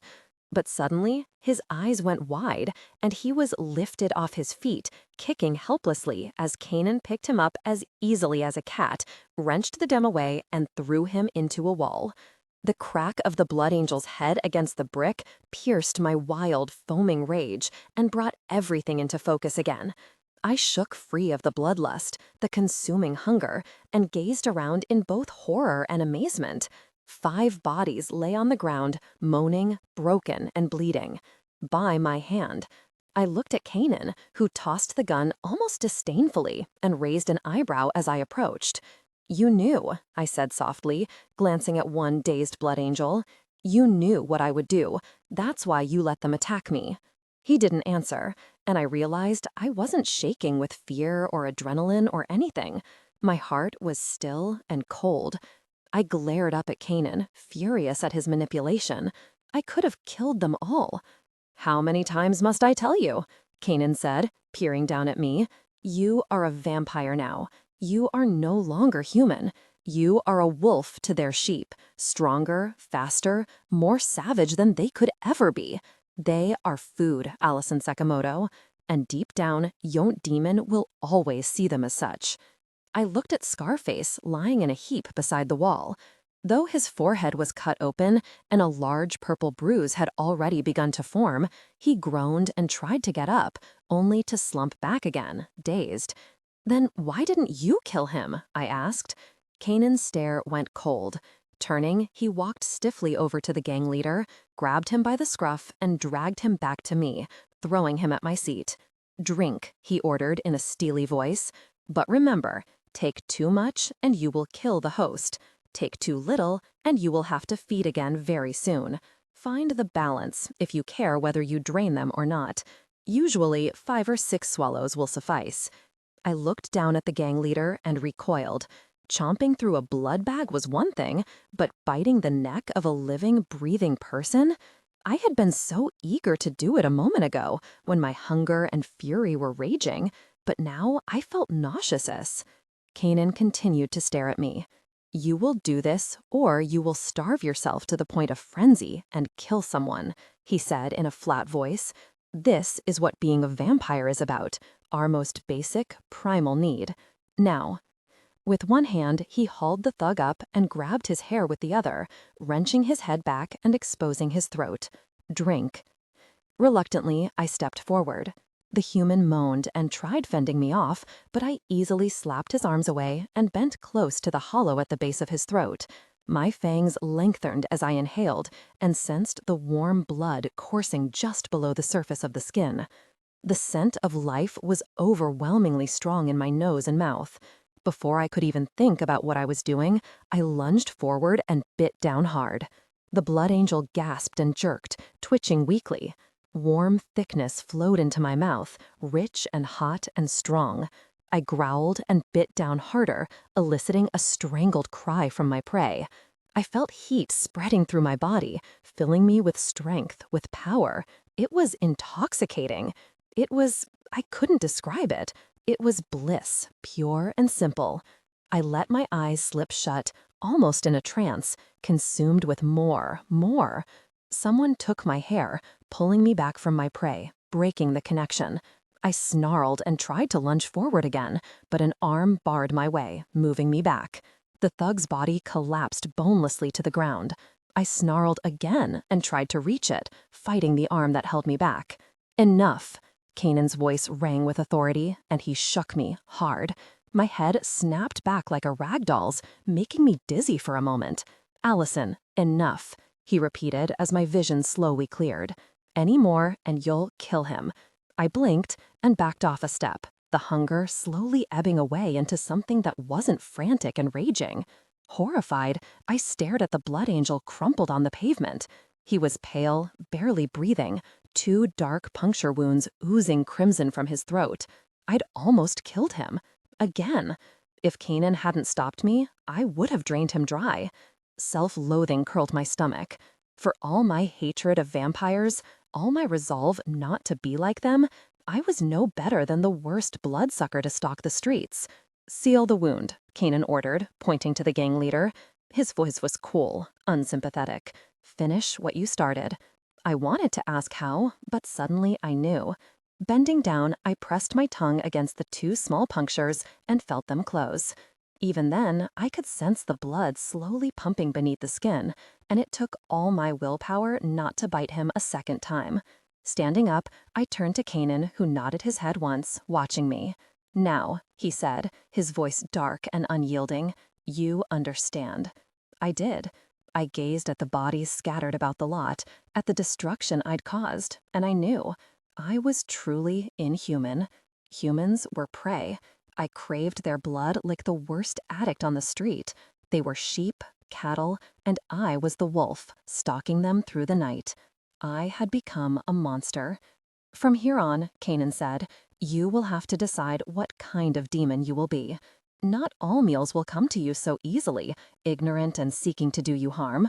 What will you do if your prey invites you inside, offers you a place at the table? What will you do if they flee or cower down, begging you not to hurt them? How you stalk your prey is something you must come to terms with, or you will quickly drive yourself mad. And once you cross that threshold, there is no coming back from it." "How?" I whispered. Kanin shook his head with a chuckle. "My method would not help you," he said as we started to leave the lot. "You will have to find your own way." As we entered the alley, we passed one of the thugs who was just starting to come around. He groaned and swayed as he staggered to his feet, gasping with pain. And though my hunger was sated, something inside me reacted to the sight of a wounded, helpless creature. I half-turned with a growl, fangs lengthening, before Kanin grabbed my arm and dragged me away into the darkness. When I awoke next, I was alone, lying on a dusty cot in one of the old hospital rooms. It was night once more, and I knew the sun had set about an hour ago. Kanin had kept me out last night until it was nearly dawn, explaining that, as a vampire, I needed to know when the sun approached and how much time I had to seek shelter. Despite the legends, he explained, we wouldn't immediately burst into flames, but our body chemistry had changed now that we were, technically, dead. He likened it to a human disease called porphyria, where toxic substances in the skin caused it to blacken and rupture when exposed to ultraviolet sunlight. Caught outside with no shelter, the direct rays of the sun would burn our exposed skin until it did, eventually, catch fire. It was a messy and extremely painful way to die, he said to my horrified expression, and something you wanted to avoid at all costs. Despite this, we almost didn't make it back. I remembered approaching the ruined hospital, growing more sleepy as the sky went from pitch black to navy blue. But even through the lethargy, I had felt a growing panic and desperation, urging me on to find shelter. As I'd fought desperately against the sluggishness weighing me down, Kaneen had scooped me up, holding me close as he strode through the grass and weeds, and I had drifted off against his chest. The events of the previous night came back to me, and I shivered. It still felt unreal, as if everything I'd been through had happened to someone else. Experimentally, I tried growing my fangs, and felt them lengthen immediately, pushing through my gums, sharp and lethal. I wasn't hungry, though, which was both a relief and a disappointment. I wondered how often I would have to feed, how soon before I could plunge my fangs into someone's throat and have that rush of heat and power flow into me. I shook myself, furious and disgusted. One night as a vampire, and I was already slipping, giving in to the demon. I'm not like them, I seethed to the darkness, to the coiling thing inside me. I will beat this. Somehow. I will not become a soulless monster, I swear it. Pushing myself off the bed, I ducked into the dark, narrow hallway in search of Kaneen. He was sitting at the desk in the office, sifting through a large stack of papers. His eyes flicked to me as I came in, then he continued to read. I perched on one of the overturned cabinets. Thanks. For not letting me burn this morning. I suppose that's what would happen if I get stuck outside in the sun, right? It's something I wouldn't wish on my worst enemy, Kaneen replied without looking up. I watched him, remembering how he'd carried me inside, and frowned. So why were you able to stay awake when I fell asleep? Practice. Kaneen turned over one sheet and started on another. All vampires must sleep in the daytime, he went on, still not looking at me. We are nocturnal creatures, like owls and bats, and something in our body makeup makes us lethargic and tired when the sun is high overhead. With practice and a great deal of willpower, we can fight off the need to sleep for a little while. It just grows more difficult the longer we stay awake. Well, thank you. I stared at the top of his head and wrinkled my nose. I guess I'm glad you're extremely stubborn then. He finally looked up, raising an eyebrow. You are welcome, he said, sounding amused. How are you feeling now? Okay, I guess. I picked at a sheet of paper on the cabinet. No one ever asked me how I was feeling, not since I was young. I'm not hungry anyway. That's normal, Kaneen explained as he started on a new stack of paper. Typically, barring wounds and overexertion, one needs to take blood every fortnight to remain fed and sated. Fortnight? Every 2 weeks. Oh. Though it is not unusual for a vampire, if he has the means, to feed every night. The prince of the city and his council, you can be sure, indulge far more often than that. But 2 weeks is the safest amount of time one can go without human blood. After that, you will get hungrier and hungrier, and nothing will satisfy you until you feed again. Yeah, you might have mentioned that once or twice. He eyed me over his paper and set it down, coming around the desk to lean against the front. Do you want me to continue teaching you? He asked. Or would you like me to leave so you may figure everything out yourself? Sorry, I muttered, looking away. Still getting used to this whole being dead thing, I guess. A thought came to me, and I looked back, frowning. So, what am I supposed to do once this training is over? I suspect you will continue to live as a vampire. That's not what I mean, and you know it, Kaneen. I gestured vaguely at the ceiling. Will I be allowed into the inner city? Will the other vampires let me pass the gates now that I'm one of them? Now that I'm one of them? That was a disgusting thought. I'll never be one of them, I promised myself. Not completely. I'm not like them. I won't sink to their level, won't think of humans as nothing more than animals. Unfortunately, Kaneen said, there is more to it than that. It sounded as if he was going to give another lecture, so I dropped into the chair from the night before, resting my chin in my hands. Kaneen paused, watching me a moment before he continued. You're a vampire now, so yes, you'll be allowed past the gates into the inner city. That is, if you do not bring up your association with me. But you need to understand the politics of your undead brethren before you can strike out on your own. There is a hierarchy among city vampires, a chain of rank and command that you must be aware of if you hope to fit in. Fit in, I repeated and snorted. I've been a street rat and a fringer my whole life. I don't think I'll be cozying up to the vampires of the inner city anytime soon. Regardless, Kanine's voice didn't change. This is something you need to know. Not all vampires are created equal. Are you aware of the differences between the prince of the city and his followers? I frowned. To me, all bloodsuckers were the same. They had fangs, they were dead, they drank blood. But Kanine wouldn't accept that for an answer, and I really didn't want him to leave yet. So, I know the city has a prince, I replied. Salazar. And all the other vamps listened to him? Yes, Kanine nodded approval. Within every city, there is a prince, a master vampire, the strongest and most powerful of them all. He or she heads the council, commands the lesser vampires, and makes most of the decisions within the inner city. That's how most vampire cities work, though there are a few that are set up differently. I've heard of territories where only one vampire rules over everything, though that type of city is extremely rare and usually doesn't last long. The prince would have to be very strong to keep his city from falling to other vampires or even his own humans. How many vampire cities are there? Worldwide? Kanine shrugged. No one really knows. It's constantly in flux, you see, especially within the smaller regions. Cities rising and falling, attempts to take over another's territory, disease or rabids wiping out whole populations. But the largest vampire cities, like New Covington, have survived since the plague, and there are perhaps a few dozen worldwide, all ruled by a master. Usually, like I said before, there are exceptions, but yes, most cities are ruled by a master. That meant there were several very strong, probably very old vampires out there. That was something to keep in mind, though. It sounded as if most of them stayed in their cities, like Salazar, and never ventured beyond the wall beneath. Beneath the prince, Kanan continued, are the type 2s, the vampires who have been sired by a master.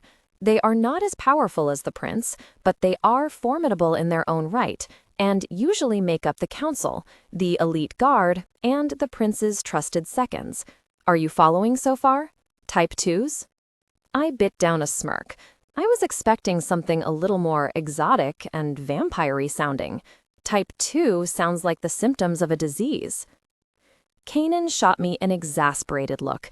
The bloodlines of certain old families are extremely long and complex, he explained in a sharper voice.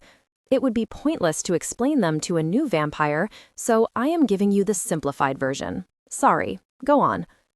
Beneath them, Kanan continued, are the type 3s, the mongrels, and these are the most common and least powerful in the hierarchy. They have been sired by either a type 2 or another mongrel, and they are the type of vampire you will most likely encounter wandering the streets. Mongrels make up the vast majority of the population, and they're the weakest of us all, though still stronger and faster than any human. So, the stronger the vamp who sired you, the stronger you're likely to be? To a point, Kanan leaned back, resting his palms on the desk. Before the virus, vampires were spread across the world, hidden from mankind, blending into society. Most of them were mongrels, type 3s, and if they occasionally sired another vampire, they would always create a mongrel. The masters and their covens were few and far between, secluded from the rest of the world until the red lung virus hit. When the humans began to die from the virus, our food source disappeared, and we were in danger of starving or going mad. Then rabids started to appear, and things grew even more chaotic. At that time, we didn't know whether the rabids were the final effect of the red lung virus or if they were something new, but there was mass panic for both humans and vampires. Eventually, a few ingenious masters devised a way to keep the few remaining non-infected humans close, creating a never-ending food supply in exchange for protection from outside threats. And so, the vampire cities were born. But there are so few masters now. He paused and looked away. And that means fewer vampires every year. It's only a matter of time before our race disappears completely. He didn't sound sad about it, more resigned.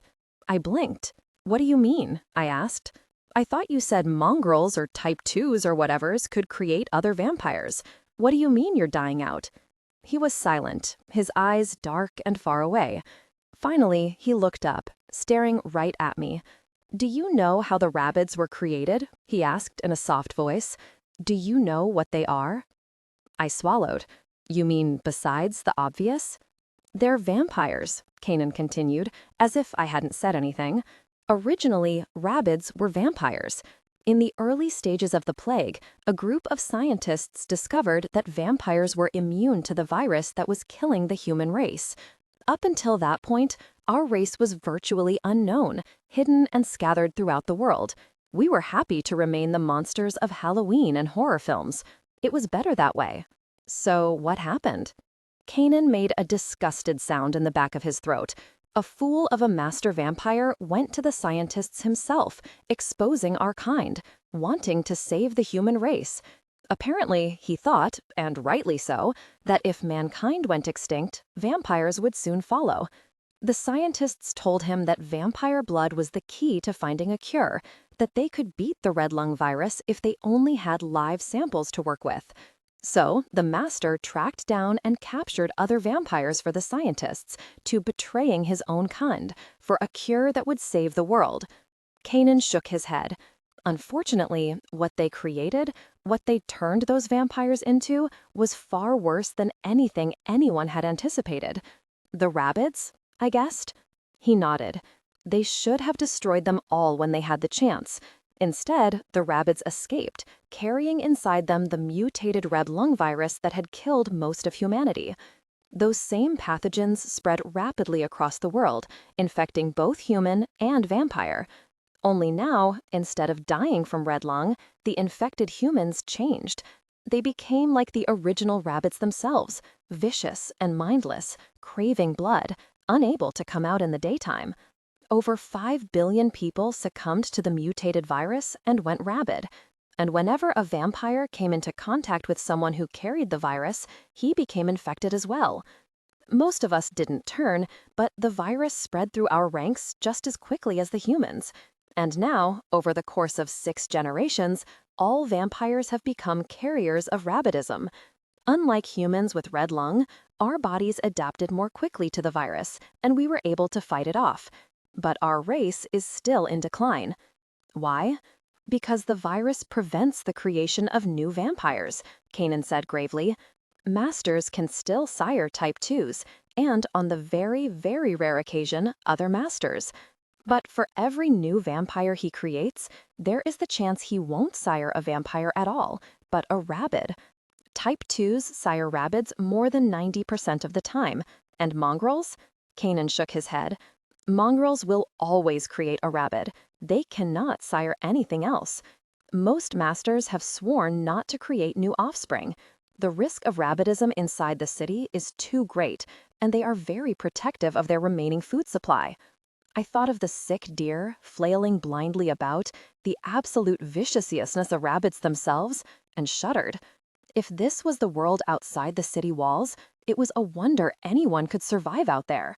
"So," I mused, looking up at Kanan, "I suppose I'm a carrier now too, right?" "That is correct. So why didn't I turn into a rabbit?" He shook his head. "Think about it," he said quietly. "Think about what I told you. You're bright enough to figure it out." I thought about it. "I didn't turn into a rabbit," I said slowly, "because you're a master vampire." He gave me a humorless smile, and I looked at him with new eyes. Kanan was a master vampire. He could be a prince. But if you're a master, why don't you have a city of your own? I thought, enough talking. He pushed himself off the desk. "We have somewhere to be tonight, and it is a long way through the Undercity. I suggest we get moving." I blinked at his sudden change of mood. "Where are we going this time?" Kanan spun so gracefully I didn't even know he'd moved until he had me pinned against the wall, the long, curved blade of his dagger pressed against my throat. I froze, but a split second later the pressure on my neck was gone, and the knife disappeared into the folds of his black coat. Kanan gave me a faint, tight smile and stepped away. "If I was an enemy, you'd be dead now," he said, walking down the hall again like nothing had happened. I clutched my chest, knowing that if I'd still had a heartbeat, it would have been pounding through my ribs. The city can be a dangerous place. You're going to need something bigger than that 2-inch blade you keep in your pocket to defend yourself. As a street rat, I'd had the underground tunnels below the city as my turf, my secret passageways, the hidden road that let me slip through the districts unseen. I'd been proud of my knowledge of the city's underworld. But my vampire mentor either had a near-perfect memory, or he'd been through the dark, twisty underground many, many times before. I followed him through passageways I'd never seen, never known existed. Kanan never slowed down or appeared to be lost, so keeping up with him was a challenge sometimes. Allison. There was a hint of exasperation in his voice as he turned, pausing to wait for me. The night is waning, and we still have a good ways to cover before we reach our destination. Would you kindly get a move on? This is the third time I've had to wait for you. You know, you could slow down a little. I leaped down from a dead subway car and jogged back to him, ducking a pipe that dangled above the tracks. In case you haven't noticed, short people have short legs. I have to take 3 steps to one of yours, so stop griping. He shook his head and continued down the cement tunnel, walking a bit slower now, so it was a small victory. I hurried to keep pace. I had no idea there was another railway system down here, I said, gazing at the hulk of a rusty car overturned on the tracks. I knew the one that ran below the 3rd and 4th districts, but it was blocked when a building collapsed above it. Where does this one, though? This one, Kanan said, his voice echoing down the dark tunnel, runs straight through the heart of the inner city, right between the towers themselves. The station that leads down to it has long been closed off, and the tunnels have been sealed, but we're not going all the way to the towers. Where below the inner city? I glanced up at the ceiling as if I could see the looming vampire buildings through the concrete and cement. I wondered what it was like up there. Glass towers and sparkling lights, well-dressed humans, and even vehicles that still worked. A far cry from the dirty, hopeless, starving existence of the Fringe. Don't be too enamored, Kanan warned, as if reading my thoughts. The humans of the inner city might be better dressed and better fed, but only because they are useful. And what do you think will happen to them once their master grows bored or displeased? I'm guessing they don't have a retirement plan. Kanan snorted. And you want me to eventually live up there?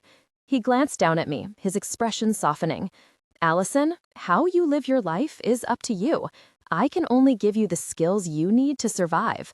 But eventually, you will have to make your own decisions, come to your own terms about what you are. You are vampire, but what kind of monster you become is out of my hands. What if I don't want to live up there? I gave him a sideways look, then focused on the tracks at my feet, watching them glimmer as we passed. What if I wanted to go with you? No. Kanan's voice was sharp, booming down the tunnel, making me wince. No, he said again, softer this time. I would not suffer anyone to endure the path I walk. My road must always be traveled alone. And that was the end of it. The subway went on, but Kanan took me down another, narrower tunnel, through a dozen more twists and turns until I was completely lost. We passed under storm drains and metal grates, where I could look up and finally see the city above, gleaming and bright. But the streets seemed empty, abandoned. I'd been expecting crowds of people out walking the streets, unafraid of the night and the predators surrounding them. Maybe I would even catch a glimpse of a vampire, surrounded by his pets and thralls strolling down the sidewalk. A vehicle passed overhead, making a manhole cover clink, filling the quiet with the growl of its engine. I gaped at the sight of a real, working car, but other than that, the city was as silent as the Fringe. And as we continued under the quiet streets, the lights revealed other things too. You didn't notice it at first, being dazzled by the lights and the tall buildings, but the inner city was just as broken and damaged as the worst parts of the Fringe. There were no rows of gleaming mansions, no buildings overflowing with food and clothes and everything you'd need, no cars for every family. There were a lot of broken, half-decayed buildings that looked slightly more taken care of than the rest of the city. There were flickering street lamps and rusty cars and weeds growing through walls and concrete. Except for the trio of gleaming vampire towers in the distance, the inner city looked like a brighter, well-lit version of the Fringe. Not what you expected, is it? Kanan mused as we ducked into another cement tube and the lights faded above us. I followed, not knowing if I was vindicated or disappointed. Where are all the people, I wondered, and the vampires? The humans who are awake are all working, Kanan said, keeping the electrical grid up and running, managing the remains of the sewer systems, repairing broken machinery. That's why the vampires look for those who are talented or knowledgeable or skilled and take them into the city. They need them to keep it running. They also have humans to man their factories, clean and repair their buildings, and grow the food needed for the rest of the population. The rest of them, guards, thralls, pets, and companions, serve them in other ways. But everyone can't be working. True, Kanan agreed. Everyone else is behind closed, locked doors, keeping off the streets and out of sight as much as they can. They are much closer to the monsters than the people of the Fringe, and they have just as much reason to be afraid. Wow, I muttered, shaking my head. Wouldn't everyone back home be surprised to learn how it really is up there? Kanan didn't say anything to that, and we traveled in silence for a while. He finally stopped at a steel ladder that went up to a metal grate on the ceiling. Pushing it aside with the ease of vampire strength, he climbed through the hole and beckoned me to follow. Where are we now? I asked, trailing him down another long cement hallway. At the end of this one, we hit a rusty metal door, locked of course, but Kanan put his shoulder to the metal and bashed it open. We, he replied, stepping back for me to take in my surroundings, are in the basement storage of the city's old museum. I gazed around in wonder. We were standing at the edge of the largest room I'd ever seen in my life, a warehouse of cement and steel that stretched farther than even my vampire vision reached. Rusting metal shelves created a labyrinth of aisles, hundreds of narrow corridors that vanished into the back of the room. The contents of those shelves were covered in sheets or stored in wooden boxes, wrapped in a thick film of spider webs and dust. If I took in a breath, I could smell the choking stench of mold and fungi growing everywhere, but surprisingly, the shelves seemed fairly intact. I can't believe this place is so unbroken, I said, as we started down one of the narrow aisles. Under a filthy sheet, I caught a glimpse of yellow bone and lifted the corner to reveal the skeleton of some kind of enormous cat, frozen in a crouch. I stared at it, amazed, wondering why anyone would want to keep the dead bones of an animal. It was kind of creepy, seeing it like that, without skin and fur. What the heck is this place anyway? Before the plague, museums were places of history, Kanan explained as I hurried away from the cat to catch up. His voice echoed in the vastness. Places of collected knowledge, places where they stored all the items, memories, and artifacts of other cultures. I paused, catching sight of a mannequin dressed in furs and animal hide. Feathers poked out of its hair, and it held some kind of stone axe. Why? To remember the past, to not let it fade away. The customs, histories, religions, and governments of 1,000 cultures are stored here. There are other places like this one all around the world, hidden and forgotten by man. Places that still hold their secrets, waiting to be discovered again. I can't believe the vamps haven't burned this place to the ground. They tried, Kanan replied. The building above us has been destroyed. No trace of it remains. But the city vampires are mostly concerned with what happens on the surface. They rarely venture down into the tunnels and the secrets below the earth. If they knew about this place, you can be sure they would have burned it to ashes. I scowled, hating the vampires again. And humans will never know about it, will they? I muttered, following Kanin down an aisle, feeling morose. All this knowledge, right under their feet, and they'll never know. Maybe not today. Kanin stopped at a shelf holding a long, narrow wooden box. Faded red letters were printed on the side, below all the cobwebs and dust, but it was difficult to read. But there will come a time when man is no longer concerned only with survival, when he will once more be curious as to who came before him, what life was like 1,000 years ago, and he will seek out answers to these questions. Maybe it won't happen for 100 years or so, but humans' curiosity has always driven them to find answers. Even our race cannot keep them in the dark forever. He broke the box open and rummaged through the contents. I heard the clink and scrape of metal, and then he pulled something out. It was a sword, A long, double-edged blade with a black metal hilt that looked like a cross. Kanin held it in one hand, but the blade itself was huge, probably close to 5 feet. With the hilt, it was a few inches taller than me. Two-handed German greatsword, he said, giving me and it a scrutinizing look, sizing us up. Probably too big for you, you think? He replaced it and opened another box from the shelf overhead, this time pulling out a large, spiked ball on a chain. It looked extremely nasty, and I was intrigued, but he let it drop with barely a second glance. Hey, what was that? Easing forward, I tried peering into the box on tiptoe, but he shouldered me away. Oh, come on, I want to see the big spiky ball thing.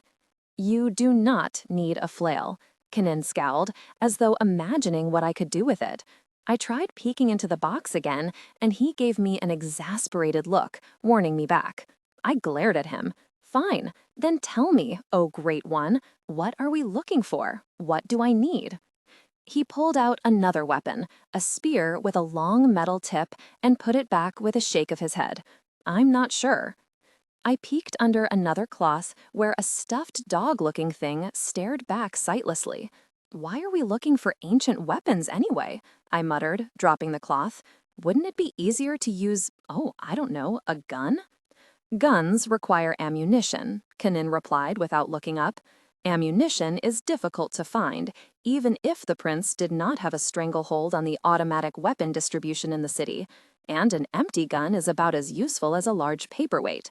Besides, guns are impractical for dealing with our kind. Unless you can somehow tear off our head, bullets will only slow us down at best. To adequately protect yourself from a vampire, you're going to need a blade. Now, he moved to the next box, tearing off the lid, nails and all. Why don't you make yourself useful and look through a few of these yourself? See if anything jumps out at you. Remember, you're looking for a blade, not a mace or a maul or a huge spiked chain that you'd probably hurt yourself with trying to learn. Fine. I wandered down the aisle looking at random articles. But I still say the flail looked like it could bash in a vamp's head pretty efficiently. Allison, I'm going. More wooden boxes lined the aisle to either side, covered in dust. I brushed back a film of cobwebs and grime to read the words on the side of the nearest carton. Longswords, Medieval Europe, 12th century. The rest was lost to time and age. Another read, Musketeer, rapier something or other. Another apparently had a full suit of gladiator armor, whatever a gladiator was. A clang from Kanin's direction showed him holding up a large, double-bladed axe before he laid it aside and moved on to another shelf. One box caught my attention. It was long and narrow, like the other boxes, but instead of words, it had strange symbols printed down the side. Curious, I wrenched off the lid and reached in, shifting through layers of plastic and foam until my fingers closed around something long and smooth. I pulled it out. The long, slightly curved sheath was black and shiny, and a hilt poked out of the end, marked with diamond pattern in black and red. I grasped that hilt and pulled the blade free, sending a metallic shiver through the air and down my spine. As soon as I drew it, I knew I had found what Kanin wanted. The blade gleamed in the darkness, long and slender, like a silver ribbon. I could sense the razor sharpness of the edge without even touching it. The sword itself was light and graceful, and fit perfectly into my palm, as if it had been made for me. I swept it in a wide arc, feeling it slice through the air, and imagined this was a blade that could pass through a snarling rabbit without even slowing down. A chuckle interrupted me. Kanin stood a few yards away, arms crossed, shaking his head. His mouth was pulled into a resigned grin. I should have known, he said, coming forward. I should have known you would be drawn to that. It's very fitting, actually. It's perfect, I said, holding up the sword. What is it, anyway? Kanin regarded me in amusement. What you're holding is called a katana. Long ago, a race of warriors known as the samurai carried them. The sword was more than a weapon to the samurai. Their blades were an extension of their souls. It was the symbol of their culture and their most prized possession. I didn't really need the history lesson, but it was pretty cool to think that there was an entire race of people who'd carried these once. What happened to them? I asked, sheathing the sword carefully. Did they all die out? Kanin's grin grew wider, as though he was enjoying his own private joke. No, Allison Sekemoto, I would say not. I frowned, waiting for him to explain, but he stepped back and motioned me to follow. If you're going to carry that blade, he said as we headed back through the maze of aisles and shelves, you'll have to learn how to use it. It is not a pocket knife you can just swing in circles and hope it hits the target. It is an elegant weapon and deserves better than that. I don't know, swinging it in a circle sounds like a pretty good trick to me. He gave me another of his exasperated look. Having a weapon you do not know how to use is better than not having one at all, but not by much, he said, ducking through the door and entering the narrow hallway. Especially when dealing with vampires. Especially when dealing with older vampires who already know how to fight. They're the most dangerous. They'll cut off your head with your own blade if you're not careful. We came to the metal grate he'd pulled up earlier, and Kanin dropped out of sight back into the sewers. I clutched my new prize to my chest and followed. So, are you going to teach me then? I asked as I hit the ground. Oh, I'm afraid he won't be teaching you anything, girl, a cool voice said from the darkness, except, perhaps, how to die a horrid and painful death. I froze, and in that second, two figures melted out of the darkness of the tunnel, smiling as they came to stand before us. I knew instantly that they were vampires. Pale skin and hollow eyes aside, I could sense, in a strange, unexplainable way, that they were just like me. In the dead, blood-sucking sense, at least. The woman's dark, curly hair tumbled elegantly down her back. She wore heels and a business suit that hugged her body like snakeskin. The man was lean and pale, all sharp points and angles, but he still managed to fill out his suit jacket. And he stood over 6 feet tall. Kanin went rigid. A tiny movement, and the knife appeared in his hand. You've got some nerve to show your face here, Kanin, the female vampire said in a conversational tone, smiling and showing perfectly white teeth. The prince knows you're here, and he wants your head on a platter. We've been sent to oblige him. She stepped toward us, oozing forward like a snake. Her blood-red lips parted in a smile, showing fangs, and she turned her predatory gaze on me. But who's this little chick, Kanan? Your newest protege? How charming. Continuing your cursed bloodline? Does she know who you really are? She's no one, Kanan said flatly. She doesn't matter. The only thing you need to worry about is me. The vampiress's grin grew savage. Oh, I don't think so, Kanan. After we remove your head, we'll drag your little spawn back to the prince and watch him take her apart, piece by piece. Isn't that right, Richards? The male vampire still didn't say anything, but he smiled, showing his fangs. How does that sound, chickie? The female vamp said, still smirking at me. Don't you feel special? You can have your heart removed and eaten by the prince of the city himself. He can try, I shot back, and felt my own fangs lengthen as I bared them in a snarl. Both vampires laughed. Oh, she is a firebrand, isn't she? The female vamp gave me a patronizing look. One of those disgusting fringers, I take it? I simply love your affection for hopeless cases.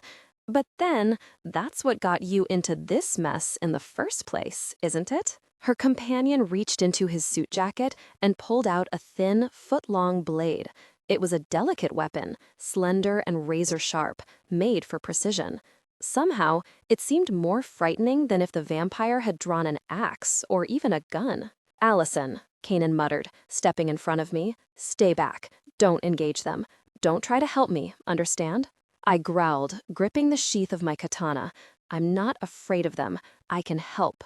Promise me, Kanan said in a low, tense voice. Promise me you will not get involved.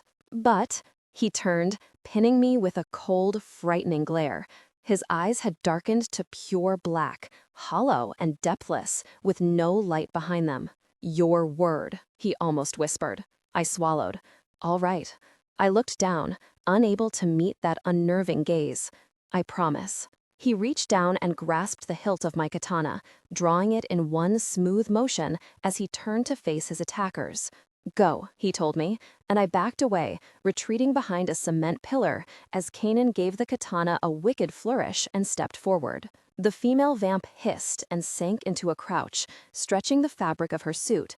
I saw her nails then, very long and red and sharp, like giant talons, digging into the pavement. She hissed again, looking more like a beast than anything remotely human, and sprang forward. Kanan met her in the center of the room, the katana whirling through the air. They moved faster than I could follow, slashing, whirling, leaping back, and lunging forward again.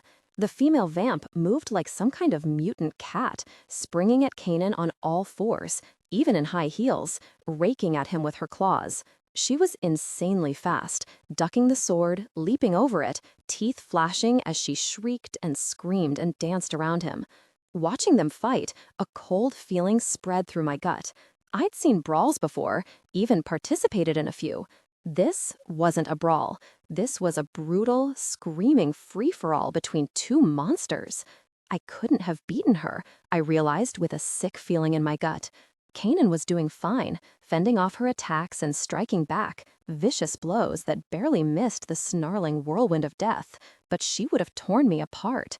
I was so focused on the female vamp, I didn't see the other vampire until he was behind Kanan, that thin, sharp blade moving to take off his head.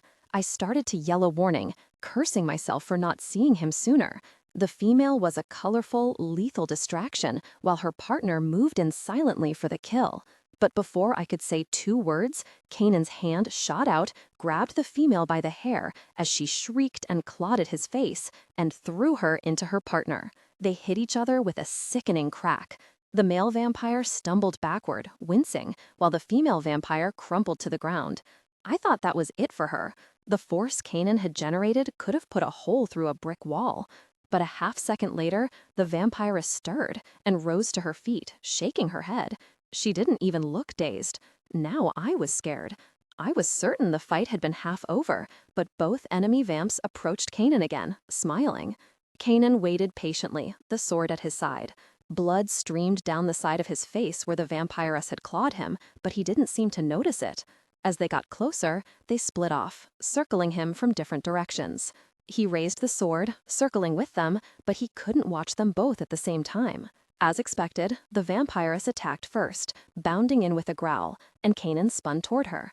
But halfway there, she stopped, leaping away, and the male vamp lunged at Kanan's open back. Faster than thought, Kanan whirled, slashing at the second attacker, a blow that was vicious and powerful, but also left his back unprotected again. The male vampire ducked away, grinning, as the vampiress turned on a heel and flew at Kanan once more, silent and deadly. I saw the triumph in her eyes as she leaped at him, fangs bared, claws slashing down at his neck. Kanan didn't move, but I saw the point of the blade turn as he spun it around and stabbed backward, passing it against his ribs. And the vampiress's lunge carried her right onto the tip, which went out through her back. The vampiress screamed, equal parts fury and pain, and ripped at Kanan's shoulders. He stepped forward and in one quick motion drew his other blade, yanked the sword out of the vamp's stomach, and spun, cutting off her head. The head bounced twice, then rolled toward me and stopped a few feet away, glaring up with a frozen snarl. I shuddered and looked back toward the fight, where Kanan was still facing the remaining vampire. It roared, fangs bared, and lunged at him with the knife stabbing at his chest. Kanan took one step back, sweeping both arms forward in a scissoring motion as the vampire came within reach, cutting through his head and chest. The head fell away, and the body split open, and the vampire crumpled to the pavement, nearly cut in two. I bit my cheek, pressing my face against the pillar to avoid being sick. I didn't have much time to recover as Kanan swept up and hauled me away, thrusting the sword back into my arms. "Hurry," he ordered, and I didn't need encouragement this time. We raced back to the hospital, where Kanan told me to stay put and not leave the underground until I heard from him again. "Wait, where are you going?" I asked. "I have to go back and dump the bodies," he replied. "Somewhere on the surface to lead the prince away from the tunnels. Also, I'm going to have to feed before the night is out. Stay here. I'll be back before dawn. He leaped up the elevator shaft, vanishing into the darkness, leaving me alone. I drew my sword, staring at the blood marring the once pristine blade, and wondered what demons Kanan was running from. In the weeks that followed, my nights settled into a routine. I would wake up at sundown, grab my sword, and find Kanan in the office. For a few hours, he would lecture me on vampire society, history, feeding habits, strengths, and weaknesses. He would ask me questions, testing my knowledge of things I'd learned the night before, pleased when I remembered what I was supposed to. He also insisted on teaching me math, writing down simple and then more complex equations for me to solve, patiently explaining them when I couldn't. He made up logic puzzles for me to struggle through and gave me complex documents to read, asking me what they meant when I was done. And though I hated this, I forced myself to concentrate. This was knowledge, something I might be able to use against the vampire someday.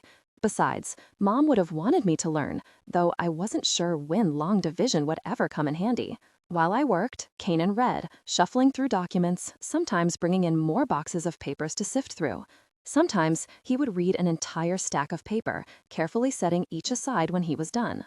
Sometimes he would only glance at a pile of documents before crumpling them impatiently and shoving them away.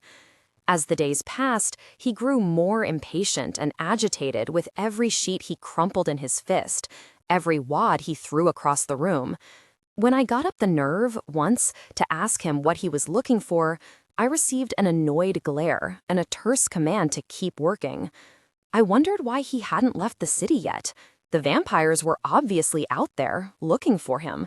What was so important that he would risk staying down here in this dark little ruin, going through endless files and half-burned documents? But Kanin kept me so busy with learning everything he thought was important, vampire history and reading and math, that I didn't have the time or brain capacity to wonder about other things. And really, I could respect that. He had his secrets, and I had mine. I wasn't about to go poking around his private life, especially when he didn't ask me anything about my past either. It was sort of an unspoken truce between us. I wouldn't pry, and he would keep teaching me how to be a vampire. Anything that didn't have to do with survival wasn't that important. After midnight was my favorite time. After several hours of straining my brain, getting bored and irritated, and feeling as if my head was about to explode, Kanin would finally announce that I could stop for the night. After that, we would make our way to our floor's reception area, which he had cleared of debris and chairs and broken furniture, and he would teach me something different. "Keep your head up," he stated, as I lunged at him, swinging my sword at his chest. At first, I was a little worried, fighting him with a live blade. It shocked me how quickly I could move, so fast that sometimes the room blurred around me, the sword weighing next to nothing in my hands. But Kanin made it clear that he was in no danger. After the first lesson left me crumpled in my bed for the rest of the night, bruised and aching, freaky vampire healing or not. Stepping aside, Kanin rapped me on the back of the head with a sawed-off mop handle, not lightly. My skull throbbed, and I turned on him with a snarl. "You're dead," Kanin announced, waggling the dowel at me. I bared my fangs, but he wasn't impressed. "Stop using the blade like an axe," he ordered, as we circled each other again. "You're not a lumberjack trying to hack down a tree. You're a dancer, and the sword is an extension of your arm. Move with the blade, and keep your eyes on your enemy's upper body, not their weapon." "I don't know what a lumberjack is," I growled at him. He gave me an annoyed look and motioned me forward again. I gripped the hilt, relaxing my muscles. "Don't fight the sword," Kanin had told me on countless occasions. "The sword already knows how to cut, how to kill. If you're tense, if you only use brute strength, your strikes will be slow and awkward. Relax and move with the blade, not against it." This time, when I attacked, I let the blade lead me there, darting forward in a silver blur. Kanin stepped aside, swatting at my head with the dowel again, but I half-turned, catching the stick with my weapon, knocking it aside. Pushing forward, I let the sword slide up toward Kanin's neck, and he instantly fell backward to avoid being cut in the throat. I froze as he rolled to his feet, looking mildly surprised. I blinked at him, just as shocked as he was. Everything had gone by so fast. I hadn't even had time to think about my actions before they were done. Good, Kanine nodded approval. You can feel the difference now, can't you? Let your strikes be smooth and flowing. You don't have to hack at something to kill it. I nodded, looking at my blade and feeling, for the first time, that we had worked together, that I wasn't just swinging a random piece of metal around the room. Kanine tossed the dowel into a corner.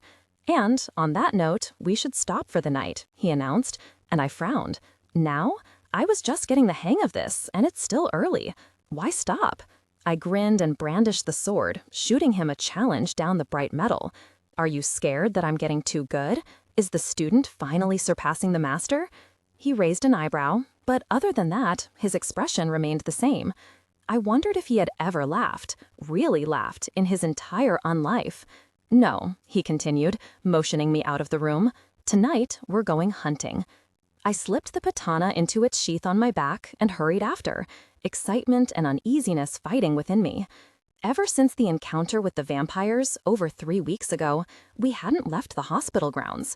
It was too dangerous to roam the tunnels now, too risky to venture up top where anyone could see us. I had fed about 2 weeks ago, when Kanine had given me a thermos half filled with cooling blood when I woke up. He hadn't said where he'd gotten it, but the blood tasted thin and grimy and somehow reeked of mole men. I was eager to leave the hospital, with its dank rooms and claustrophobic hallways. I grew more restless with every passing night. The thought of hunting sent a thrill through me, but I was also scared that I would turn into that snarling, hungry creature from the night with the blood angels. I was afraid I wouldn't be able to control myself, and I would end up killing someone. And, deep down, a part of me didn't care. That was the scariest thing of all. We went up the elevator shaft and moved quickly through the neighborhoods, wary and suspicious of roaming vampires or guards. Several times, Kanine turned off the street and pulled us into an alley or abandoned building, blending into a dark corner. A trio of guards passed us once, so close that I could see the pockmarks marring one guard's cheek. If he'd turned his head and pointed his flashlight into the alleyway, he would have spotted us. Another time, a pet surrounded by 2 well-armed soldiers stopped and stared at the doorway we had ducked into seconds before. I could see his eyes narrow, trying to pierce the darkness, listening for any sound of movement. But one thing about being a vampire I discovered was that you could go perfectly still and remain that way for as long as you needed. Kanine even had me practice this little talent back in the hospital. I would stand in a corner for hours, never moving, never breathing, having no need to shift or cough or blank. Even when he started lobbing his dagger at me, thunking it in the wall inches from my head, I wasn't supposed to twitch an eyelash. After a couple close calls, Kanine led me onto the roof of a building, over the chain-link fence separating the districts, and into a familiar neighborhood. I recognized these streets, the shape of the buildings crumbling on the sidewalks. I saw old Hurley's trading shop, the scraggly, weed-choked park with its rusty, sharp playground that nobody went near, the lot between the warehouses where they'd hung the 3 unregistereds what felt like ages ago. And I knew if we took that shortcut through the alley and crawled through a rusty chain-link fence, we'd find ourselves at the edge of a cracked, deserted lot with an empty, abandoned school in the distance. This was Sector 4. I was home. I didn't mention this to Kanine. If he knew where we were, he might make us leave, and I wanted to see my old neighborhood again, in case I ever needed to come back. So I followed him silently through familiar streets, past familiar buildings and landmarks, feeling the school lot get farther and farther away. I wondered if my room was still intact, if any of my old possessions were still there. My mom's book came to mind. Was it still safely hidden in its crate? Or had the school been claimed by another, all my stuff stolen or traded away? Kanine finally led me toward an empty-looking warehouse on the outskirts of the neighborhood, an ancient brick building with smashed windows and a roof that had partially fallen in. I knew this place. It was Kyle's turf, the rivals of my old crew. We'd competed for food, shelter, and territory, but in a mostly friendly way, one group of scavengers to another. There was an unspoken truce among the unregistereds. Life was hard enough without violence and fighting and bloodshed. On the streets, we acknowledged one another with a nod or quick word, and occasionally warned each other about guard sweeps and patrols, but for the most part, we left the other groups alone. "Why are we here?" I asked Kanan as we crept along the crumbling walls, stepping between glass and nails and other things that could clink and give us away. "Why don't we just head into Blood Angel or Red Skull territory and take out another gang?" "Because," Kanan said without looking back, "word spreads on the streets. Because we left those men alive, other gangs will be on the lookout for a young girl and a lone male who happen to be vampires. They will be wary, but more important, the prince's guards will be watching gang territory closely now. There are always consequences for your actions. Also," he paused and turned to me, eyes narrowing, "how did you know where we are?" A moment of silence, and he nodded. "You've been here before, haven't you?" "Very well." The vampire was way too perceptive. "This was my sector," I confessed, and Kanan frowned. "I lived not very far from here, at the old school. With my friends," I added in my head.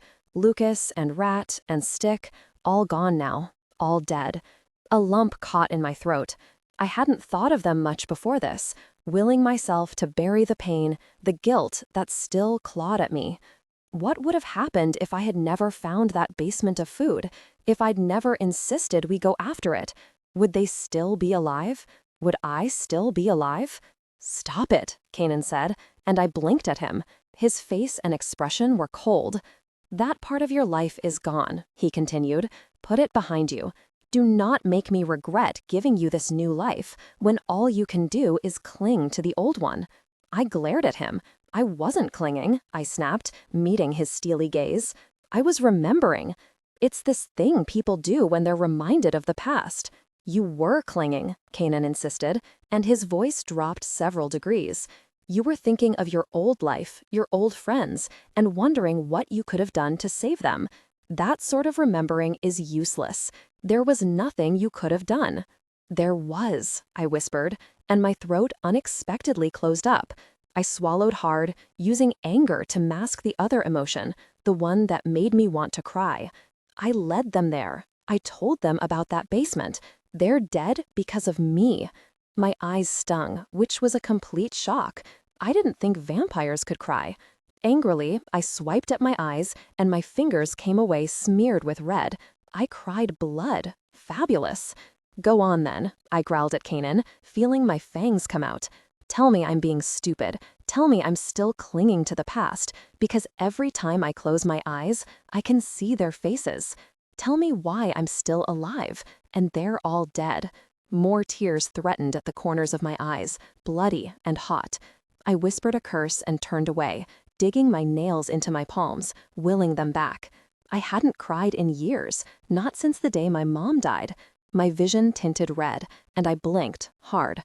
When I opened my eyes again, my sight was clear, though my chest still felt as if it had been squeezed in a vice. Kanan was silent, watching me as I composed myself, a motionless statue with empty, blank eyes. Only when I looked up at him again did he move. "Are you finished?" His voice was flat, his eyes a depthless black. I nodded stonily.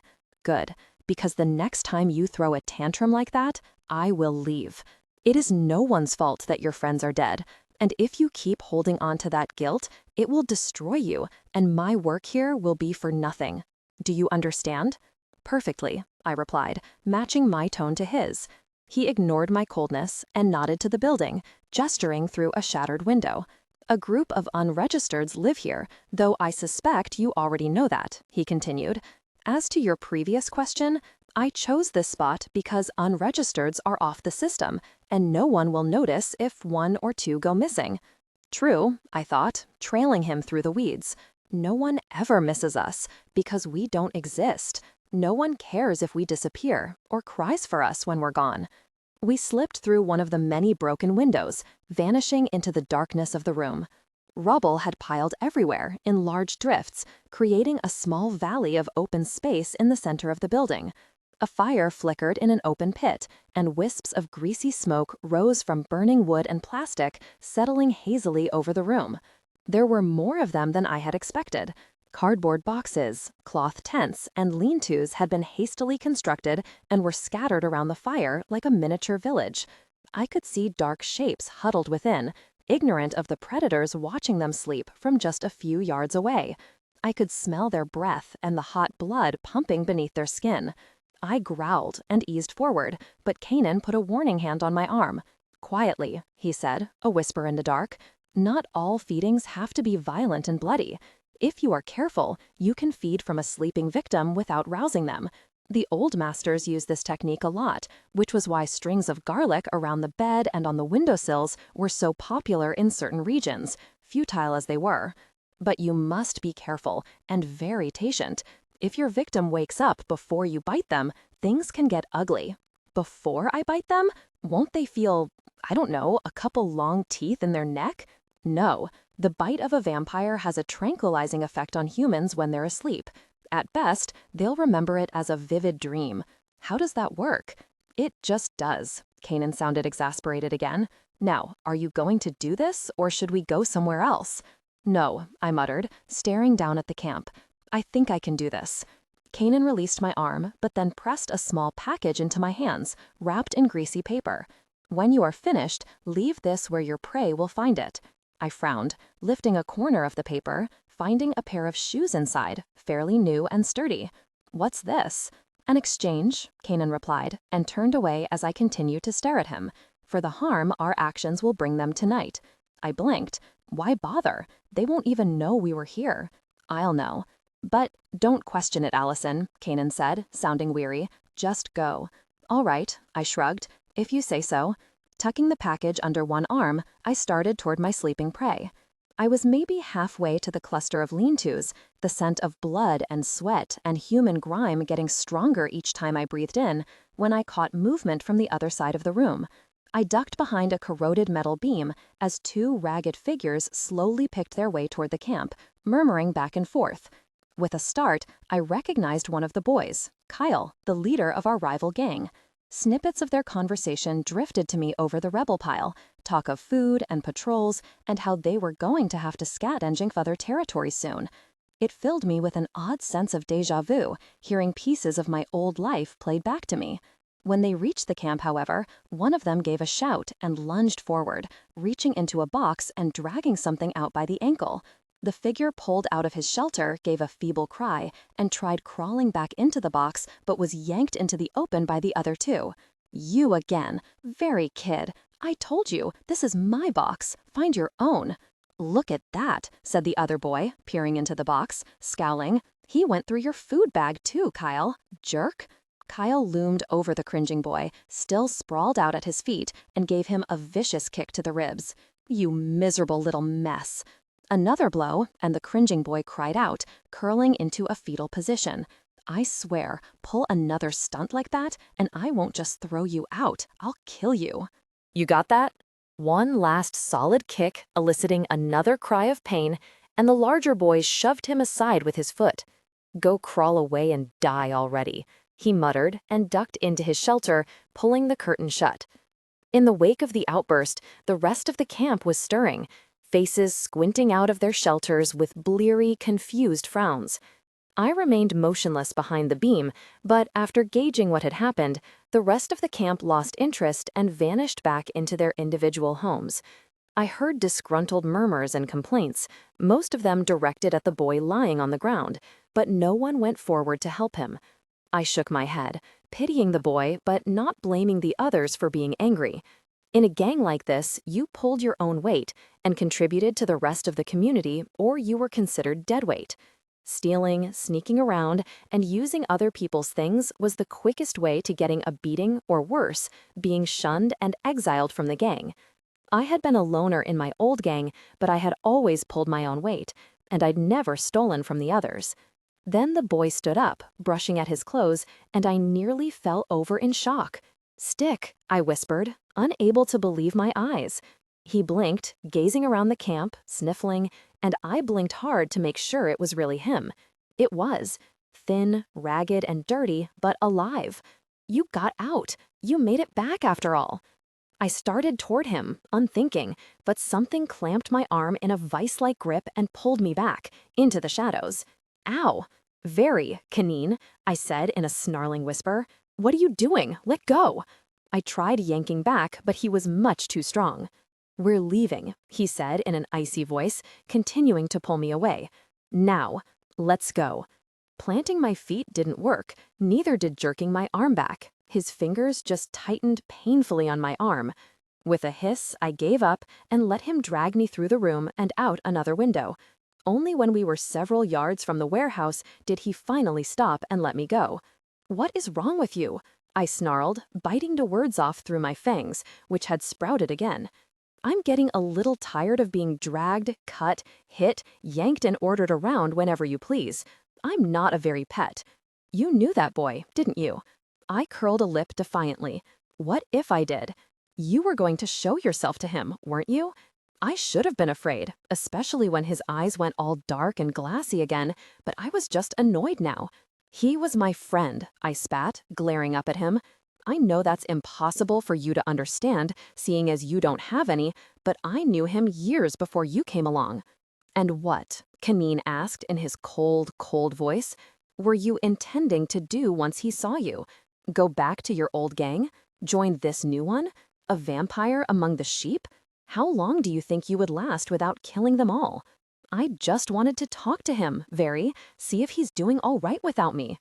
The rage was fading now, and I slumped against a wall. I left him alone, I muttered, crossing my arms and looking away. I left him, and he was never good at taking care of himself. I just wanted to see if he was doing all right. Allison. Kanine's voice was still hard, but it had lost its frosty edge at least. This is why I told you to forget your human life. Those people you knew before you were turned, they will continue living, surviving, without you. You are a monster to them now, and they will never take you back. They will never accept you for what you were. And eventually, whether from age or starvation or sickness or their fellow man, they will all die. And you will continue to live, assuming you don't decide to meet the sun or get your head torn off by another vampire. He gazed down at me, his face softening just a touch, almost pitying. Immortality is a lonely road, he murmured, and it will only be made worse if you don't release your attachments to your old life. To that boy, you are the enemy now, the unseen monster that haunts his nightmares. You are the creature he fears the most. And nothing in your previous life, not friendship or loyalty or love, will ever change that. You're wrong, I wanted to tell him. I had looked after Stick almost half my life. He was the closest thing I had to family now that everyone else was dead. But I knew arguing with Kanine was useless, so I shrugged and turned away. Kanine was not pleased. Don't go after that boy, Allison, he warned. No matter what you think you've left behind, forget about him and your old life. Do you understand? Yeah, I growled. I hear you. He stared at me. Let's go, he said at last, walking away. We'll have to find somewhere else to feed tonight. I gave the warehouse one last look and turned away. But before trailing after Kanine, I unwrapped the shoes and placed them on the ground in plain sight, hoping that Stick would stumble upon them the next morning. We left Sector 4, wandered back into gang territory, and were eventually set upon by 2 Red Skulls who apparently didn't get the note about rogue vampires. They then proceeded to have a very bad night. We returned to the hospital with full stomachs, though Kanine and I didn't speak to each other for the rest of the evening. Mr. Broody Vampire vanished into his office, and I wandered back to the reception area to swing my katana at imaginary enemies with Kanine's face. At least he didn't ask me about the shoes. And I never told him. FOR. For the next few nights, everything was normal. I continued my lessons, suffering through math and English and vampire history before moving on to training. As I got better with my katana, Kanine would give me various patterns to work on and then leave me alone to practice. He never told me where he went, but I suspected he'd searched everything on this floor and had moved to the lowest floor of the building, past a large red door at the bottom of a stairwell, the one marked with the faded sign that read, "Danger, employees only." I'd stumbled across it one night, wandering the hospital in a rare moment of leisure, but I'd left it alone when Kanine called me back. I was curious, of course. I wanted to know what was on the other side of that door, what Kanine was really looking for. The one time I followed him down the stairwell, the metal door was shut, and I didn't want to risk going inside and having him find me. Ever since that night in Sector 4, there was a wall between us. Kanine never said anything about it and never went out of his way to check up on me.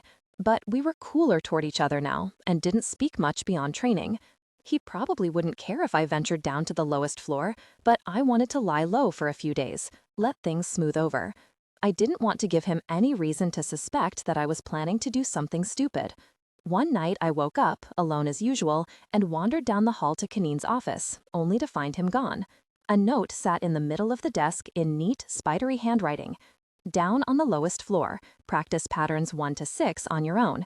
You've learned all I can teach you about vampire society. K. A strange flutter went through my stomach. This was it. Kanine was absent, and tonight I could do what I wanted. I wouldn't get a better chance. I left the office and walked to the reception area with my katana, as the note instructed me to do. But I didn't stop there. Without pausing to think, I hurried to the elevator shaft, grasped the cables, and pulled myself up the tube as fast as I could go. On the surface, the sun had just set over the jagged horizon, and the sky was dark blue with blood-red clouds. It had been a long time since I'd seen anything but darkness and night, and for a brief moment, I stared at the splashes of color across the sky, marveling at how quickly I'd forgotten what a sunset looked like. You got out. You made it back after all. I started toward him, unthinking, but something clamped my arm in a vice-like grip and pulled me back, into the shadows. Ow! Very, Kanine, I said in a snarling whisper. What are you doing? Let go! I tried yanking back, but he was much too strong. We're leaving, he said in an icy voice, continuing to pull me away. Now, let's go. Planting my feet didn't work, neither did jerking my arm back. His fingers just tightened painfully on my arm. With a hiss, I gave up and let him drag me through the room and out another window. Only when we were several yards from the warehouse did he finally stop and let me go. What is wrong with you? I snarled, biting the words off through my fangs, which had sprouted again. I'm getting a little tired of being dragged, cut, hit, yanked, and ordered around whenever you please. I'm not a very pet. You knew that boy, didn't you? I curled a lip defiantly. What if I did? You were going to show yourself to him, weren't you? I should have been afraid, especially when his eyes went all dark and glassy again, but I was just annoyed now. He was my friend, I spat, glaring up at him. I know that's impossible for you to understand, seeing as you don't have any, but I knew him years before you came along. And what, Kanine asked in his cold, cold voice, were you intending to do once he saw you? Go back to your old gang? Join this new one? A vampire among the sheep? How long do you think you would last without killing them all? I just wanted to talk to him, Very, see if he's doing all right without me. The rage was fading now, and I slumped against a wall. I left him alone, I muttered, crossing my arms and looking away. I left him, and he was never good at taking care of himself. I just wanted to see if he was doing all right. Allison. Kanine's voice was still hard, but it had lost its frosty edge at least. This is why I told you to forget your human life. Those people you knew before you were turned, they will continue living, surviving, without you. You are a monster to them now, and they will never take you back. They will never accept you for what you were. And eventually, whether from age or starvation or sickness or their fellow man, they will all die. And you will continue to live, assuming you don't decide to meet the sun or get your head torn off by another vampire. He gazed down at me, his face softening just a touch, almost pitying. Immortality is a lonely road, he murmured, and it will only be made worse if you don't release your attachments to your old life. To that boy, you are the enemy now, the unseen monster that haunts his nightmares. You are the creature he fears the most. So you're going to stand there gaping at some pretty clouds like a moron until Kanan finds you outside, then? With an annoyed mental slap, I wrenched my gaze from the horizon and hurried away from the hospital, not daring to look back. I felt a strange thrill, creeping through the shadows and alleyways on my own. The same feeling I'd gotten while exploring beyond the wall, excited and terrified at the same time. I wasn't supposed to be out here. There was no doubt in my mind that Kanan was going to be really annoyed, but it was too late to worry about that now. I'd been planning this moment for days, and I needed to discover some things for myself. Besides, he couldn't keep me in that old hospital forever, like some sort of prison guard. Before we'd met, I went where I wanted, when I wanted, and no one could stop me. I wasn't going to start submitting now, just because some moody, evasive vampire told me I had to forget. I slipped through the sectors, remembering the paths Kanan had used, but also my own knowledge from when I was a Fringer. It was much easier, now that I was dead, to move like a ghost through the darkness, to be able to leap onto the roof of a two-story building to avoid the guards, to freeze and become part of the stones and shadows. Unseen and unheard, I crept through the streets, weaving around buildings, until I reached a familiar chain-link fence. Slipping under the links, I crossed the empty lot quickly and walked into the shadowy halls of my old home. It seemed much emptier than before, silent and deserted. I found my old locker, opened it with a creak, and sighed. Empty, as I'd feared. The scavengers had already found this place. Half-heartedly, I walked toward my old room, knowing I'd probably find it stripped clean. It never took long for scavengers to move in. I only hoped that maybe they'd left a certain crate alone, having no use for something that could get them killed. I turned the knob, swung open the door, and stepped inside, not realizing until too late that someone was already there. A body looked up from where it crouched in the corner, leaning against the wall. I started, automatically going for my sword, thinking for one terrifying moment that it was Kanan. It wasn't, but it was another vampire, a lean, bony male with white skin and a head as bald as an egg. He smiled, showing perfect teeth, and the moonlight shining through the broken windows fell across his pale features, and the vivid web of scars slashed across his face. "Evening, little bird." His voice, soft, raspy, and somehow very, very wrong, made me shiver. "Out for a midnight flight, on wings of blood and pain? Like razor blades across the moon, they cut the night and make the sky bleed red." He chuckled, sending chills down my back. I drew away, and the stranger cocked his head at me. "Oh, don't mind me, love. I get a little poetic sometimes. The moonlight does that to me." He shook himself, as if shaking off the crazy, and rose to his feet. I noticed the book in his long, bony hands then, and stepped forward. "Hey, what are you doing with that? Those are mine." "Are they?" The vamp moved, coming away from the wall. I tensed, but he only crossed the room to set the book gently on a shelf. "Then perhaps you should have taken better care of them, love," he purred, staring at me with soulless black eyes. "The rats here were using them to keep their skinny hides warm." He nodded to the corner. I looked over and saw a pair of human bodies sprawled out on my old mattress, pinched and ragged-looking, the scavengers that had moved in. From their unnatural stillness and the scent of old blood, they were obviously dead. I looked closer and saw their throats were gone, the skin around them dark and stained, as if they'd been torn out. Horror crept over me, and I nearly fled the room, away from the vampire who was truly a monster. But there was a spot on the cement floor next to the mattress that was blackened, and I had to know what it was. As I studied the remains of book pages scattered among the ashes, my heart sank. All that time, all that work, and in the end, my collection had been burned to keep two strangers warm. The strange vampire chuckled. "They won't need words now," he mused. "Not to read, not to burn, not to nibble on. Always nibbling, the rats, creeping into dark places to get warm, spreading their filth. No more words for them. No more anything." He chuckled again, the empty sound making my skin crawl. I resisted the urge to draw my weapon. He wasn't making any threatening moves, but I felt as if I was standing close to a coiled, venomous snake. "Who are you?" I asked, and his blank gaze switched to me. "What's your business in New Covington?" "Just looking for something, little bird." Another of his eerie smiles, and this time his fangs showed, just the tips. "And if you want my name, you'll have to give me yours. It's only polite, and we're a polite society after all." I hesitated. For whatever reason, I did not want this creepy bloodsucker to know my name.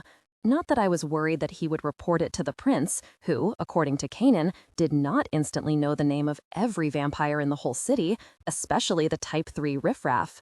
The prince was concerned only about those in his immediate circle. The common vampires were below his notice. But I did not want this vampire to know me because I knew, somehow, that he would remember, and that seemed like a very bad idea. No? The vampire smiled at my silence, unsurprised.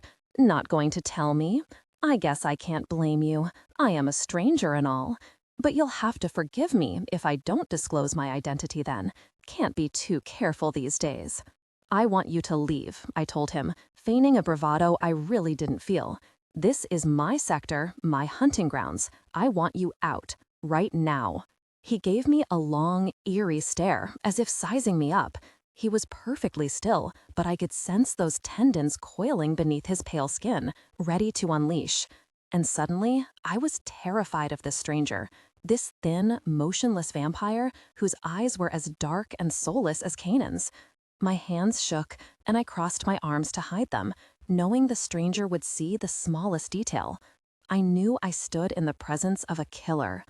Finally, he smiled. "Of course," he said, nodding as he stepped away, and my knees nearly buckled with relief. "Terribly sorry, love. Didn't mean to intrude. I'll be leaving now." He stepped aside, moving toward the door, but paused, giving me a thoughtful stare. "Little bird, your song is so different than his," he crooned, to my utter confusion.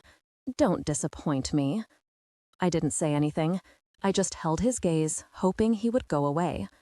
The vampire gave me one last terrible smile, then turned and vanished through the door.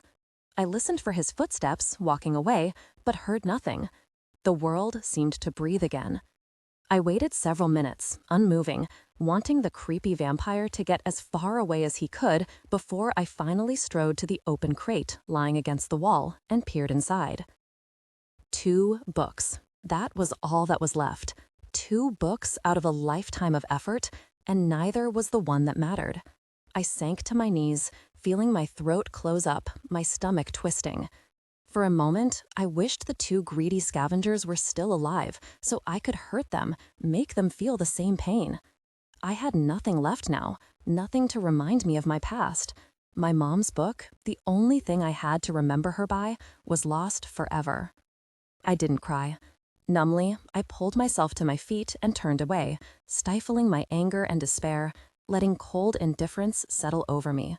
Loss was nothing new. Those 2 strangers only had done what anyone would to survive. Nothing lasted in this world. It was everyone for himself. Allie the Fringer knew that. Allison the vampire just needed the reminder. I left the school without looking back. There was nothing there for me anymore, and I was already putting it from my mind, shoving it down into the deepest parts where I kept all the memories I didn't want to remember. You don't dwell on what you've lost, you just move on. The night was waning, and I had something else to do, one more piece of my past to check on before Kanan discovered I was missing. I made my way to the old warehouse with a growing sense of urgency. Slipping inside the building, I scanned the room and the boxes in the center of the rubble piles, looking for a familiar face. It seemed most of the gang had returned already, for there were about a half-dozen young people bunched together around the fire, talking and laughing. I looked closely at each of them, but Stick was not among them. And then I saw him, huddled off to the side, his thin frame curled around himself. He was shivering, hunched over and miserable, and I felt a flare of anger and disgust. Anger for these people who shunned him, who weren't taking care of their own, who would let him slowly die from starvation and cold right in front of them. But I also felt a sudden contempt towards Stick, who still hadn't learned to take care of himself, who was still relying on others to save him, when it was obvious that they didn't care. Quietly, I made my way through the rubble, keeping to the shadows, until Stick was just a few yards away.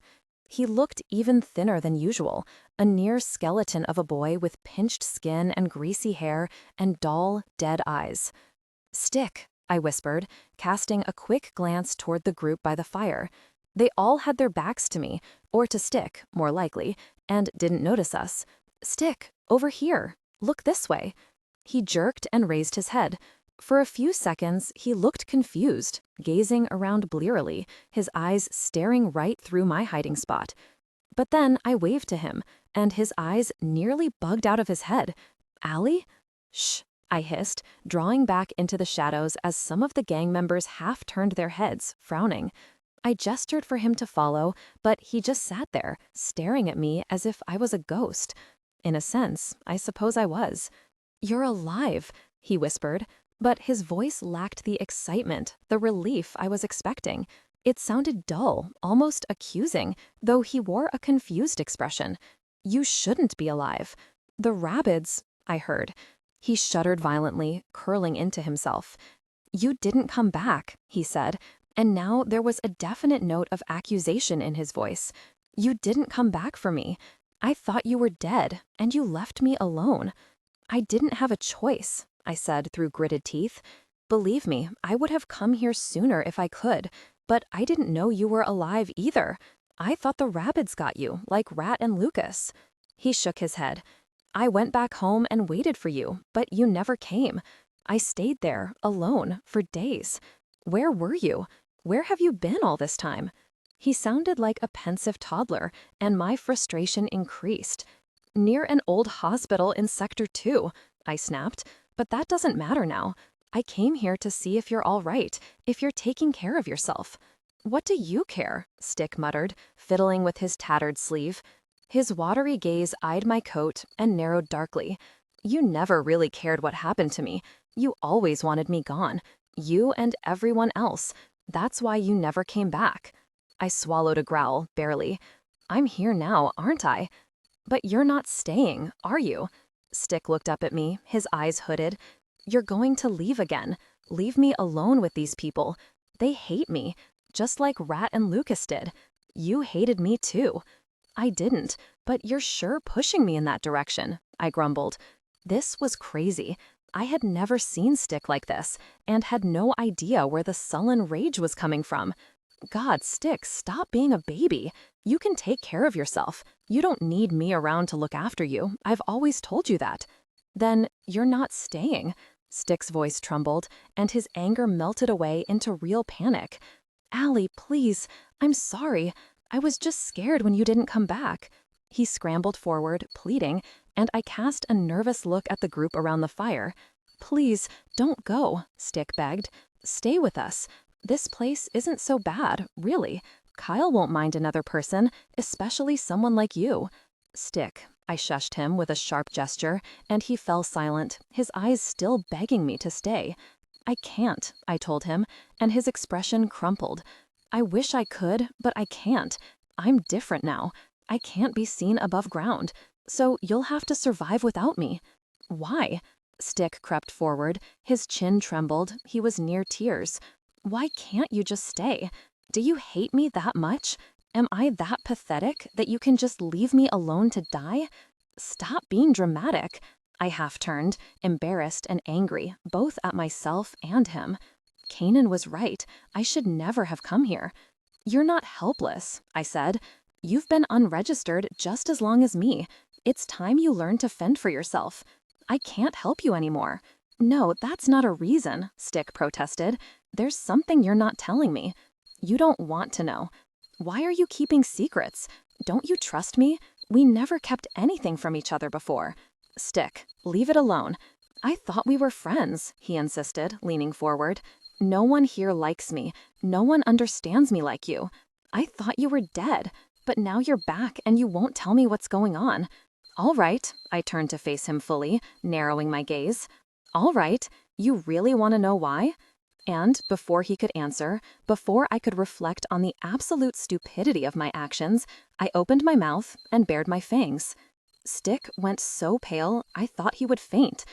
Don't scream, I told him urgently, retracting my fangs, knowing it had been a mistake the second I showed him. I'm not going to hurt you. I'm still me, just different now.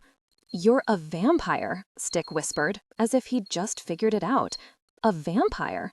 Yeah, I shrugged. I was pulled down by rabbits and would have died, but a vampire happened to be in the area and turned me instead. But the other vamps are looking for us now. That's why I can't stay. I don't want them to come after you too." But Stick was edging away, every muscle in his body tight with fear. "Stick," I tried again, holding out my hand. "It's still me. Come on, I'm not going to bite you or anything. Stay away from me."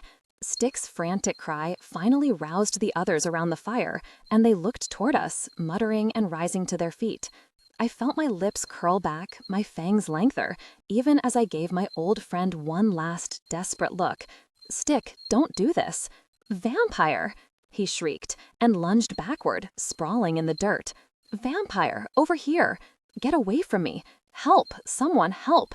I growled and drew back as the group around the fire leaped to their feet, shouting and cursing. Stick half ran, half crawled back to the fire, shouting and pointing in my direction, and the rest of the camp exploded into terrified chaos. Screams of vampire echoed through the warehouse as the small group of unregistereds scattered to every corner of the room, diving through windows and shoving each other aside to escape. Stick gave one last cry and fled into the darkness, out of sight. The noise from the panicked unregistereds was almost deafening, stirring something primal within, something that urged me to give chase, to slip into the crowd and start tearing out throats. For just a moment, I watched the humans scramble to escape a predator they didn't even see, who could kill them before they knew it was there. I could sense the terror, smell the hot blood and sweat and fear, and it took all my willpower to turn away, to draw back into the shadows and leave them alone. They fled before me, but in the mass confusion, I slipped through a window, and I didn't look back until the howls and screams of terror had faded into the night. H.E. was sitting at the office desk when I crept back down the elevator shaft into the hospital. I didn't see him in the reception area or the halls, and thought I was home free as I tiptoed back to my room. But then I passed his office door. "Did you enjoy your time with your friend?" I winced, freezing mid-step. Kaneen sat behind the desk with a stack of files, scanning another document. He didn't look up as I slipped warily into the room. "I had to," I told him softly. "I had to know if he was all right." "And how did that work out for you?" I swallowed hard, and Kaneen finally put down the paper, watching me with unreadable black eyes. "Did he scream?" he asked calmly. "Did he curse you and flee in terror? Or was he understanding and promised nothing would change? Only you could see how terrified he was." I didn't answer, and Kaneen's mouth twitched in a humorless smirk. "I'm guessing there was screaming and running." "You knew," I accused. "You knew I would go after him." "You aren't the most pliable student in the world." Kaneen didn't sound amused or angry or resigned. He just stated it as a fact. "Yes, I knew. Eventually, you would seek out the last remnants of your old life. Everyone does. You aren't one to listen to advice you don't agree with. You had to see it for yourself." That said, his voice went cold and his eyes glittered in that blank, terrifying stare. "Our time together is drawing to a close. If you disobey me again, I will take that as a sign that you don't need a teacher any longer. Is that understood?" I nodded, and Kaneen's expression softened, even if his voice did not. "What did the boy say?" he asked. "After you showed him?" "Nothing," I said miserably. "He just screamed vampire and ran." "After everything I did for the ungrateful little—" I stumbled to a halt, not wanting to think about it, but Kaneen raised his eyebrows, silently telling me to go on. "I knew him for years," I growled. "I shared my food with him, looked out for him, stood up for him when he would have gotten his butt kicked." My chest felt tight, and I crossed my arms. "And after all that—" I paused, not knowing if I wanted to cry or rip a door off its hinges and fling it through the wall. "After all that," I tried again. "He still saw you as nothing more than a monster," Kaneen finished. With a cry, I turned and drove my fist through the wall. The plaster flew inward, leaving a 6-inch hole behind. "Gosh!" I slugged the wall again, feeling it give way with a satisfying crunch. I was his friend. I was the only thing that kept him alive. All those years of picking up his slack, all those years of going hungry so he wouldn't starve. I slammed a fist into the wall once more, then leaned into it, feeling chalky plaster against my forehead. My eyes burned, and I squeezed them shut, willing the pain to go away. He should have known better, I whispered through clenched teeth. He should have known me better. Kanine hadn't moved, letting me rip apart his wall without comment. Finally, he rose, coming to stand just behind me. "Did you tell him where we were?" he asked in a low voice. No. I shook my head against the wall and finally pulled back. I didn't. Wait. Yes, I might have mentioned the hospital, but he doesn't know where it is. I half turned, looking up at Kanine, who watched me gravely. "He wouldn't come looking for it anyway," I said, hearing the bitterness in my voice. "He's too scared to leave the hideout most of the time, much less the sector." "You're still being naive."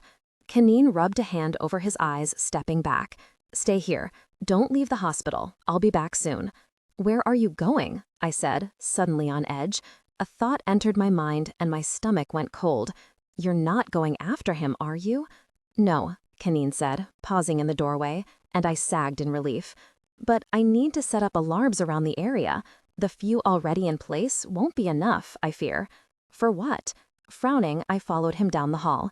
He didn't answer, and I gaped at him as I realized.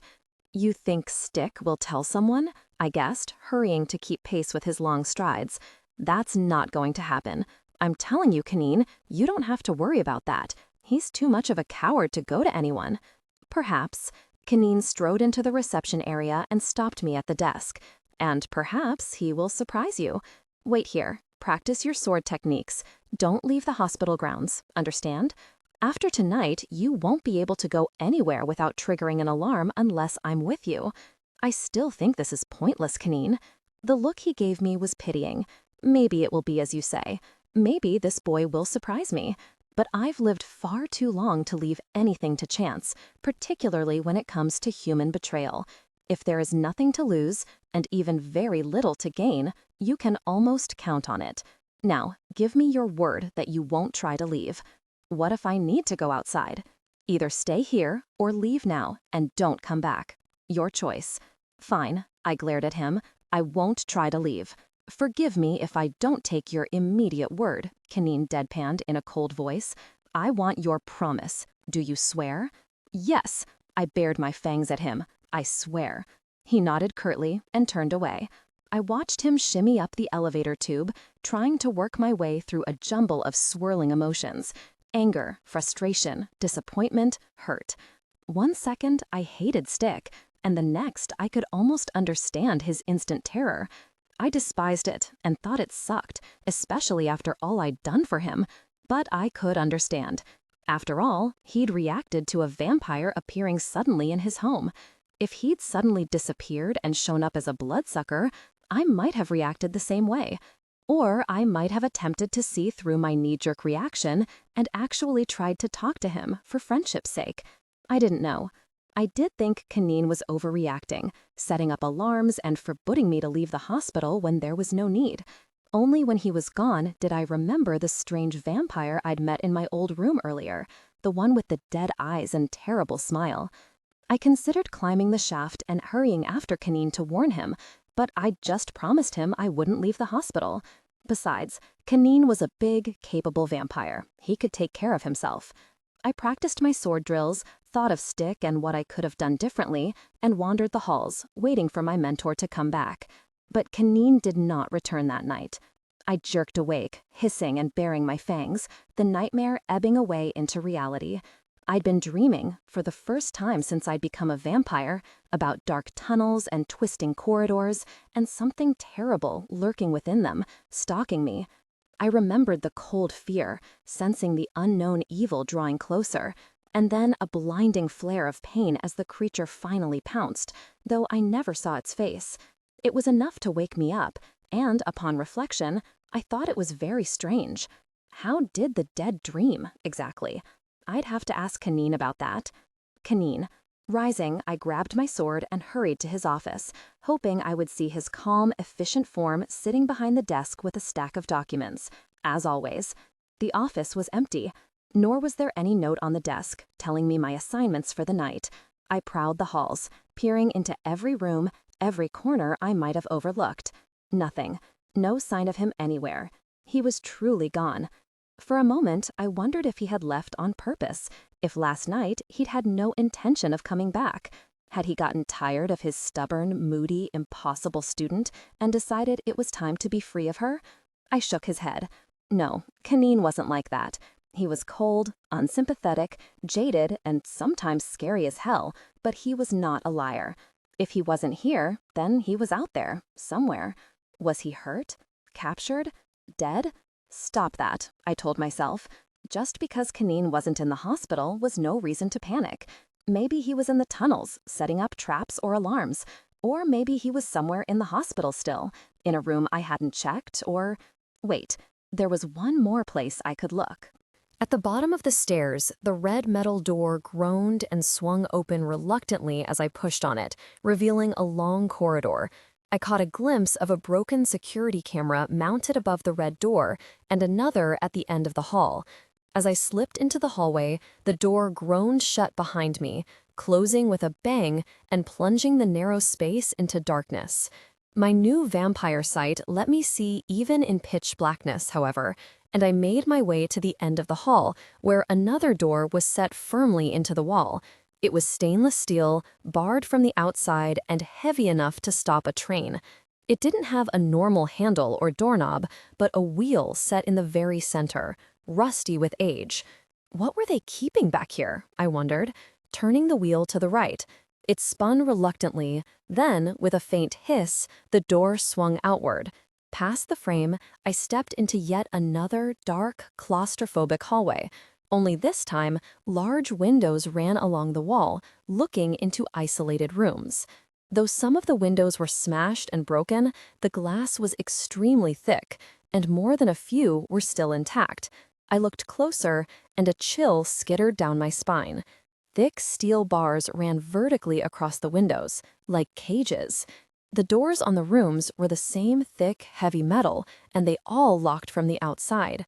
Within each room, the walls were white and crumbling, but I saw gouges in the tile, as if something had clawed at it, all the way down to the metal beneath. "What the hell is this place?" I whispered. My voice slithered into the room, unnaturally loud in the silence. The darkness seemed to reach for me, trying to draw me in. I could smell blood and pain and death, worked into the very walls, seeping from the cracks in the floor. Movement flickered at the corners of my eyes, faces peering out of the glass, ghostly images of things not there. My skin crawled. Whatever had happened here, whatever secrets lay beyond those doors, it was something I didn't want to uncover. There was a thump on the stairwell, soft footsteps padding into the corridor. I shivered with relief. "Kanan," I called, striding up to the thick metal door. It was halfway shut, and I pushed it open. "Where the hell have you been?" And the vampire with the terrible smile grinned down at me. "Hello, love," the vampire purred, smiling as I backed away, drawing my blade as he eased into the room.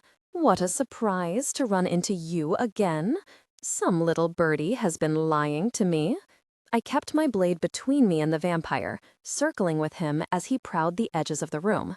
His eyes weren't on me, however, but rather staring blankly at the walls and glass windows lining the hall. "What are you doing here?" I growled, trying to control my fear. "How did you find this place?" The vampire breathed, the air rasping through a windpipe that hadn't been used in years. "That is a fine question, little bird." He reached out and put one pale claw against the glass, pressing his cheek against it. I noticed a splash of old, dry blood on his neck, as if something had slashed at him recently. "Did you know these walls will talk to you, if you ask them? They'll tell you their secrets, though sometimes you have to beat it out of them. Yes, sometimes it was necessary." He straightened and turned to me, his eyes empty black holes in his smiling face. "Where's Kanan?" he asked, in a patient, understanding voice. "Tell me now, and save me the trouble of pulling off your fingers."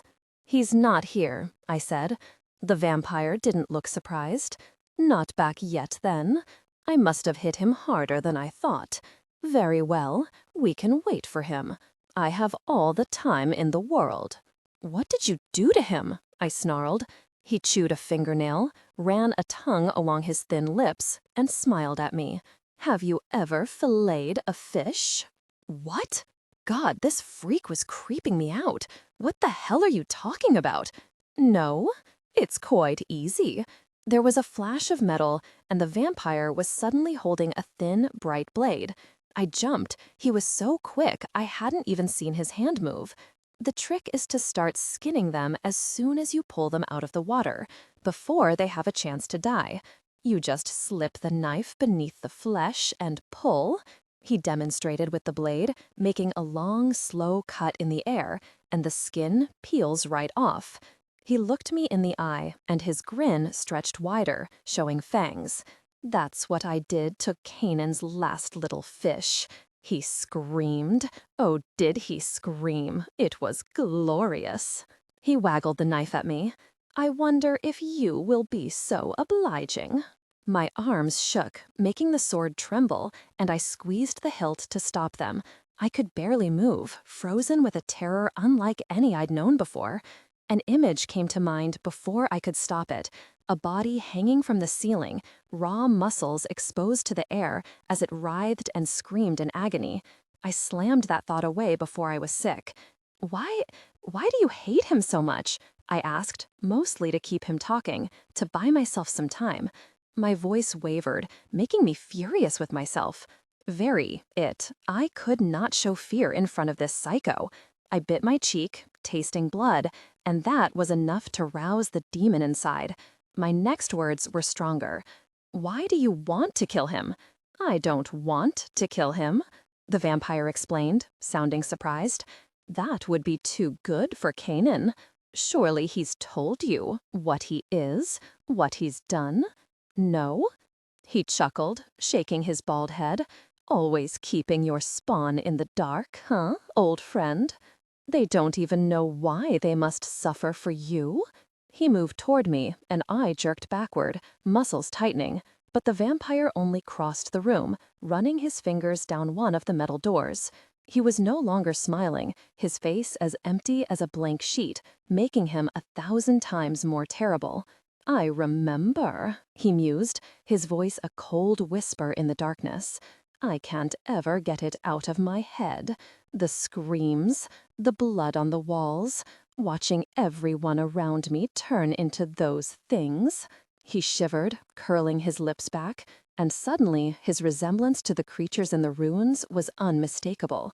They stuck me with the same needles, pumped the same sickness into me, but I never turned. I've always wondered about that. Why I never turned? My eyes flickered to the exit, judging the distance between me and the heavy metal door. Not enough time. Psychovamp was probably just as fast as Canaan, which meant he was much faster than me. I'd have to buy myself more time, a few seconds at least. Keeping one hand on the sword, I slowly reached down into my jeans and closed my fingers around the familiar handle of my knife. Pulling it out slowly, flicking open the tiny blade, I cupped it in my palm, hiding it from view. But I know now. Psychovamp turned, and that awful grin was back on his face. I know why I was spared. To punish the one responsible for our pain. Every scream, every drop of blood, every strip of flesh and shattered bone, I will revisit upon him tenfold. He will know the pain and fear and despair of every life within these walls. I will scour the earth of his blood. I will raise his lineage from existence. And only when his screams and the screams of his offspring replace the ones in my mind, when I can no longer see their faces and hear their cries of anguish, only then will I grant him leave of this world. You're a freaking psychopath, I said, but he only chuckled. I don't expect you to understand, little bird. He turned toward me fully, fingering his blade and smiling. I expect you only to sing. Sing for me, sing for Canaan, and make it a glorious song. He lunged at me, coming in fast and catching me off guard, even though I was expecting it. I swung the katana at him one-handed, aiming for his neck. but he slithered aside, stepped within my guard, and slammed me into the wall. My head struck the glass, and I felt something crack beneath me, either my head or the glass itself. Before I could react, a cold, dead hand clamped around my sword arm, threatening to snap it, and the point of a blade pierced my jaw. "Now, little bird," Psychovamp whispered, pressing his lean body against mine. I tried throwing him off, but it was like steel cables, pinning me to the wall. "Sing for me." I bared my fangs in his face. "Sing yourself," I hissed, and thrust my free hand up, jamming the pocket knife into one crazy black eye. Psychovamp screamed and reeled away, clutching his face. I sprang from the wall and rushed for the door, but I hadn't taken 3 steps when the vampire's scream turned into a chilling roar of fury that made my hair stand on end. Fear made me quick. I reached the exit and lunged through the opening, dropping my blade and spinning around to push it shut. I saw Psychovamp racing toward me, his face a mask of rage, fangs bared, eyes bloody and murderous, and shoved hard on the door. It groaned as it swung shut, and I wrenched the wheel to the left, sealing it tight as a thunderous boom echoed from the other side. My arms shook as I grabbed my katana and backed away from the door. It was strange. I felt my heart should be pounding a mile a minute, my breath coming in short, panicked gasps. But of course, there was none of that. Only the slight tremble in my arms showed how very close I had come to death again.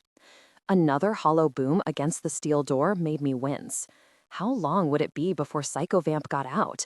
Could he get out? If he did, he would be coming for me, no question about it. I had to put as much distance between me and murderous Psychovamp as I could. I took another step back, turned to flee, and ran into a body in the hallway. Kanan! I nearly fainted with relief, putting out my arms to steady him. Kanan staggered back a step, leaning heavily against the wall. He looked even paler than usual, and his shirt was stained with dried blood, his own. "You're hurt." "I'm all right." He waved me off. "It's old. I've already fed, so don't worry about me." His eyes scanned the hallway, narrowing to slits. "Did Saren come down here?" "Saren? You mean Psychovamp with the messed up face?" Yeah, he did." I jerked my thumb toward the steel door, just as another thud echoed down the hallway, followed by a desperate screech. "Friend of yours, Kanan?" He seemed very interested in peeling my skin off. "You're lucky to be alive," Kanan muttered, shaking his head, and I thought I heard the faintest note of admiration in his voice. He surprised me last night. I didn't think he would find me here so soon. "Are you all right?" He shook himself, pushing off the wall. "We have to get out of here," he continued, staggering away. "Hurry, there's not much time." "You think Smiley can get out of there?" I glanced back at the door. "Really? It's like 2 feet of solid steel." "No, Allison." Kanan looked back at me, his face darkening. "Your friend went to the authorities this evening. He told them that 2 unauthorized vampires are hanging around the old hospital grounds. The prince's men are coming. We have to move now." I stared at him in horror, hardly believing what I just heard. "No," I said as he turned away, walked back down the hall. "You're wrong. Stick wouldn't do that to me. That's the one rule everyone understands. We don't sell each other out to the bloodsuckers." "You are a bloodsucker now," Kanan's voice echoed back, dull and weary. "And it doesn't matter. Someone tipped them off, and they're on their way. If they catch us here, they'll kill us. We have to get out of the city." "We're leaving?" I hurried after him, feeling my stomach twist. "Where are we going?" "I don't know." Kanan suddenly slammed a fist into the wall, making me jump. "Very it," he growled, bowing his head. "Very it. I was so close. If I only had a little more time." He smashed his fist into the wall again, leaving a gaping hole, and I shifted uncomfortably. It occurred to me that whatever he'd been looking for, whatever he had been researching all this time, was lost. Either he hadn't found it, or it wasn't here in the first place. Weeks of searching, reading endless files and documents, all for nothing in the end. And then everything, the research, the hospital rooms, the crazy vampire with a vendetta against Kanan, clicked into place. And I felt like an idiot for not realizing it sooner. It was you. I stared at the hunched figure against the wall. and I couldn't be sure, but I thought I saw his shoulders flinch, just a little at the words. You were the vampire, the master, that sold out the other vampires for a cure to red lung. You were the one working with the scientists. And this place? I glanced back at the steel door. This was where it all happened. That was what Smiley was talking about. The experiments, the screaming. You're the one responsible for the rabbits. Kanan straightened, though he didn't look at me. That vampire is gone, he said, in the coldest voice I'd ever heard. He was foolish and idealistic, and his faith in mankind was horrendously misplaced. It would have been better had he let the virus run its course. Some humans would have survived. They always survive. And if our kind had starved, if vampires all went extinct, maybe that would have been preferable to this. I was silent, not knowing what to say. I thought I would hate him. This was the vampire whose actions had created something horrible, who was responsible for the spread of the rabids, who had inadvertently caused the enslavement of the entire human race. But even in my darkest, angriest moments, I could not match the depth of loathing I heard in Kanan's voice, the absolute hatred for the vampire who had doomed both species, and the desperate need to make things right. Let's go, he finally said, starting forward again. We have to keep moving. Take nothing you don't need. We'll want to travel light, and we have only a few hours to clear the wall and get out of the ruins. I'm good to go, I said, holding up my sword. I don't have anything except this. It was kind of sad, really, that I'd lived in a place for 17 years and had nothing to show for it but a sword and the clothes on my back. And they weren't even mine. For a second, I wished I had some keepsake of my mom's, something to remember her by, but the vampires had taken even that. And then it really hit me. I was leaving. I was leaving the only place I'd ever known, the place that had been home my entire life. What lay beyond the wall, beyond the ruins, I had no idea. From what Kanan told me, I knew there were other vampire cities, scattered about the wilderness, but I had no idea where any of them were located. Kanan always seemed reluctant to talk about his travels, about the world outside, so it rarely came up. Were there humans out there, scorning vampire protection, living free? Or was the world beyond a wasteland of dead buildings and forests teeming with rabbits and other horrors? I guessed I would find out, because Kanan was giving me no time to consider. Hurry, he snapped as we jogged to the elevator shaft. This would be the last time we used it. Get up there now. They're probably almost here. I scurried up the dark tube and came out in the hospital rooms, stepping aside so Kanan could follow me up. Around us, the blackened remains stood silent, but across the empty lot, slithering like the wind through the grass, I could hear footsteps. Lots of footsteps, coming this way. And then, over the tops of the grass and weeds, I saw them. Vampires. A whole lot of them, their skin pale under the glowing moon, moving in tandem over the lot.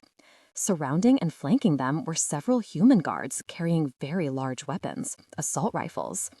The vampires looked unarmed, but the sheer number of them, gliding noiselessly through the weeds like an army of corpses, made me bite my lip until I tasted blood. Kanan gripped my shoulder, and I glanced up at him, trying to hide my fear. He pressed a finger to his lips and pointed silently into the city. We slipped away into the darkness as voices and the steady march of footsteps drew closer to our location. Kanan was relentless, leading me through the city, down side streets, into alleyways, under and through old buildings on the verge of collapse. It was a good thing I never got winded or tired anymore, running along behind Kanan as we fled the army at our backs. Frighteningly, our pursuers didn't get tired either, and had apparently called in reinforcements once they discovered we were on the run. Vehicles and armored trucks scoured the once empty streets, bright spotlights piercing the darkness, armed guards ready to open fire at anything that moved. All humans had wisely moved indoors. Not even the gangs were roaming the alleyways tonight. A city-wide manhunt, where even the vampires were out in the open in large numbers, was cause enough for the bravest thug to stay off the street. The streets rapidly became too dangerous for us to cross, but Kanan wasn't planning on staying above ground for long and took us into the undercity as quickly as he could. Prying up a manhole cover, he motioned me down the hole, and I dropped into the belly of the city without hesitation. We can't slow down, Kanan cautioned after he'd landed noiselessly beside me. They'll be searching the tunnels as well, perhaps even more extensively than the streets. But at least down here, we'll be out of the open, away from the trucks. I nodded. Where to now? We head for the ruins. Past the edge of the city, they probably won't follow us.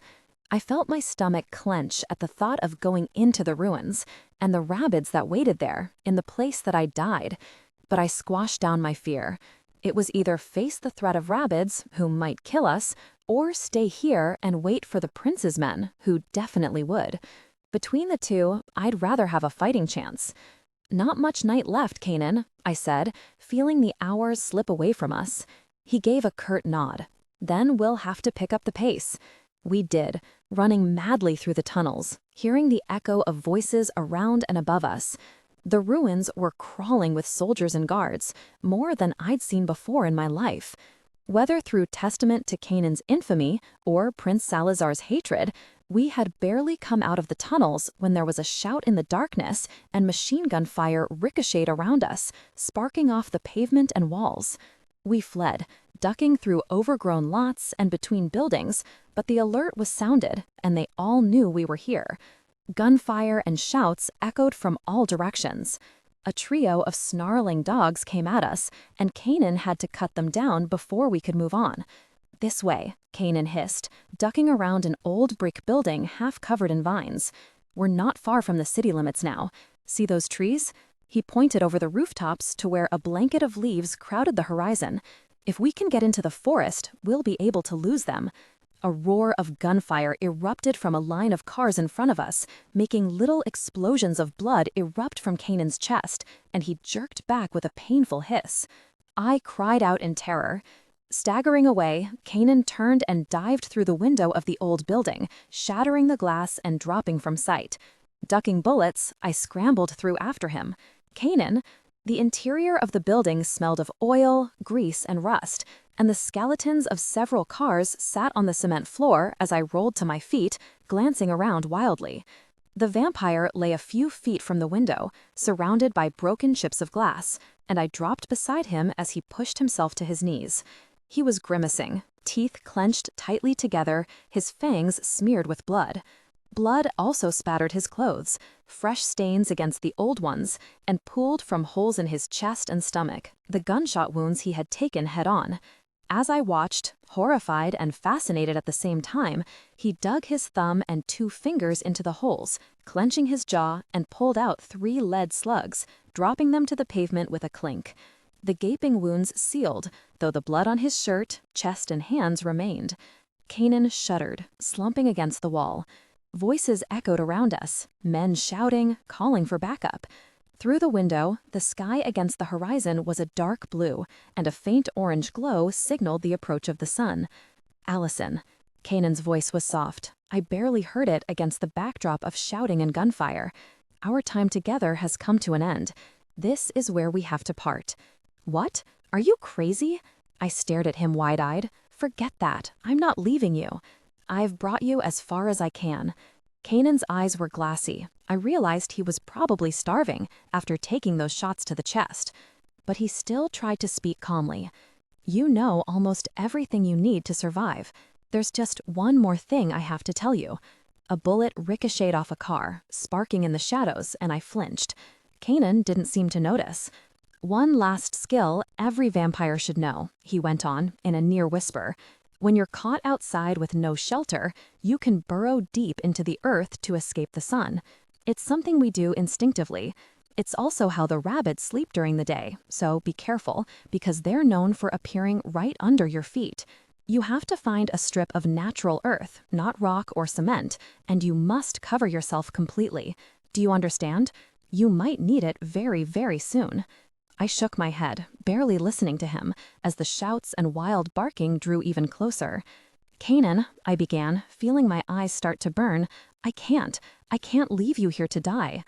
Don't underestimate me, girl, Kanan replied with the faintest of smiles. I've lived a long, long time. You think this is the worst situation I've encountered? The smile got bigger, more evil, before he became serious again. You, however, You will not survive this. Not now, not as you are. So you go out there and you live and get stronger. And someday down the road, we might meet again. A howl of discovery and a hail of gunfire peppered the wall as we ducked down even farther. Kanan snarled, fangs springing to light, the glassy look in his eyes getting brighter. He looked at me and curled his lip. Go, head for the forest. I'll keep them busy for a while yet. A bullet hit the wall, spraying us with grit, and he growled. Go, leave me. Kanan, he roared, his face turning demonic, the first real glimpse of what he could become, and I shrank back in terror. Go, or so help me, I will tear your heart out myself. I bit back a sob. Turning, I crawled across the floor and slipped through a broken window on the far wall, half expecting a bullet in the spine at any second. I didn't look back. Kanan's howl rose into the air, a chilling sound of defiance and rage, followed by a frantic burst of gunfire and a desperate scream. Reaching the edge of the lot, I fled into the ruins, hot, bloody tears streaming down my face, blinding me.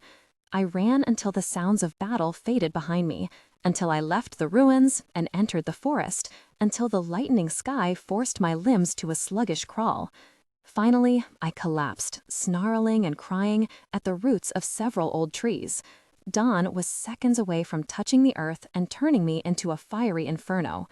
Half blinded by red tears, I buried my fingers in the cool, damp ground, scraping away dirt and leaves, wondering if I could really burrow fast enough to escape the sun. It was hot, so very hot. I scraped faster, frantic, wondering if smoke really was rising from my skin. The earth rippled and seemed to melt beneath me, swallowing me up. I dropped into a black hole, cold dirt settling around me like a cocoon, and the heat vanished immediately. Cool, blessed darkness flooded in, and then there was nothing. Shaking free the dirt that clung to my hair and clothes, I gazed around, listening for gunfire, for any signs of life in the darkness. Nothing moved except the leaves rustling in the trees above me. Through the branches, the sky blazed with stars. Kanin was gone. I searched the area half-heartedly, backtracking toward the edge of the ruins, but I knew finding him was impossible. If he was dead, there would be nothing left behind but ash. I did stumble across a couple of human corpses, torn apart and savaged by what looked like a vicious beast. One of them still clutched an assault rifle in one bloody hand. I examined it, but the gun was empty, the round spent, and it was too useless and awkward to take with me. Only when I was certain I was truly alone did I wonder what I would do next. Gosh, you, Kanin, I thought, trying to stifle the fear, the uncertainty, threatening to smother me. Where could I go now? What was I going to do? I didn't dare go back to the city. The prince would certainly have me killed for my association with the vampire world's most wanted. But whatever lay beyond the ruins was a mystery. What was out there, really? Another vampire city, perhaps? But maybe not. Maybe it was all wilderness, as far as the eye could see. Maybe nothing existed out there but rabbits, crawling over everything, killing any human they came across. But I wasn't human anymore, and I wasn't as afraid of them as I once was. I was part of their world now, part of the darkness. I was still scared. I hated the thought of leaving home and the relative safety of the city. But there was a part of me that was a tiny bit excited as well. Maybe everything in my short, miserable life had led up to this. I was outside the walls. I was far from vampire influence. True, I was dead, but there was a strange freedom in that. Everything in my other life was gone. I had nothing to go back to. Go out there and live, and get stronger. All right then, Kanin, I muttered. Guess I'll just go see what's out there. Turning, I gazed through the trees, back toward the ruins and the city, sparing one last look at the lights of my old home. Then, with nothing but my sword and the clothes on my back, I put New Covington behind me and stepped forward into the wilderness. And I didn't stop until I was certain I would see nothing but trees if I looked back. Monster. That first night, I walked through trees and brush and tangled undergrowth, shaking my head at the vastness of it all, wondering if it would ever end. There was no road to follow, at least not where I had come out. After spending my entire life within the city walls, this alien, green and brown world felt hostile and dangerous, like it was trying to drag me down and swallow me whole. I did stumble upon a few leftovers of human civilization. Old houses crumbling under carpets of weeds and moss, a few rusty car skeletons choked with vines, but the farther I got from the city, the wilder the forest became. I'd had no idea it was this big, that trees could just stretch on forever and ever. I thought of New Covington and wondered how many years it had left, how long until nature crawled up its walls and smothered it completely. And unlike the empty city with its silent streets and cold dead buildings, the wilderness was alive. Everything moved out here. Branches sighed in the wind, insects buzzed through the air. Things rustled in the bushes just out of sight. At first, it was unnerving. I'd grown up on the street where every noise or sudden movement made you flinch and tense to run. But after a couple nights of this, listening to things flee from me, I came to the conclusion that there was nothing beyond the city that could really put me in any danger. I was a vampire. I was the scariest thing out here. I was dead wrong, of course. Just after dusk one evening, I stumbled upon a slow-moving stream and followed it for a while, wondering if it led anywhere. I caught glimpses of several deer and a raccoon at the water's edge, and figured more animals would be drawn to the water. But I'd grown so used to seeing wildlife by now that I didn't think much about it. There was a low growl in the shadows ahead, and I froze. Something massive and dark lumbered out of the trees, coming to a stop a few yards away at the edge of the water. It was the biggest animal I'd ever seen, with shaggy brown fur, huge shoulders, and enormous yellow claws. It snuffed at me, then raised its lip, revealing a set of huge teeth, some as long as my fingers. My stomach dropped. I'd heard the stories the old-timers of the city would throw around sometimes of the wild creatures that lived beyond the walls, breeding and populating without restraint. But the word bear didn't do the real animal justice. This thing could tear a rabbit in two without thinking about it. It could probably give a vampire a run for its money, which meant I might be in a bit of trouble here. The bear stared at me with beady black eyes, huffing softly, shaking its huge head as if confused. I stood rigidly still and tried to remember what you were supposed to do if you met a bear out in the woods. Fall down? Play dead? Yeah, that didn't sound like a good idea at all. Slowly, I reached back and grasped the hilt of my sword, ready to draw it if the bear charged. If I landed one good solid blow on the neck behind its head, maybe that would be enough to kill it, or at least slow it down. And if that didn't work, I could always climb a tree. The bear snorted at me, nostrils twitching. It swayed back and forth, making low, groaning sounds in its chest, scraping the dirt with its claws. I got the distinct impression that it was confused. Maybe I didn't smell like prey. Maybe I didn't smell alive at all. But it turned, and with one last grunt in my direction, lumbered away into the woods. I waited until I could no longer hear it plowing through the undergrowth, then hurried away in the opposite direction. Okay, so there were bigger, scarier things out here than rabbits. Good to know.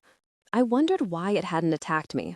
Had it sensed another predator, like itself, and decided to look for easier prey? I didn't know, but I could guess that the bear thought I was something unnatural, something that didn't belong in this leafy world with its endless trees. The wildlife out here probably didn't meet many vampires. I also wondered what the rest of New Covington would say if a bear came waddling down the street into the city. I smirked at the thought. They'd probably crap their pants. If Stick saw one, he'd faint dead away. My smile faded. Where was he now, I wondered. Was he still living in the warehouse with the other unregistereds? Or had he sold me out to move into the vampire towers, to be fed and taken care of, beginning a new life as a pet? I growled and grabbed a branch, tearing it away from the trunk. He wouldn't do that to me, I told myself angrily. It couldn't have been him. We looked out for each other, watched each other's backs. I had saved his life countless times. He wouldn't just throw all that away, as if all those years meant nothing to him, as if I was dead to him now. The enemy, a vampire. Stop kidding yourself, Allie. Who else could it have been? I sighed and kicked a rock, sending it flying into the undergrowth. The way Stick had looked at me that night in the warehouse, that was true terror. I'd seen it in his eyes. Allison Sekemoto, the girl who looked after him for years and years, was dead. My emotions still held a stubborn hope that humans could be loyal, that they could hold out against the promise of an easy life. But I knew better. Unregistered or not, if offered a way out of being hungry and cold and dumped on, Stick would take it in a heartbeat. It was just human nature. The wilderness went on, and I wandered for several nights, not knowing or caring where I was going. When dawn tinted the skies pink, I burrowed into the earth, only to awake the following night with no sense of where I was or where I should go next. I met no one in my travels, human or vampire, though the woods were teeming with wildlife, most of which I had never seen before and knew their names only through stories. Fox and skunk, rabbit and squirrel, snakes, raccoons, and endless herds of deer.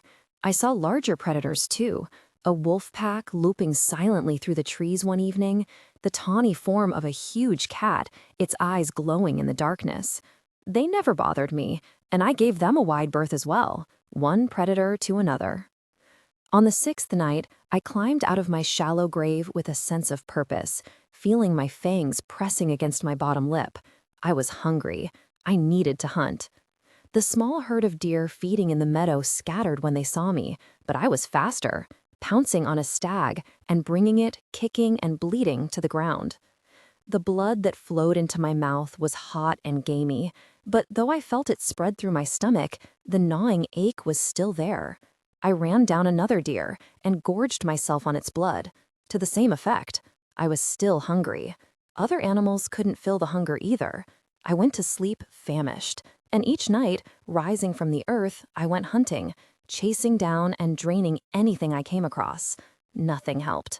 My stomach was full, sometimes overly so. I could feel it pressing against my ribs, but the hunger only got stronger. Until, one night, starving and desperate, I chased a doe out of the briars, lunged forward to grab it, and landed on a stretch of pavement. Blinking, I stood, letting the deer bound away into the trees. I was in the middle of a road, or what had been a road. Most of it was covered in weeds and brush, and grass was pushing up through numerous cracks in the pavement. Forest was closing in on either side, threatening to swallow it whole, but it was still there, a narrow strip cutting through the trees, vanishing into the darkness in both directions. I stifled a flare of excitement. There was no guarantee the road led anywhere now, but following it was a lot more promising than wandering aimlessly through the wilderness, and right now, I'd take what I could get. Picking a direction, I began walking. I slept one more day, burrowing into the earth on the side of the road and waking the next night completely starved. My fangs kept slipping out on their own, and I found myself perking at every rustle, every movement in the darkness around me. The urge to hunt was almost overwhelming, but I'd only be wasting time and energy, and it wouldn't stop the awful hunger gnawing at my insides. So I kept walking, following the road, my mouth as dry as grit, and my stomach threatening to eat its own lining. A few hours from dawn, the woods finally began to thin out. Not long after that, they turned into rolling grasslands, with barely a tree to be seen. I was relieved, for I had seriously started to think the woods went on forever. The road widened as it cut across the plains. It was quiet out here, unlike the forest, with its constant rustle of small creatures in the brush, the hiss of wind moving through the leaves. Except for my soft footsteps against the pavement, the world was silent and still, and the stars blazed overhead, stretching on forever. So I heard the rumble of engines a very long ways off, probably several miles in the distance. At first, I thought I was hearing things. Coming to a stop in the middle of the road, I watched, fascinated, as headlights appeared and the rumbles grew louder. Gliding over a rise were two short, sleek machines. They weren't cars or trucks or any type of vehicle I'd seen before. They had two wheels and moved faster than a car, but it was difficult to see anything else beyond the headlights. Watching them approach, I felt a ripple of excitement. If there were strange vehicles like these on the road, then maybe humans lived outside the wall after all. The headlights drew closer, shining in my eyes, nearly blinding me. Somewhere in the back of my mind, the old Allison, the wary, cautious street rat, was telling me to get off the road, to hide, to let them go by without knowing I was there. I ignored the voice. My gut told me that whatever powered these strange machines was human. I was curious. I wanted to see it for myself. I wanted to see if humans could live outside the city, away from vampire influence. And I was hungry. The vehicles pulled to a stop a few feet away, and the rumble of engines kicked off, though the lights remained, shining in my eyes. Raising a hand to shield my gaze, I heard a rusty squeak as something stepped off the machine, coming to stand beside it. Well, well. The voice was deep and mocking, and a large, rough-looking man stepped forward, silhouetted against the light. He was tall and barrel-chested, with tattoos covering his arms like sleeves. Another covered half his face, the image of a grinning dog or wolf or coyote, baring its fangs at me. "What do we have here?" he mused. "You lost, little girl? This is a bad place for you to be stranded, all alone, at night."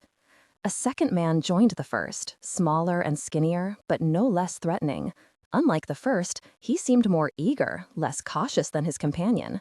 He had the same dog tattoo on one shoulder and a bright, hungry gleam in his eyes. "We don't see many difficult people out here," he agreed. "Why don't you stay with us for a while?" I bristled, backing up a step, fighting the urge to snarl at them. This had been a mistake. They were human, and worse, they were men. I knew what they wanted. I'd seen it on the street countless times, and it made my gut tense. I should have stayed hidden, should have let them go by. But it was too late. I could taste the violence on the air, smell the tension and sweat and blood pumping below their skin. Something inside me responded, rising eagerly, the hunger, a dancing flame in my gut. There was a metallic click, and the first man drew a gun, pointing the barrel at my face. "Don't even think of running," he crooned, baring yellow, uneven teeth in a wide grin. "Just come over here and make it easy on yourself."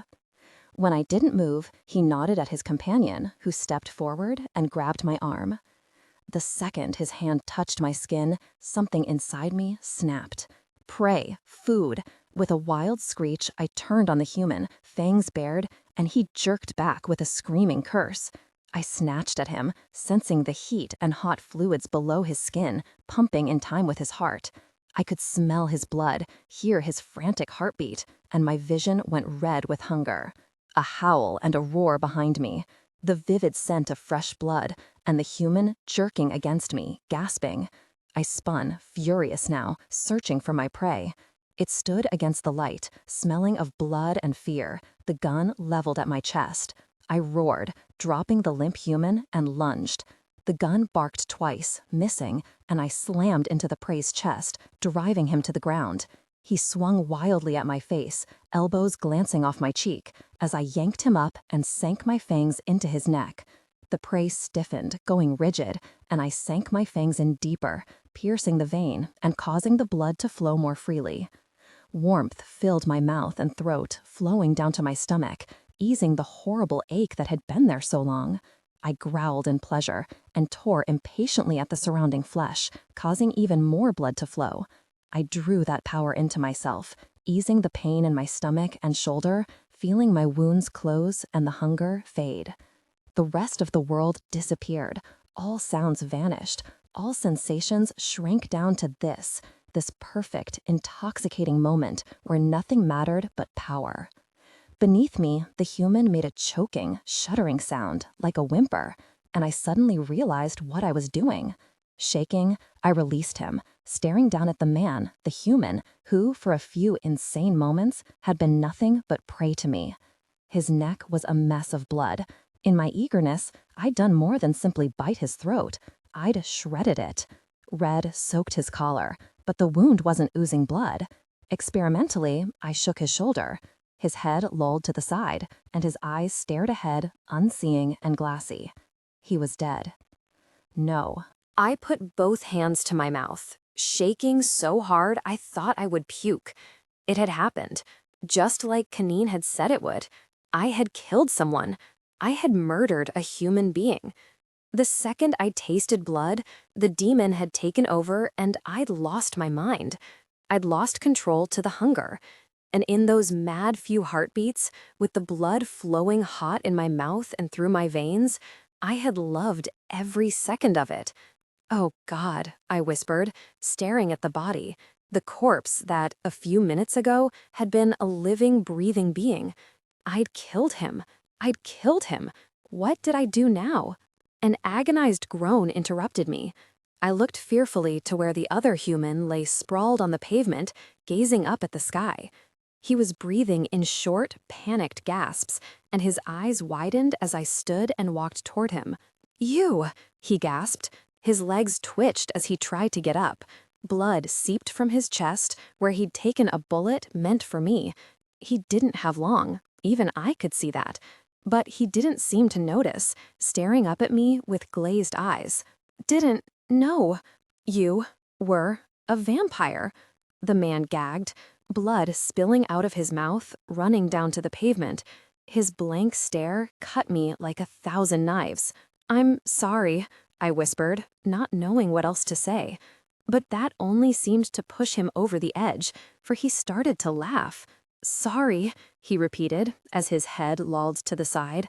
"Vampire kills my mate, then says she's sorry." He collapsed into uncontrollable giggles, choking on his own blood. "This is a joke, right?" he whispered, as his eyes rolled up in his head. "A vampire joke?" Jackal would have laughed. He didn't move again. I might have stayed there, kneeling in the cold grass, the smell of blood clogging my nose and mouth, except the sky over the hills was lightening, and my internal clock warned me dawn wasn't far away. For a moment, I wondered what it would be like if I just stayed above ground. Met the sun, as Kanine once said. Would it burn me to ash? Would it take very long? Be very painful? I wondered what lay beyond. I'd never been very religious, but I'd always believed vampires had no souls, and no one knew what happened to them when they finally left the world. It didn't seem possible that I, a monster and a demon, could ever have a shot at heaven or eternity or whatever happened when humans died, if such a thing existed. But if heaven existed, then so did the other place. Shuddering, I crawled into the grass and burrowed deep into the earth, feeling it close around me like a grave. I might be a demon and a coward, and I might deserve to burn, but in the end, I didn't want to die. Even if it damned me to hell, I would always choose to live. Though, for the first time since the attack, that terrible night in the ruins, I wished Kanine hadn't saved me, after all. The bodies were still there, stiff and waxy, when I rose the next evening. They had already attracted a flock of crows and other carrion birds.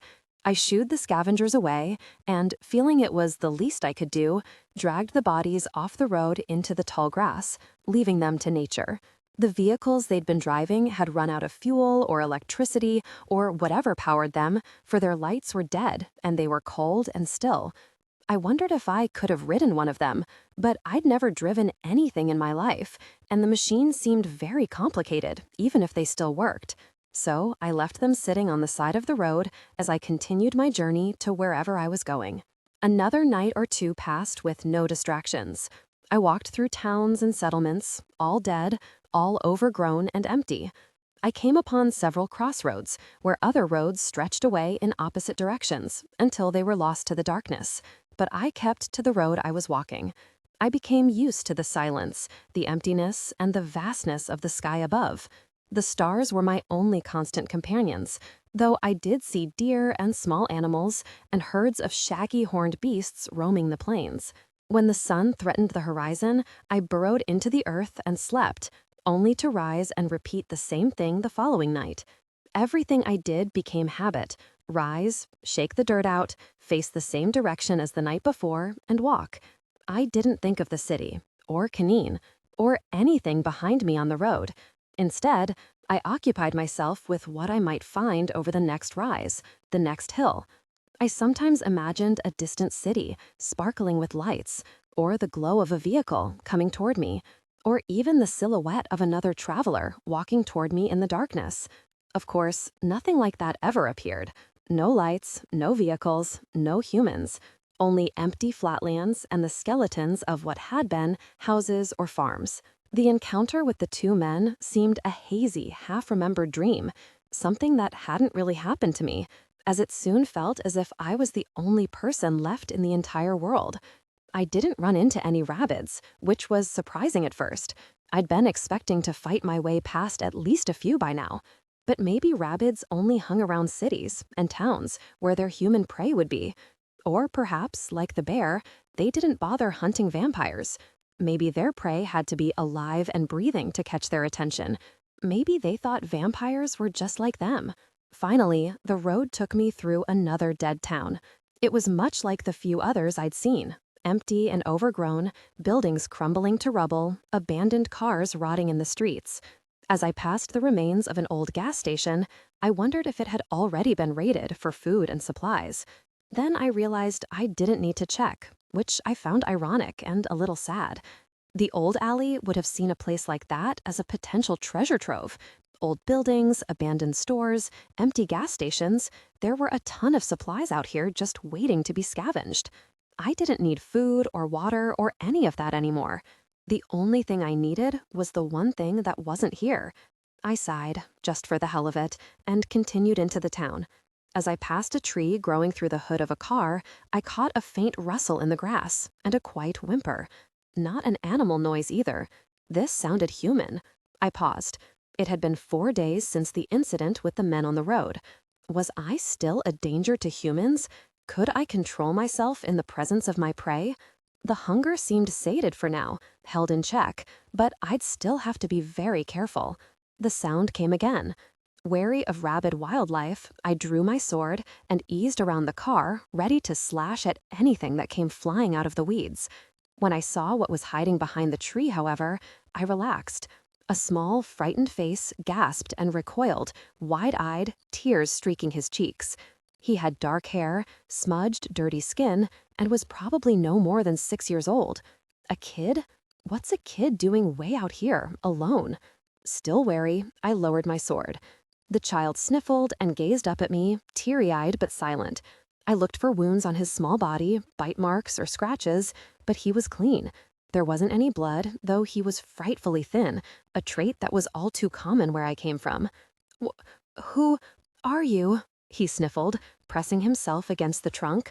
"I don't know you. You're a stranger." "It's all right. I'm not going to hurt you." Sheathing the blade, I knelt beside the kid, holding out my hand. "Where do you live?" I asked gently, stunned that someone would let a child roam around these streets at night. Did they want him eaten by rabbits? "Where's your mom and dad?" "I don't live here," he whispered, hiccuping with the effort not to cry. "I don't have a mom or a dad. I live with everyone, but now I can't find them." He wasn't making much sense, and the last sentence had finally dissolved into a frightened wail, setting my teeth on edge. We'd never get anywhere like this, and his howling could attract rabid animals at the least.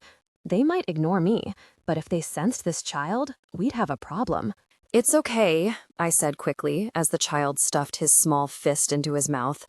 "It's all right. We'll find everyone else. There are other people here, right, in the town?" He nodded. "They were looking for food and stuff," he said, pointing a grubby finger in an indiscriminate direction. "Over there, I think. I had to go potty, but when I came back, they were gone. So hopefully they'd be close, whoever they were. Probably an aunt or a relative or something, since the kid didn't have any parents." His bottom lip trembled, and I scrubbed my eyes. "Let's go look for them," I said, standing up. "Come on. I'm sure they're looking for you too." "What?" The Fringer street rat in me recoiled, aghast. "What are you doing, Allison? You don't know this kid. Why are you getting involved?" I ignored the voice. What was I supposed to do? I certainly couldn't leave a child out here alone. Not even I was that callous. I'd drop him off with his parents or guardians or whomever, and then I repressed a shiver. When was the next time I might run into humans? If I returned this child to his guardians, they would probably be relieved. They might ask me inside, offer to let me spend the night. It would be easy enough, while they were sleeping, to slip up beside them. Horrified, I shut those thoughts away. But what could I do?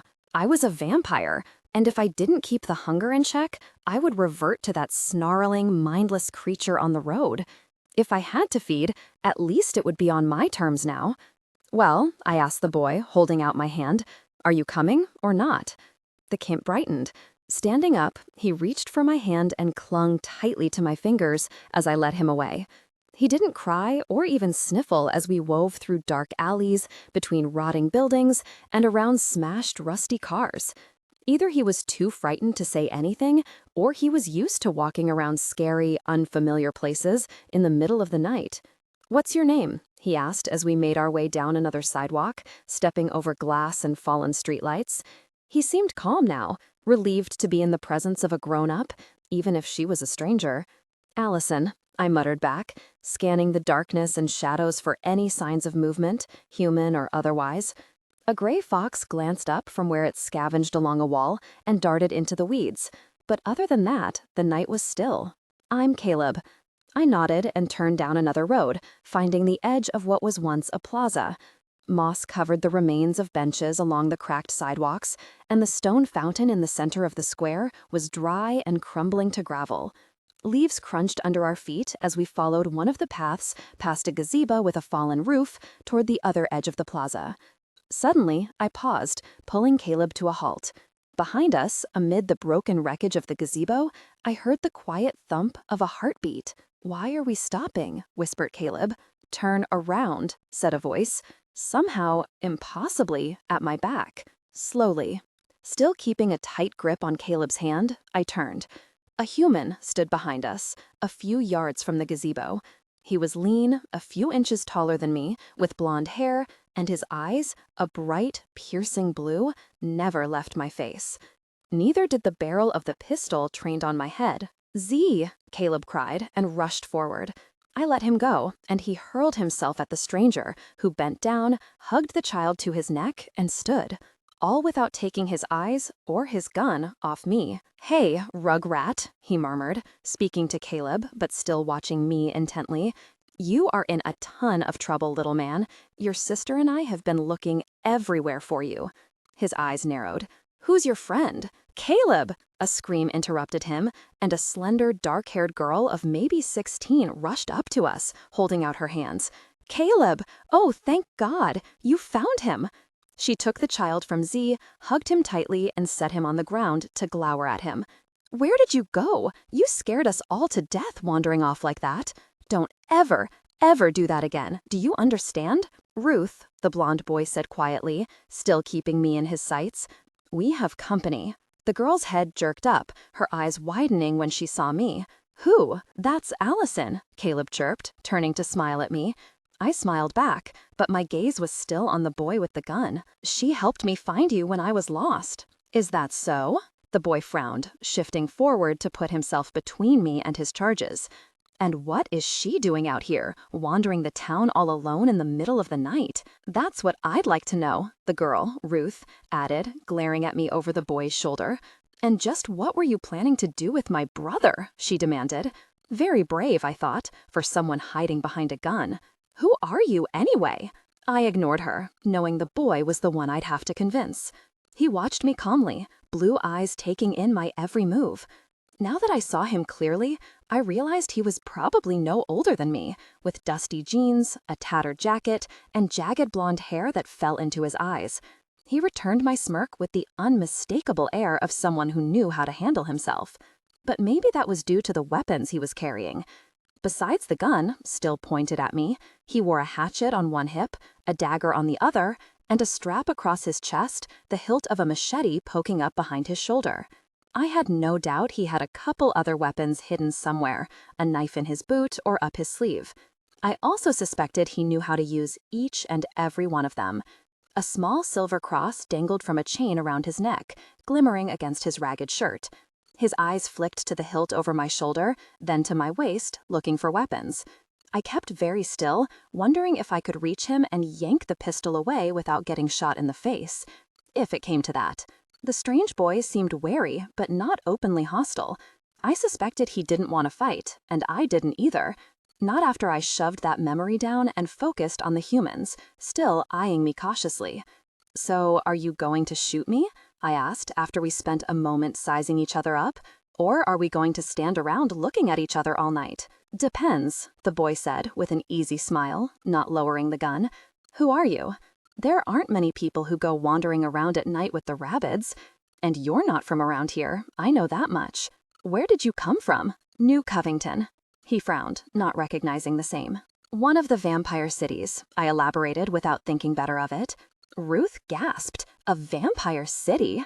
Zeke, come on." She tugged at his sleeve. "We should get back to the others, warn them." Her dark glare stabbed at me behind his arm. "She could be one of those pets Jeb told us about. She could be out hunting for new blood slaves." "I'm not a pet," I snapped at her. "And pets don't bother hunting for blood slaves. They let the raiding parties do that. Do you see anyone else around here?" The boy, Zeke, hesitated, shaking off Ruth's arm. "If you came from a vampire city, what are you doing here?" he asked in a reasonable voice. "I left." I raised my chin and stared him down defiantly. "I got tired of being hunted, of watching the vamps do whatever they want to us, because we're just animals to them. Better to take my chances outside the wall and free than stay in the city as a slave to some bloodsucker.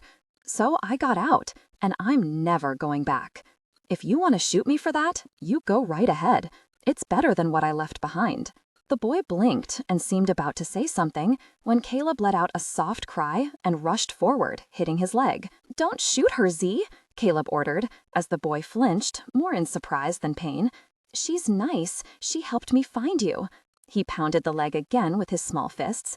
"If you shoot her, I'll be mad at you forever. Leave her alone." "Ow. Okay, I won't shoot her." Zeke winced and lowered his pistol, as Ruth grabbed Caleb by the arm, dragging him away. "I wasn't going to anyway." He sighed and sheathed the gun in a back holster, turning to me with a resigned shrug.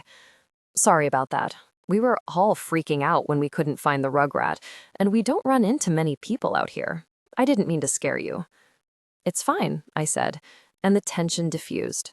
Ruth was still glaring at me, with Caleb in her arms now, squirming to get down. But she seemed petty and unimportant compared to the boy across from me. He smiled and suddenly looked younger, far less threatening. "Let's try this introduction thing again," he offered with a rueful look. "Thank you for bringing Caleb back. I'm Zeke Cross. This is Ruth," he nodded to the girl, who narrowed her eyes even more. "And you've already met Caleb. Allison. Or Allie." I nodded at them, looking around for other humans besides the trio, finding none. "What are you doing out here? Is it just the three of you all alone?" He shook his head, raking bangs out of his eyes. "Just passing through, like you said. We stopped here to look for supplies before we move out again." "How many of you are there?" "About a dozen." He blinked, regarding me intently. I raised an eyebrow and gazed back. "You really came from a vampire city?" he asked in an odd voice. "And you've been traveling since then, all alone? Do you know how dangerous it is out here?" "Yes." I reached back and touched the hilt of my katana. "And you don't have to worry. I can take care of myself." Zeke whistled softly. "I don't doubt it," he muttered, and I thought I caught a hint of respect below the quiet surface. He blew out a breath and smiled at me. "Listen, I have to get these two," he nodded at Caleb and Ruth, "back to the others before Jeb goes through the roof. Do you need anything? We don't have much, but I'm sure we can spare a bag of chips or a can of beans or something. You don't look like you've eaten much lately." I blinked in shock. His offer seemed genuine, which caught me off guard, making me wary again. Humans never gave food away to complete strangers. But before I could say anything, Ruth put Caleb down and stalked forward, eyes blazing. "Zeke," she hissed, tugging his sleeve again. He sighed as she bent close. "We don't know anything about her," she said in a whisper, though I could hear every word. "She could be a thief or a pet or a kidnapper for all we know.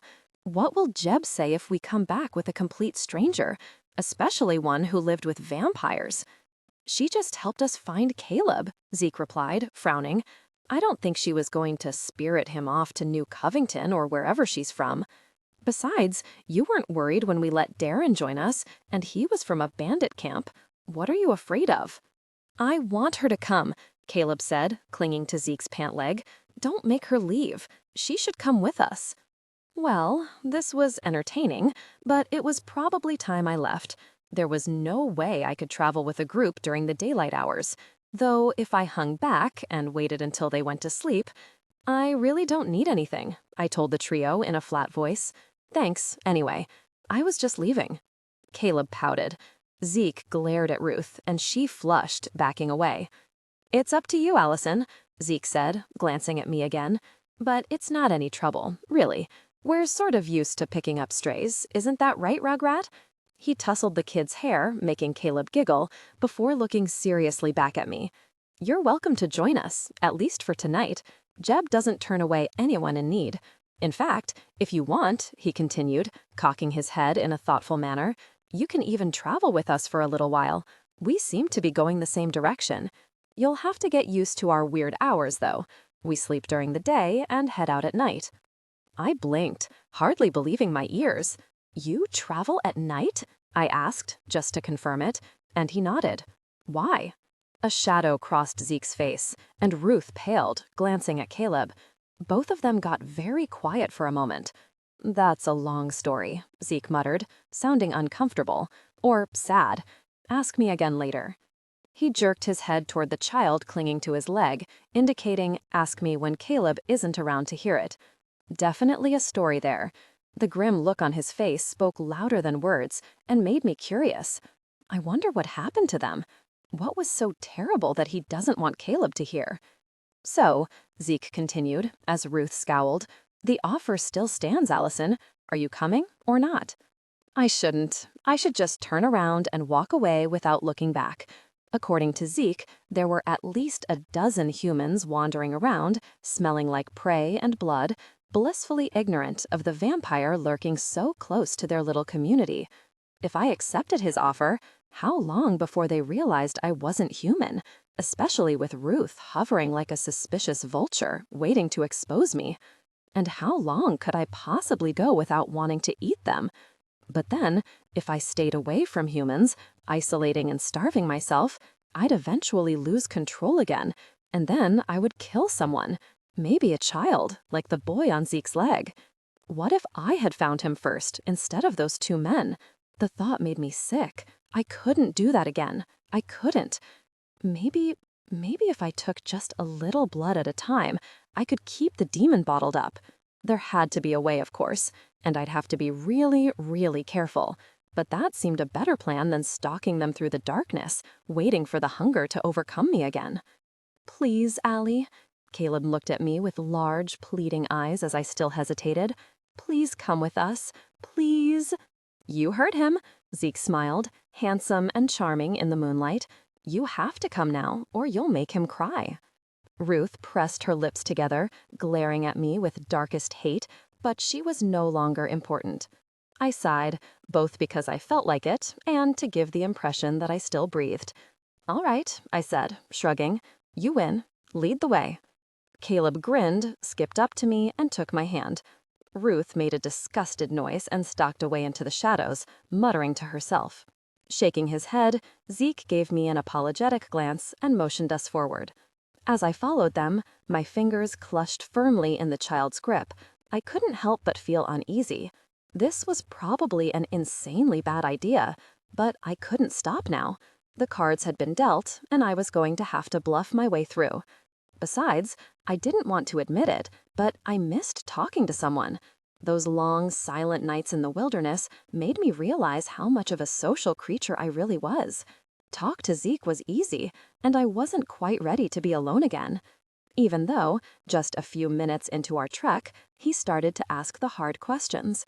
"So, Allison," Zeke said quietly, as we picked our way over a stretch littered with nails, boards, and shards of glass sparkling in the moonlight.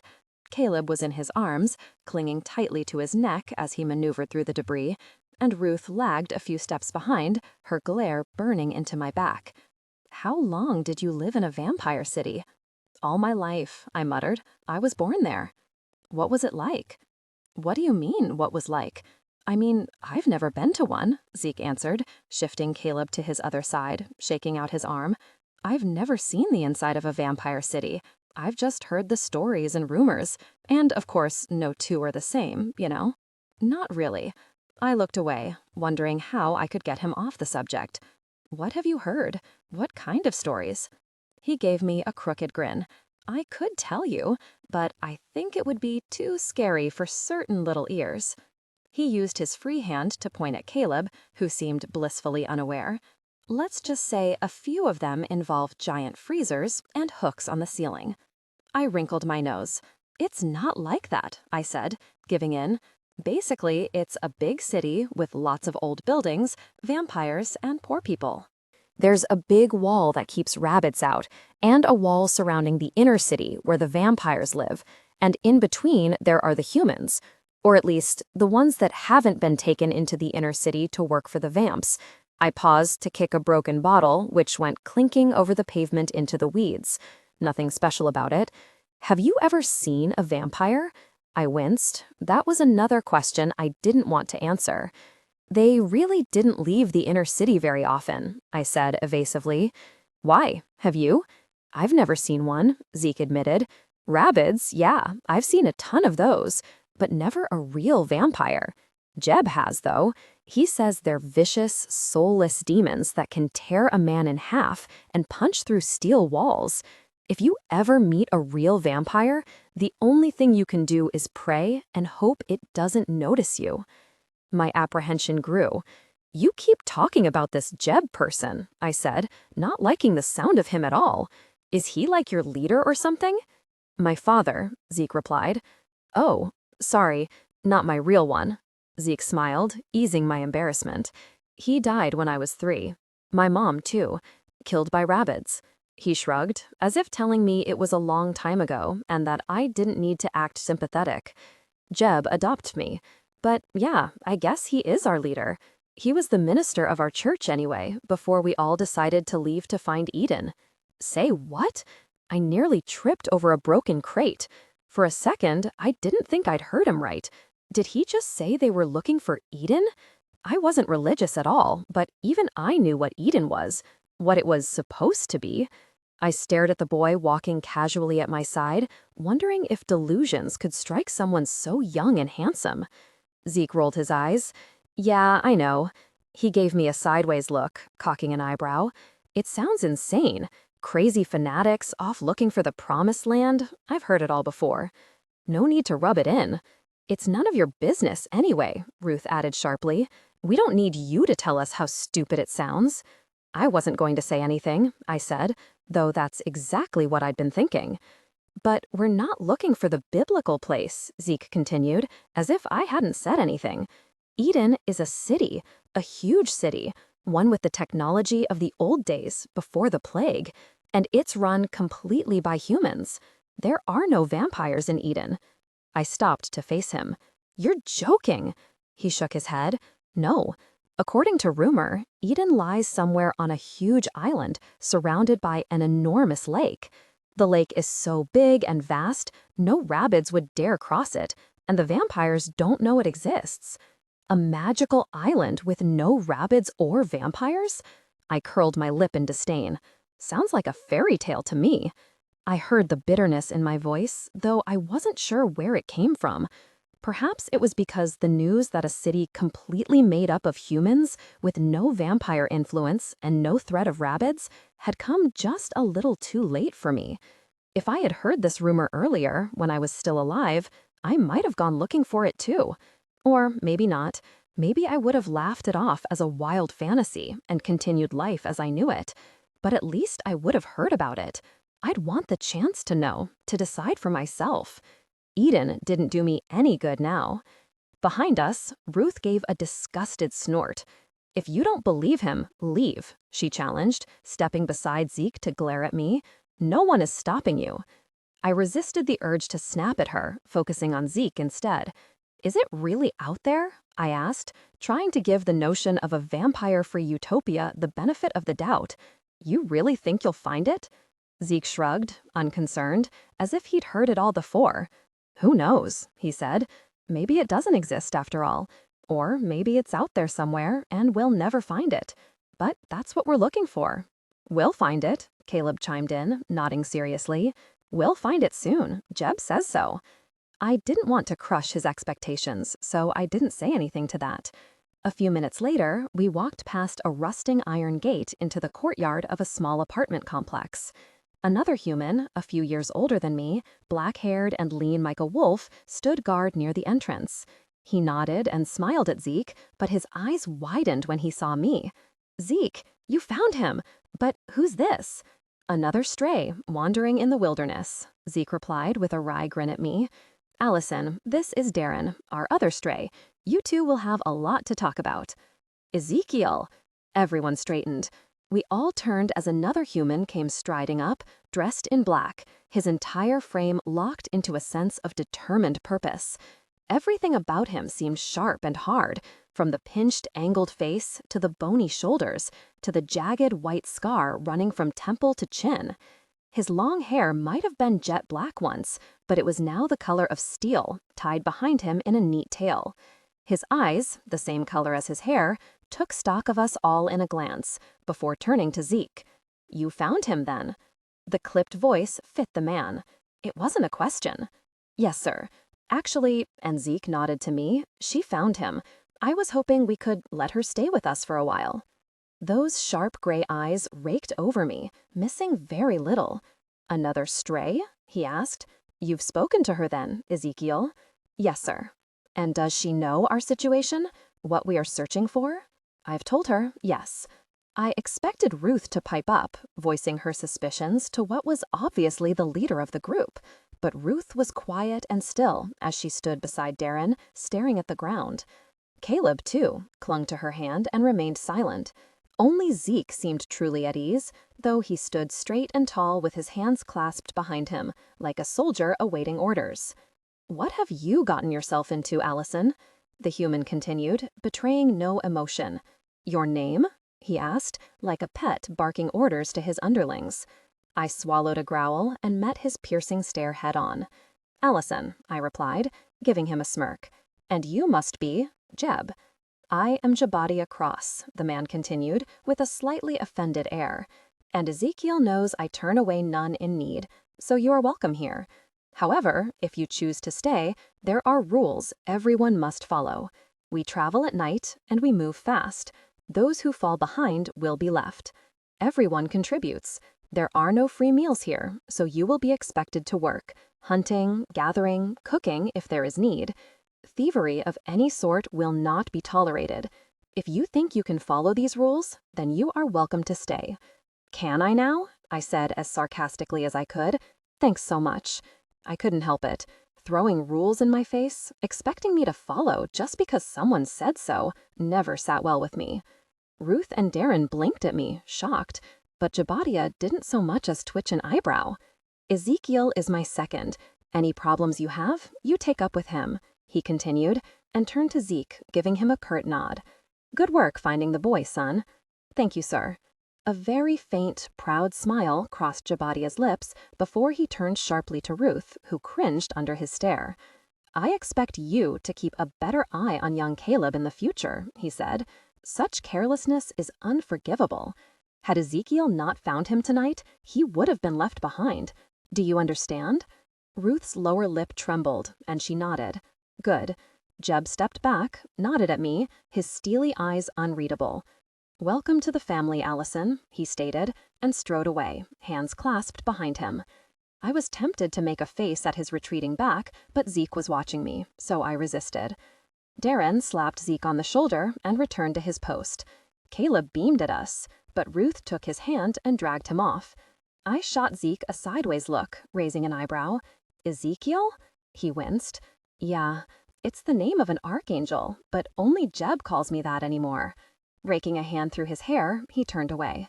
Come on, I'll introduce you to everyone. Not long after, I met nearly everyone in the small congregation, though I forgot most of their names as soon as I heard them. Of the dozen or so skinny, half-starved people, about half were adults.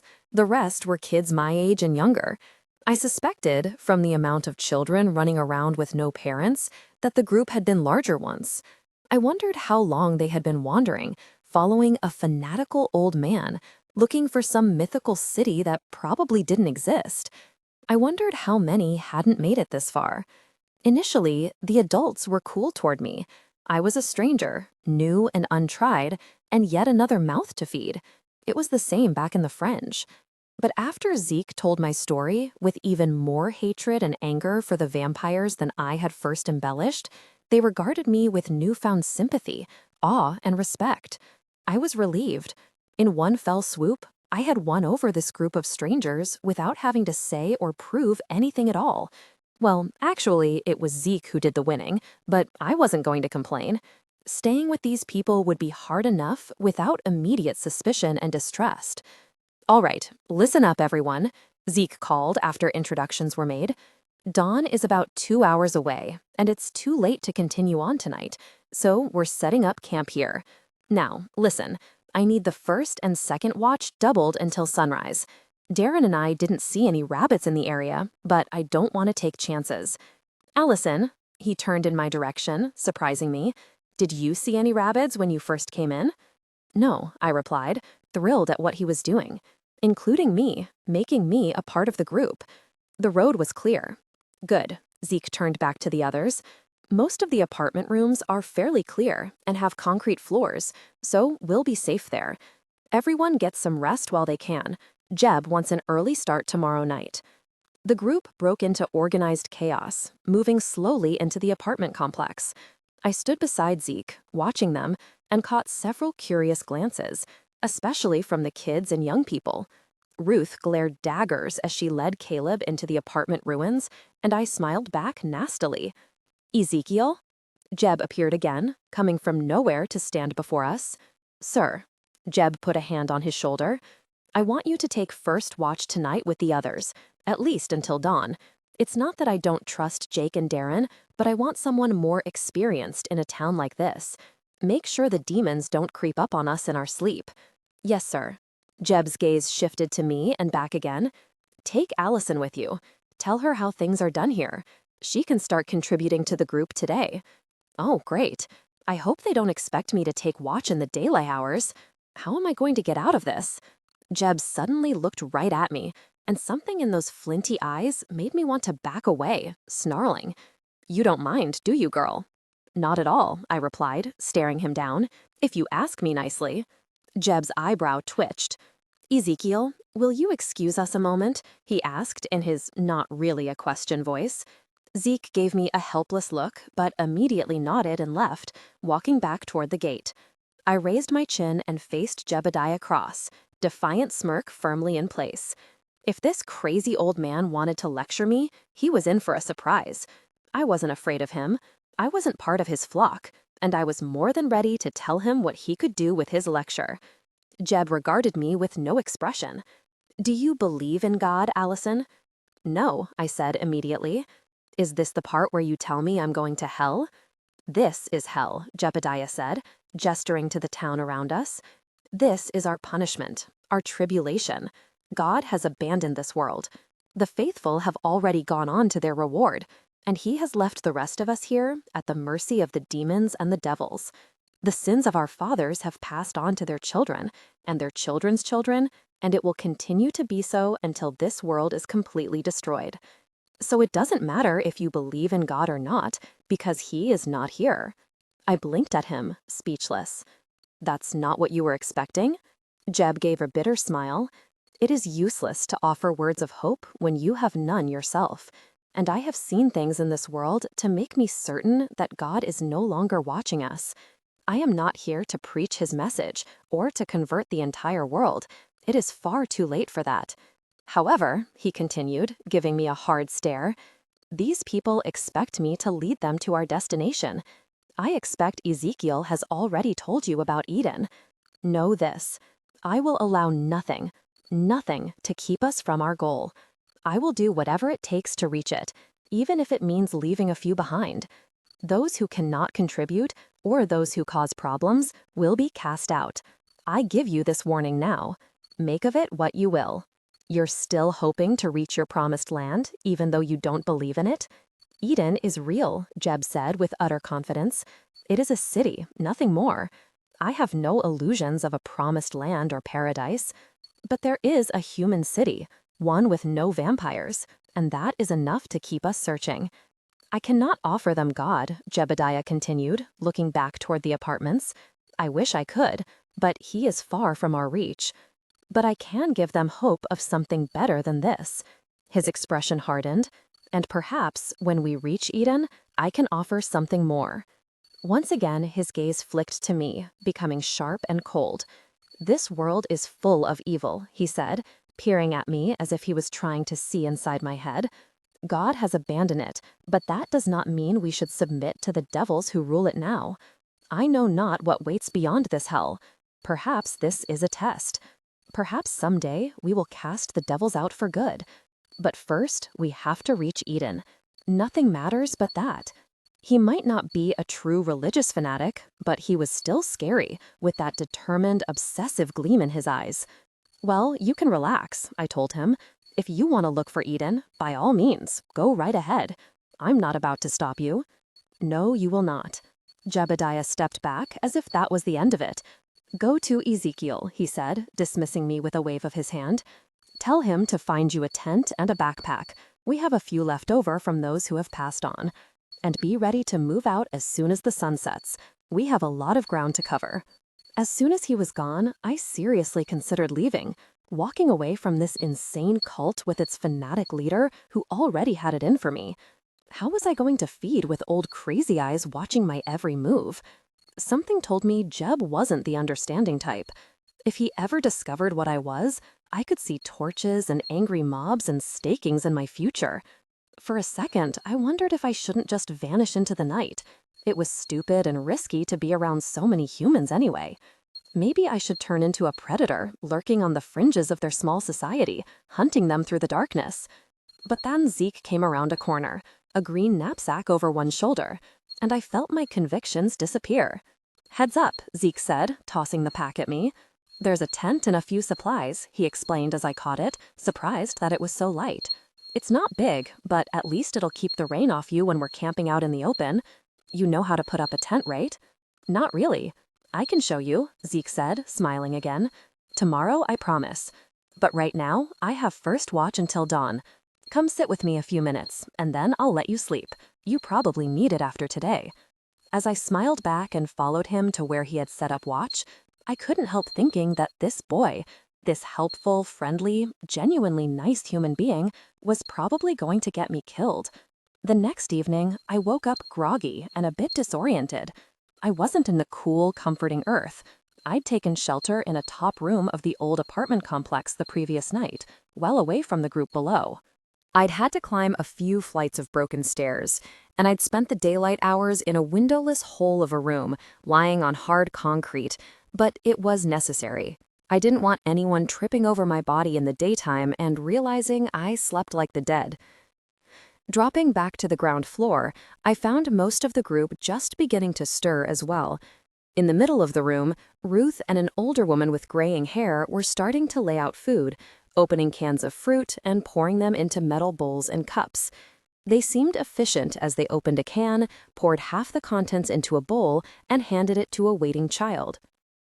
Caleb, after receiving his share, trotted away with cup in hand, picking out yellow slices with his fingers. He stopped short when he saw me. "Hi, Allie." Beaming, he held up his cup. "Look at what Zeke and Darren found yesterday. It's sweet. Are you going to get some?" I glanced at the women and found Ruth glaring at me again. What the hell was the girl's problem? "Not now. I'm not really that hungry." His eyes widened as if he couldn't believe what I had just said. "Really? But we hardly ever get food like this. You should try it, at least a little bit." I smiled wistfully, remembering when I had taken such pleasure in a can of fruit.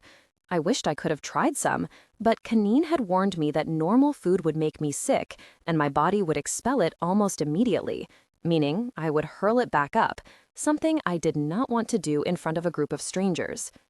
"Here." Caleb held up a dripping yellow slice, and abruptly, the sweet, cloying smell made me slightly nauseous. "Have one of mine."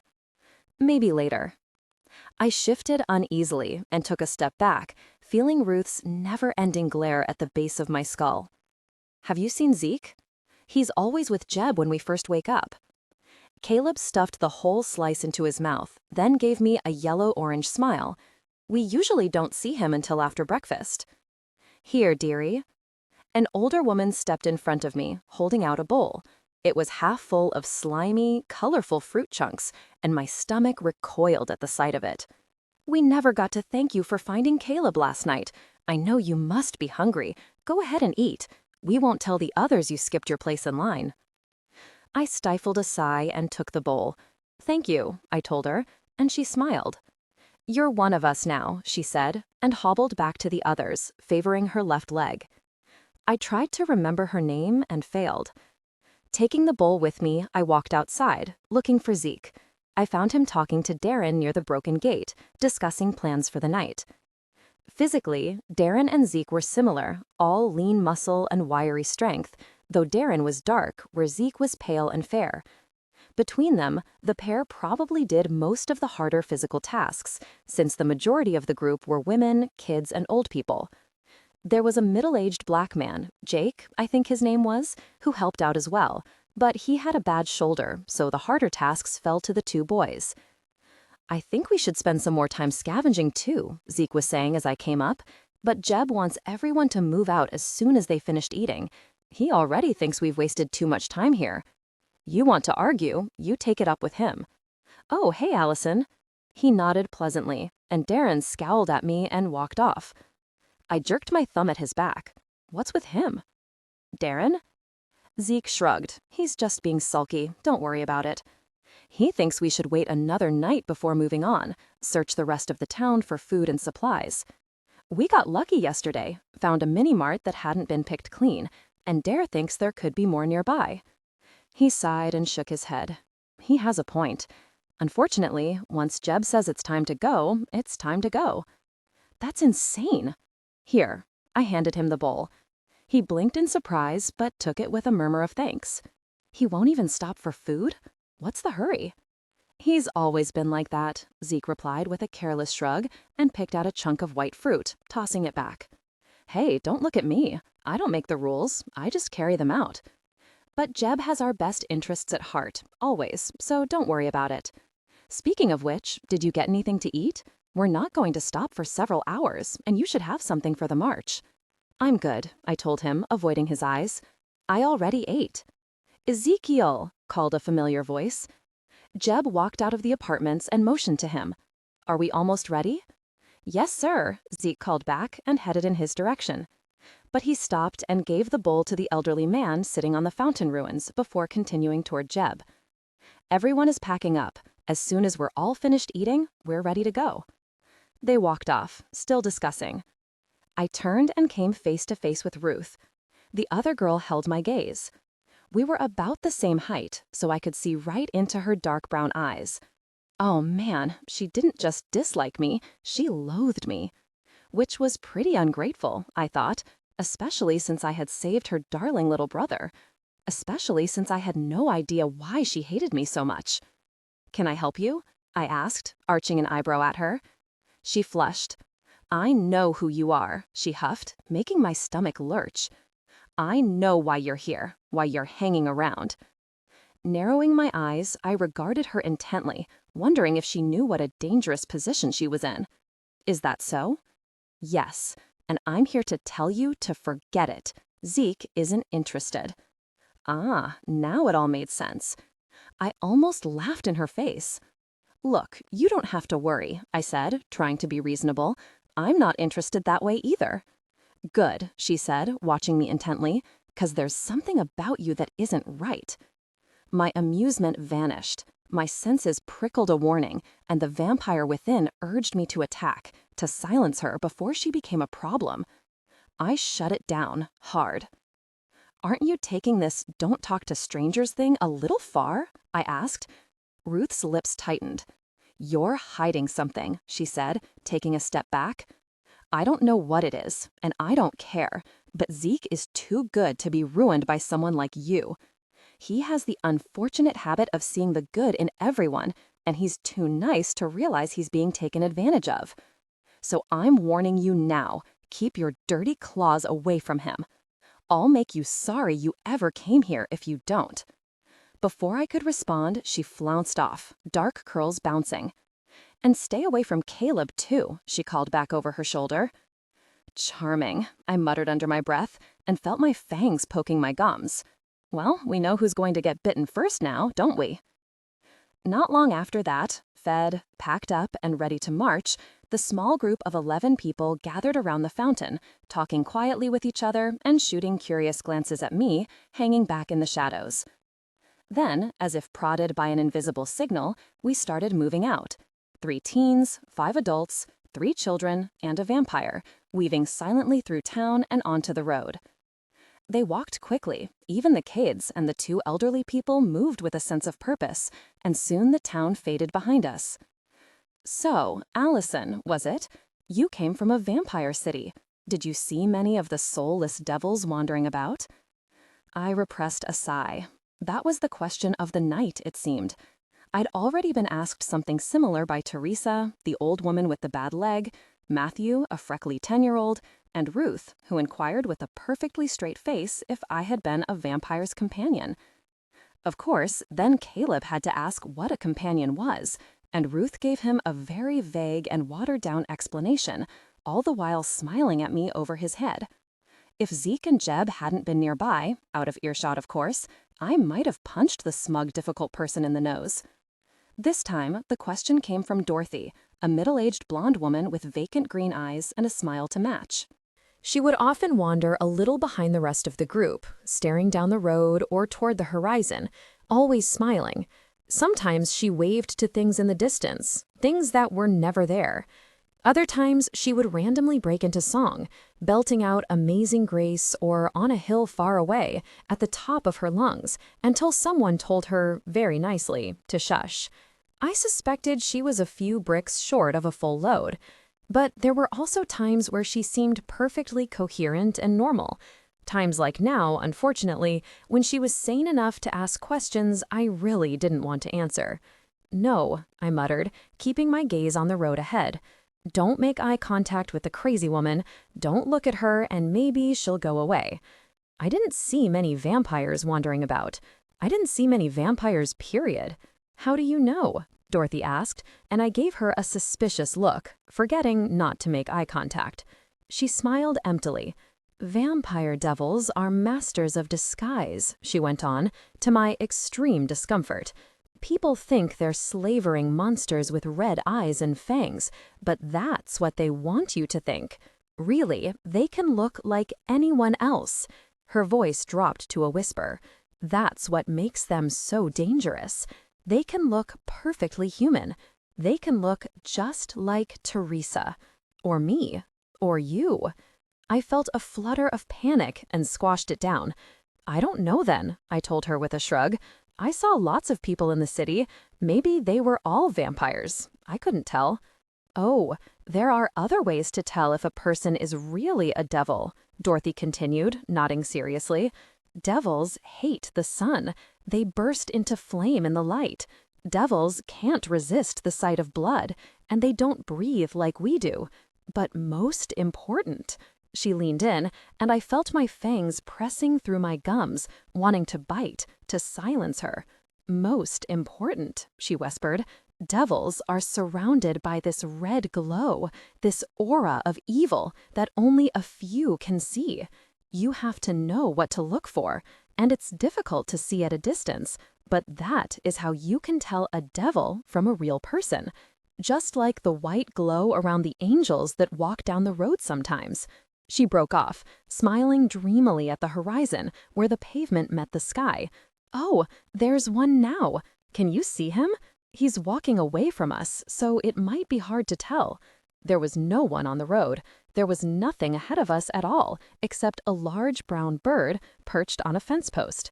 I gave her a wary look and edged away as she waved both arms in the air, making the bird fly off with a startled hoo-wooing sound. "Is that Gabriel or Uriel?" She signaled frantically, then pouted. "Oh, he disappeared. They're so shy. It might have been Gabriel, though." Dorothy.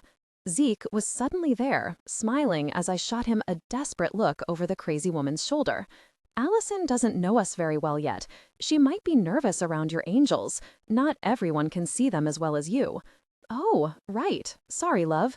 Dorothy squeezed his shoulder, beaming crazily, but he only grinned back. I forget sometimes. You're an angel yourself. You know that. Ezekiel, the angel of death. Now Zeke looked faintly embarrassed, giving me an apologetic glance as Dorothy patted his arm. He thinks he can fool me, she whispered, loud enough for everyone to hear.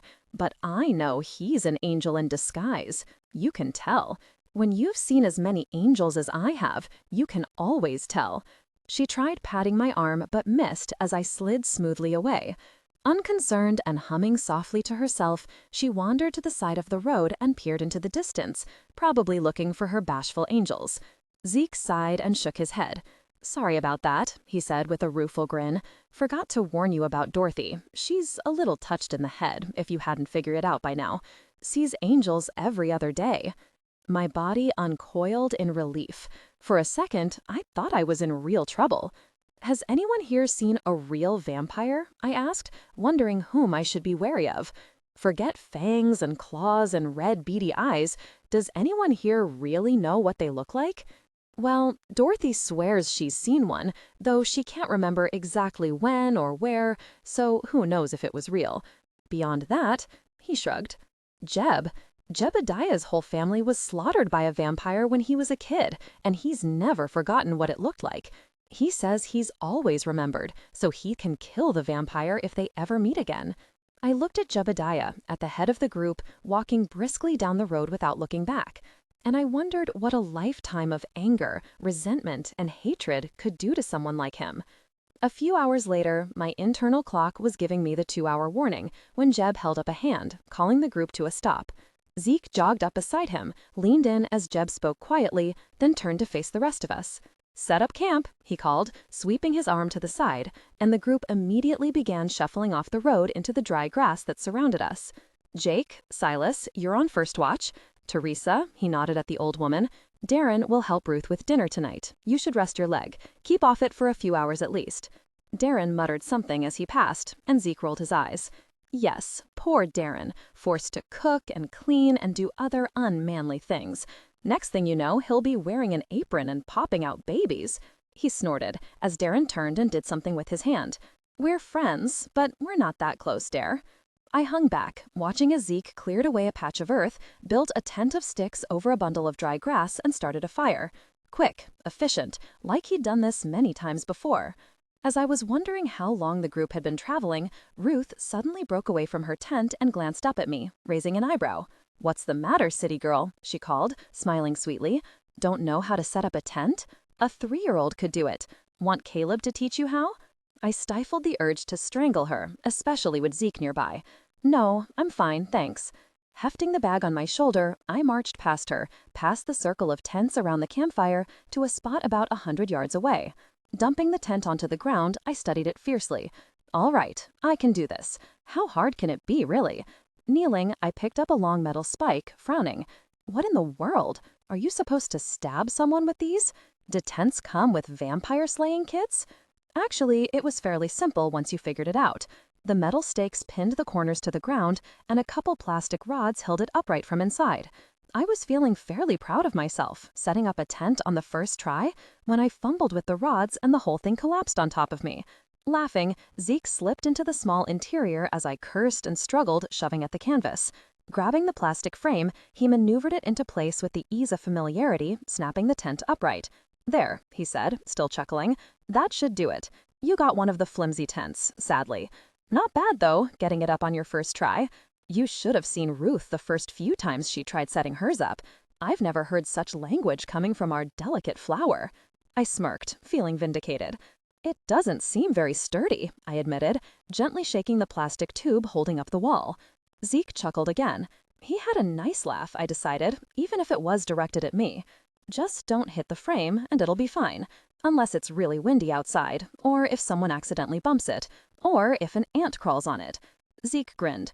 Actually, we're all used to the tents falling on top of us. Most of us don't even wake up when it happens. I snorted. So if a big storm comes through, at least you'll be dry as you go rolling across the plains. I laughed. It felt strange. I hadn't done that in a while. Then I realized how close we were, huddled together beneath this tiny dome of canvas. I could see the details of his face, even in the darkness. The lines around his mouth and eyes, the faint scar on his forehead, nearly hidden by his pale hair. I could hear his heartbeat, sense the blood pulsing in his veins right below the skin. For a moment, I felt a strong pull towards him, wondering about the intimacy of drawing him close and the depth of connection that might follow. It scared me, and I drew back. If I had been the slightest bit hungry, Zeke blushed, raking his fingers through his hair, and I realized I'd been staring. I should go, he muttered, backing out of the tent. The others, I should probably help them. He pushed himself to a crouch at the entrance, balanced on the balls of his feet. If you need anything, just let me know. Dinner should be ready soon. Oh yeah, and this is for you. Reaching off to the side, Zeke grabbed something and tossed it into the tent. It landed with a poof of dust, a thick blue and white quilt with only a tiny hole in one corner. Stunned, I looked up at him. A blanket like this could be traded for a month of meal tickets back in the Fringe, and he was just giving it to me? That couldn't be right. I can't take this, I muttered, holding it back to him. I don't have anything to trade. Don't be silly, Zeke smiled, a little puzzled. You don't have to give me anything for it. It's yours. Someone shouted to him across the camp, and he raised his head. Be right there, he called back, and nodded to me. Gotta go. See you at dinner.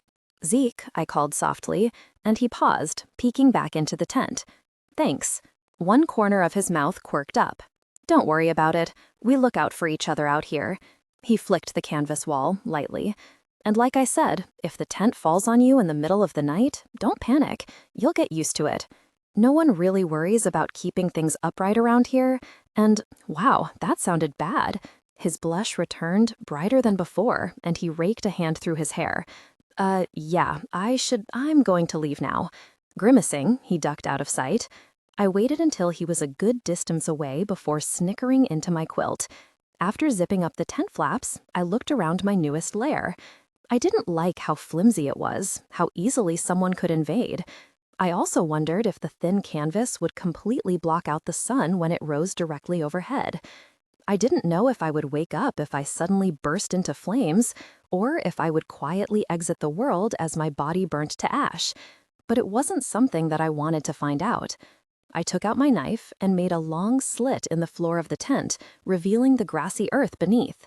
Now at least I had a quick escape if the sun penetrated my flimsy tent, or if something unforeseen happened and I needed to get away quickly. Always leave yourself an out. That was the first rule of the Fringe. This group might seem friendly and unassuming, but you couldn't be too careful, especially around people like Jebediah Cross and Ruth. Lying back, I pulled the quilt over my head, hoping no one would disturb my sleep. As darkness closed over me and my thoughts turned slow and sluggish, I realized two things. One, I couldn't keep this up forever, and two, Ezekiel Cross was far too perfect to survive in this world much longer. That first week was a study in close calls. Thankfully, I didn't burst into flames sleeping beneath the flimsy canvas tent, though I did wake up feeling uncomfortably warm and wished I could simply burrow into the cool earth away from the sun. As for the problem of guard duty, I spoke to Zeke the second night and convinced him to let me have first watch permanently. This meant staying awake a couple hours after dawn, and it was torture at first. My long coat protected me from the worst of the early morning rays, and I survived by staying in shaded areas whenever possible and never facing the direction the sun was coming up. But keeping myself awake was agonizing when my vampire instincts were screaming at me to sleep, to get out of the light. I finally started treating it as an exercise Kanin might have me do, building up my endurance to remain awake and active as long as I could. My human companions were another issue. Except for Ruth, who continued to be a catty pain in the neck, shooting me poisonous looks if I so much as glanced at Zeke, and Jeb, who treated me with the same harsh aloofness as he did everyone else, the group was pretty friendly, which I wouldn't have minded, except they were also a curious bunch, always asking me questions about the city, what it was like living there, how I had escaped. I answered as vaguely as I could and finally managed to convince the adults that it was just too painful to remember that life anymore. To my relief, the questions finally stopped, and everyone was very understanding, almost to the point of pity. That was fine with me. Let them think I'd been horribly scarred by my life in New Covington. It made it easier to hide the real reason I got uneasy whenever the word vampire came up. Unfortunately, that wasn't the only problem I ran into. Eating, or rather the absence of it, was yet another difficulty. The group stopped twice for meals, once when everyone woke up, and again near dawn when they set up camp. Rations were simple, half a can of beans or a few strips of dried meat, whatever they had scavenged or hunted or gathered. Mealtime was easily the most anticipated part of the day, and after a night of forced marching without a break, everyone was starving. Except me, and I had to get creative with ways to dump food without anyone noticing. Strips of meat or dried foods were easy. I hid them in my sleeves or pockets until I could toss them later. Canned beans, fruit, and stew in bowls were a little trickier. When I could, I gave it away or dumped it into other people's bowls, though I could only do that many times before people got suspicious. Sometimes I lied, saying I'd already had my share, and once I even ate a few spoonfuls of tomato soup in front of Zeke and Jeb, managing to keep it down long enough to walk calmly behind a tree and puke it back up. I felt a little guilty, wasting food when it was so precious and scarce.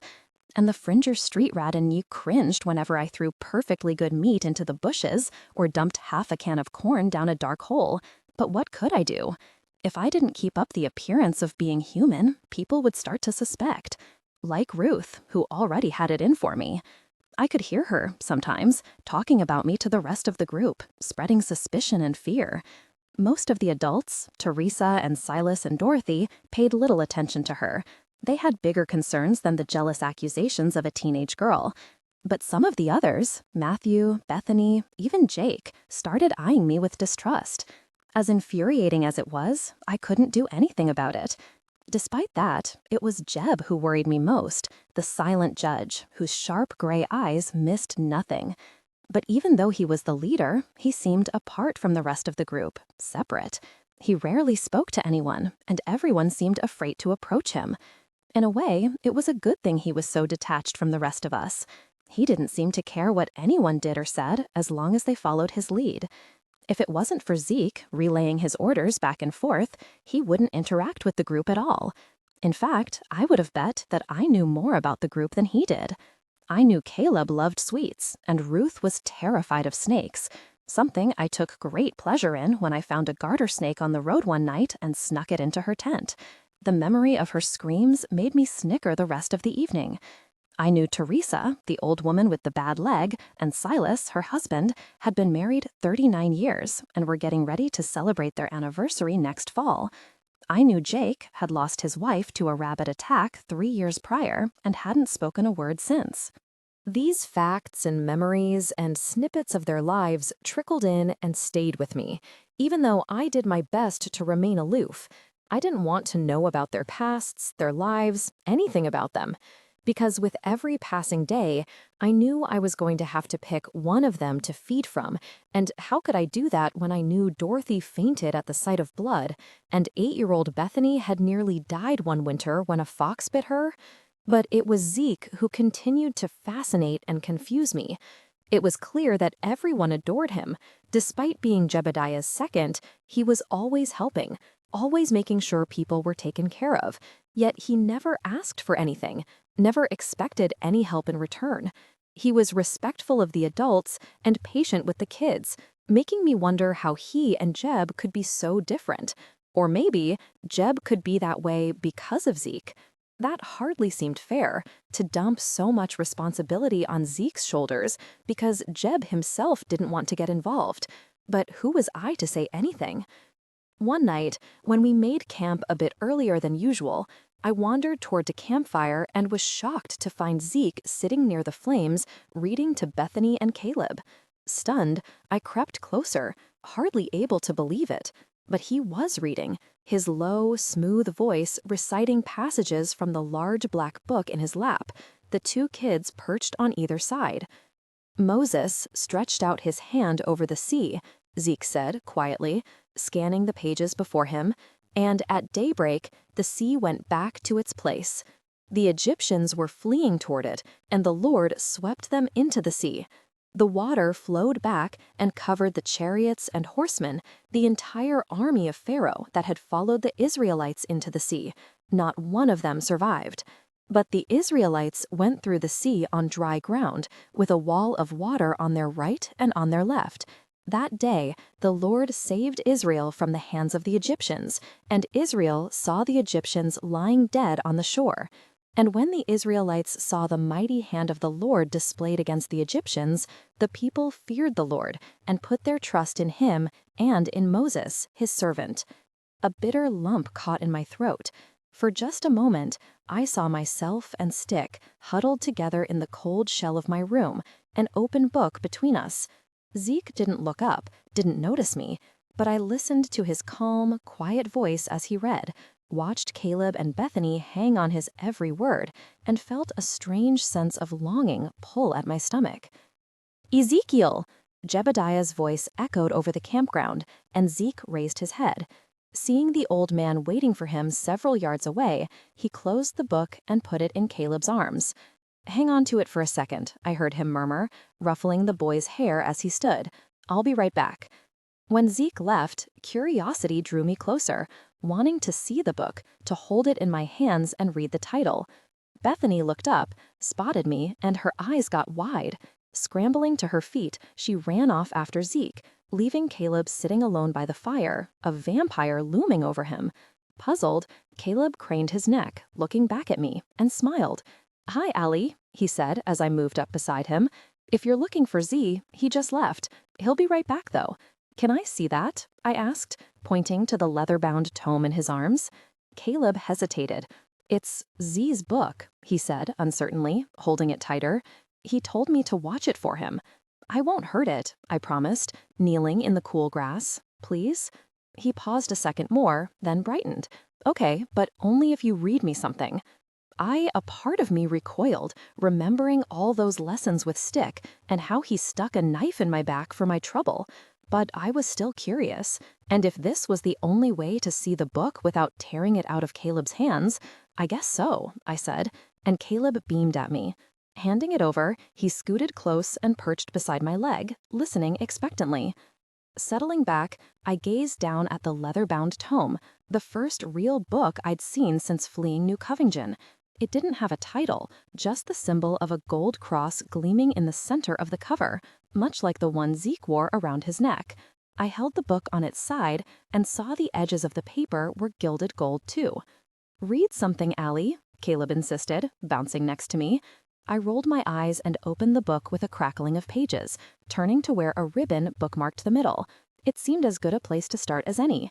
I read slowly, for the letters were tiny and strange, a style I hadn't seen before. Again, I looked and saw all the oppression that was taking place under the sun. I saw the tears of the oppressed, and they have no comforter. Power was on the side of their oppressors, and they have no comforter. I felt a chill in my stomach. When was this passage written? The tears of the oppressed and the power of their oppressors, with no comfort on either side. It seemed to be speaking about the entire world, right now. I swallowed hard and continued. "And I declared that the dead, who had already died, are happier than the living who are still alive. But better than both is the one who has never been born, who has not seen the evil that is done under the sun." I shivered and closed the book. Caleb watched me, a confused frown on his face. "What does that mean?" he asked. That particular passage, said a new voice from above us, was not meant for certain little ears. Embarrassed, I stood quickly, facing Zeke, who had walked up with a half-amused, half-concerned look on his face. "Go get dinner, Rugrat," he told Caleb, who grinned and scampered off toward Ruth and the crowd that was gathering around her. Zeke looked at me, furrowing his brow, though his expression was more intrigued than upset. "I didn't know you could read," he said in a low voice. I shrugged, holding out the book. "Kind of a depressing story," I said, unwilling to reveal how much it spooked me. Zeke smiled as he accepted it. Some parts of it are, he agreed, but there are others that can be quite comforting if you know where to look. Like where? He paused, then opened the book again, flipping to a certain spot as if he had them memorized. This one, he said, handing the book back to me, pointing to a certain line. My favorite quote. Zeke, called another voice, Ruth's this time, echoing shrilly over the campground. Did you tell Darren he could have your share of the jerky? What? No. Zeke whirled around as Darren jogged away, laughing. As Zeke took off after him, Darren shouting he'd better catch up before he ate his share of the meal, I bent to the passage Zeke pointed out. Yeah, I muttered, stumbling over the archaic word. Though I walk through the valley of the shadow of death, I will fear no evil, for you are with me. A nice thought, I mused, watching the boys chase each other around the campground. But I knew better.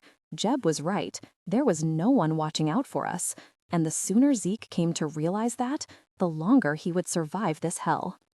The following evening, I crawled out of my tent to find Zeke and Darren crouched near the edge of camp, talking in low voices. Both looked as if they were trying to avoid attention, which of course piqued my curiosity. Brushing dirt from my sleeves, I ambled toward them. I knew this would happen, Darren muttered in a low voice as I approached. We should have stocked up when we had the chance. Who knows when we'll come to another town? What's going on? I asked, squatting beside them. Zeke looked at me and sighed.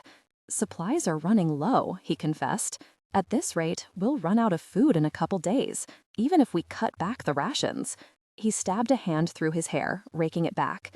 Darren and I are thinking of going hunting, but Jeb doesn't like the group to separate, not when there's a chance we could run into rabbits. Plus, we're using these, he added, and held up a bow and a quiver of arrows, which makes it even harder. It's almost impossible to sneak up on deer in the open, but dusk is the best time to try to bring one down. Across from Zeke, Darren gave me a brief, sudden smile. I blinked and returned it. At least the two boys didn't seem to care about a certain person's gossip-mongering, though I'd never heard Ruth talking about me to Zeke or Jebediah. Why not use guns? I asked, remembering Zeke's handgun and the sawed-off shotgun Jeb carried around. Zeke shook his head. We're pretty low on ammo, he replied. The only time we use firearms is for defense, or if it's an emergency. And since we're not quite there yet, it's bows and scavenged arrows for hunting. I looked down. There was an extra bow lying on the ground, unstrung and poking out from the square of oiled cloth it was wrapped in. Zeke followed my look and sighed. Jake usually comes with us, he explained, but lately his shoulder's been bothering him, and he doesn't have the strength to pull the cord back effectively. I'll come with you. The boys exchanged a look. I'm a fast learner, I added, ignoring Darren's raised eyebrow. I'm quiet, and I'm stronger than you think. I'm sure I can get the hang of it. It's not that, Zeke said hesitantly. It's just, I don't want to get you in trouble with Jeb, make him question his decision to let you stay with us. He jerked his thumb at the other boy. Dare just follows me around like a lost puppy, so it's expected of him. He dodged the dirt clump lobbed at his face. But you're new, and he won't like it if you wander away from the group. It's probably better if you stay here for now. I'm sorry. Annoyed, I frowned at them both, vampire pride stinging. If you only knew. I could bring down a full-grown stag before the pair of you realized it was there. But I kept my opinions to myself and shrugged. If you say so. Maybe next time, okay? Darren offered, giving me a wink. I'll show you how it's done. I bristled, but Zeke grabbed his bow and pushed himself to his feet. Let's get moving, he said with a stretch. Jeb won't leave without me. I hope so. This is on my head if he wants to punish anyone. People have to eat, whether he likes it or not. Allison, he added as I rose as well, will you let Jeb know what we're doing? He grinned at me. After we're a good distance away, of course. Ready, Dare? Sure. Darren sighed, slinging bow and quiver over his shoulder. Let the exercise in futility begin.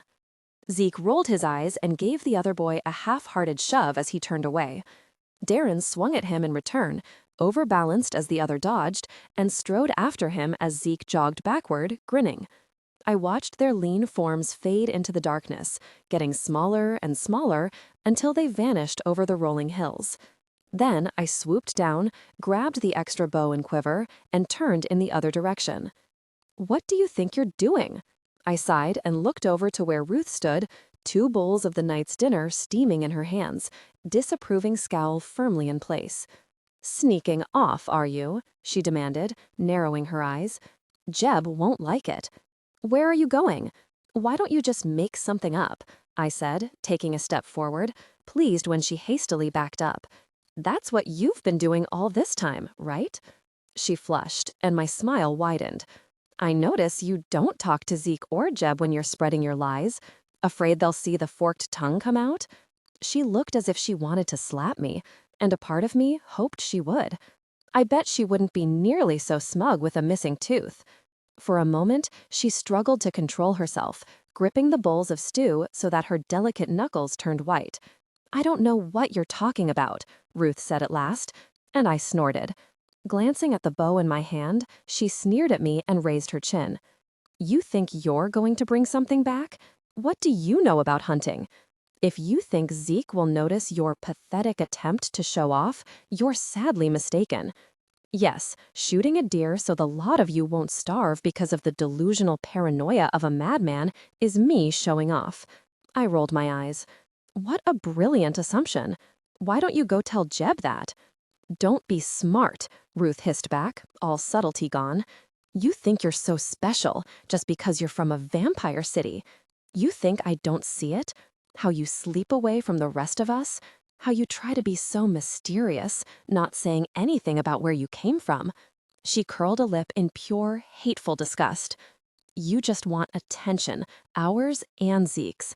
I can see right through your act." This time I did laugh at her. "Wow, you are a paranoid shrew, aren't you? Does Zeke know what an absolute difficult person you can be?" I snickered, and her face flushed bright crimson. "You know, I don't have time for this. Have fun with your theories, spread your poison around as much as you want. I'm going to do something useful now. Maybe you should try it." "You're a freak, do you hear me?" Ruth called as I turned my back on her. "You're hiding something, and I'm going to find out what." I tried not to let her get to me as I jogged away from the camp, already scanning the horizon for moving prey. I tried not to think about turning back around, stalking her to the edge of camp, dragging her kicking and squirming into the night, and tearing out her throat. It wasn't that she was annoying, because she was.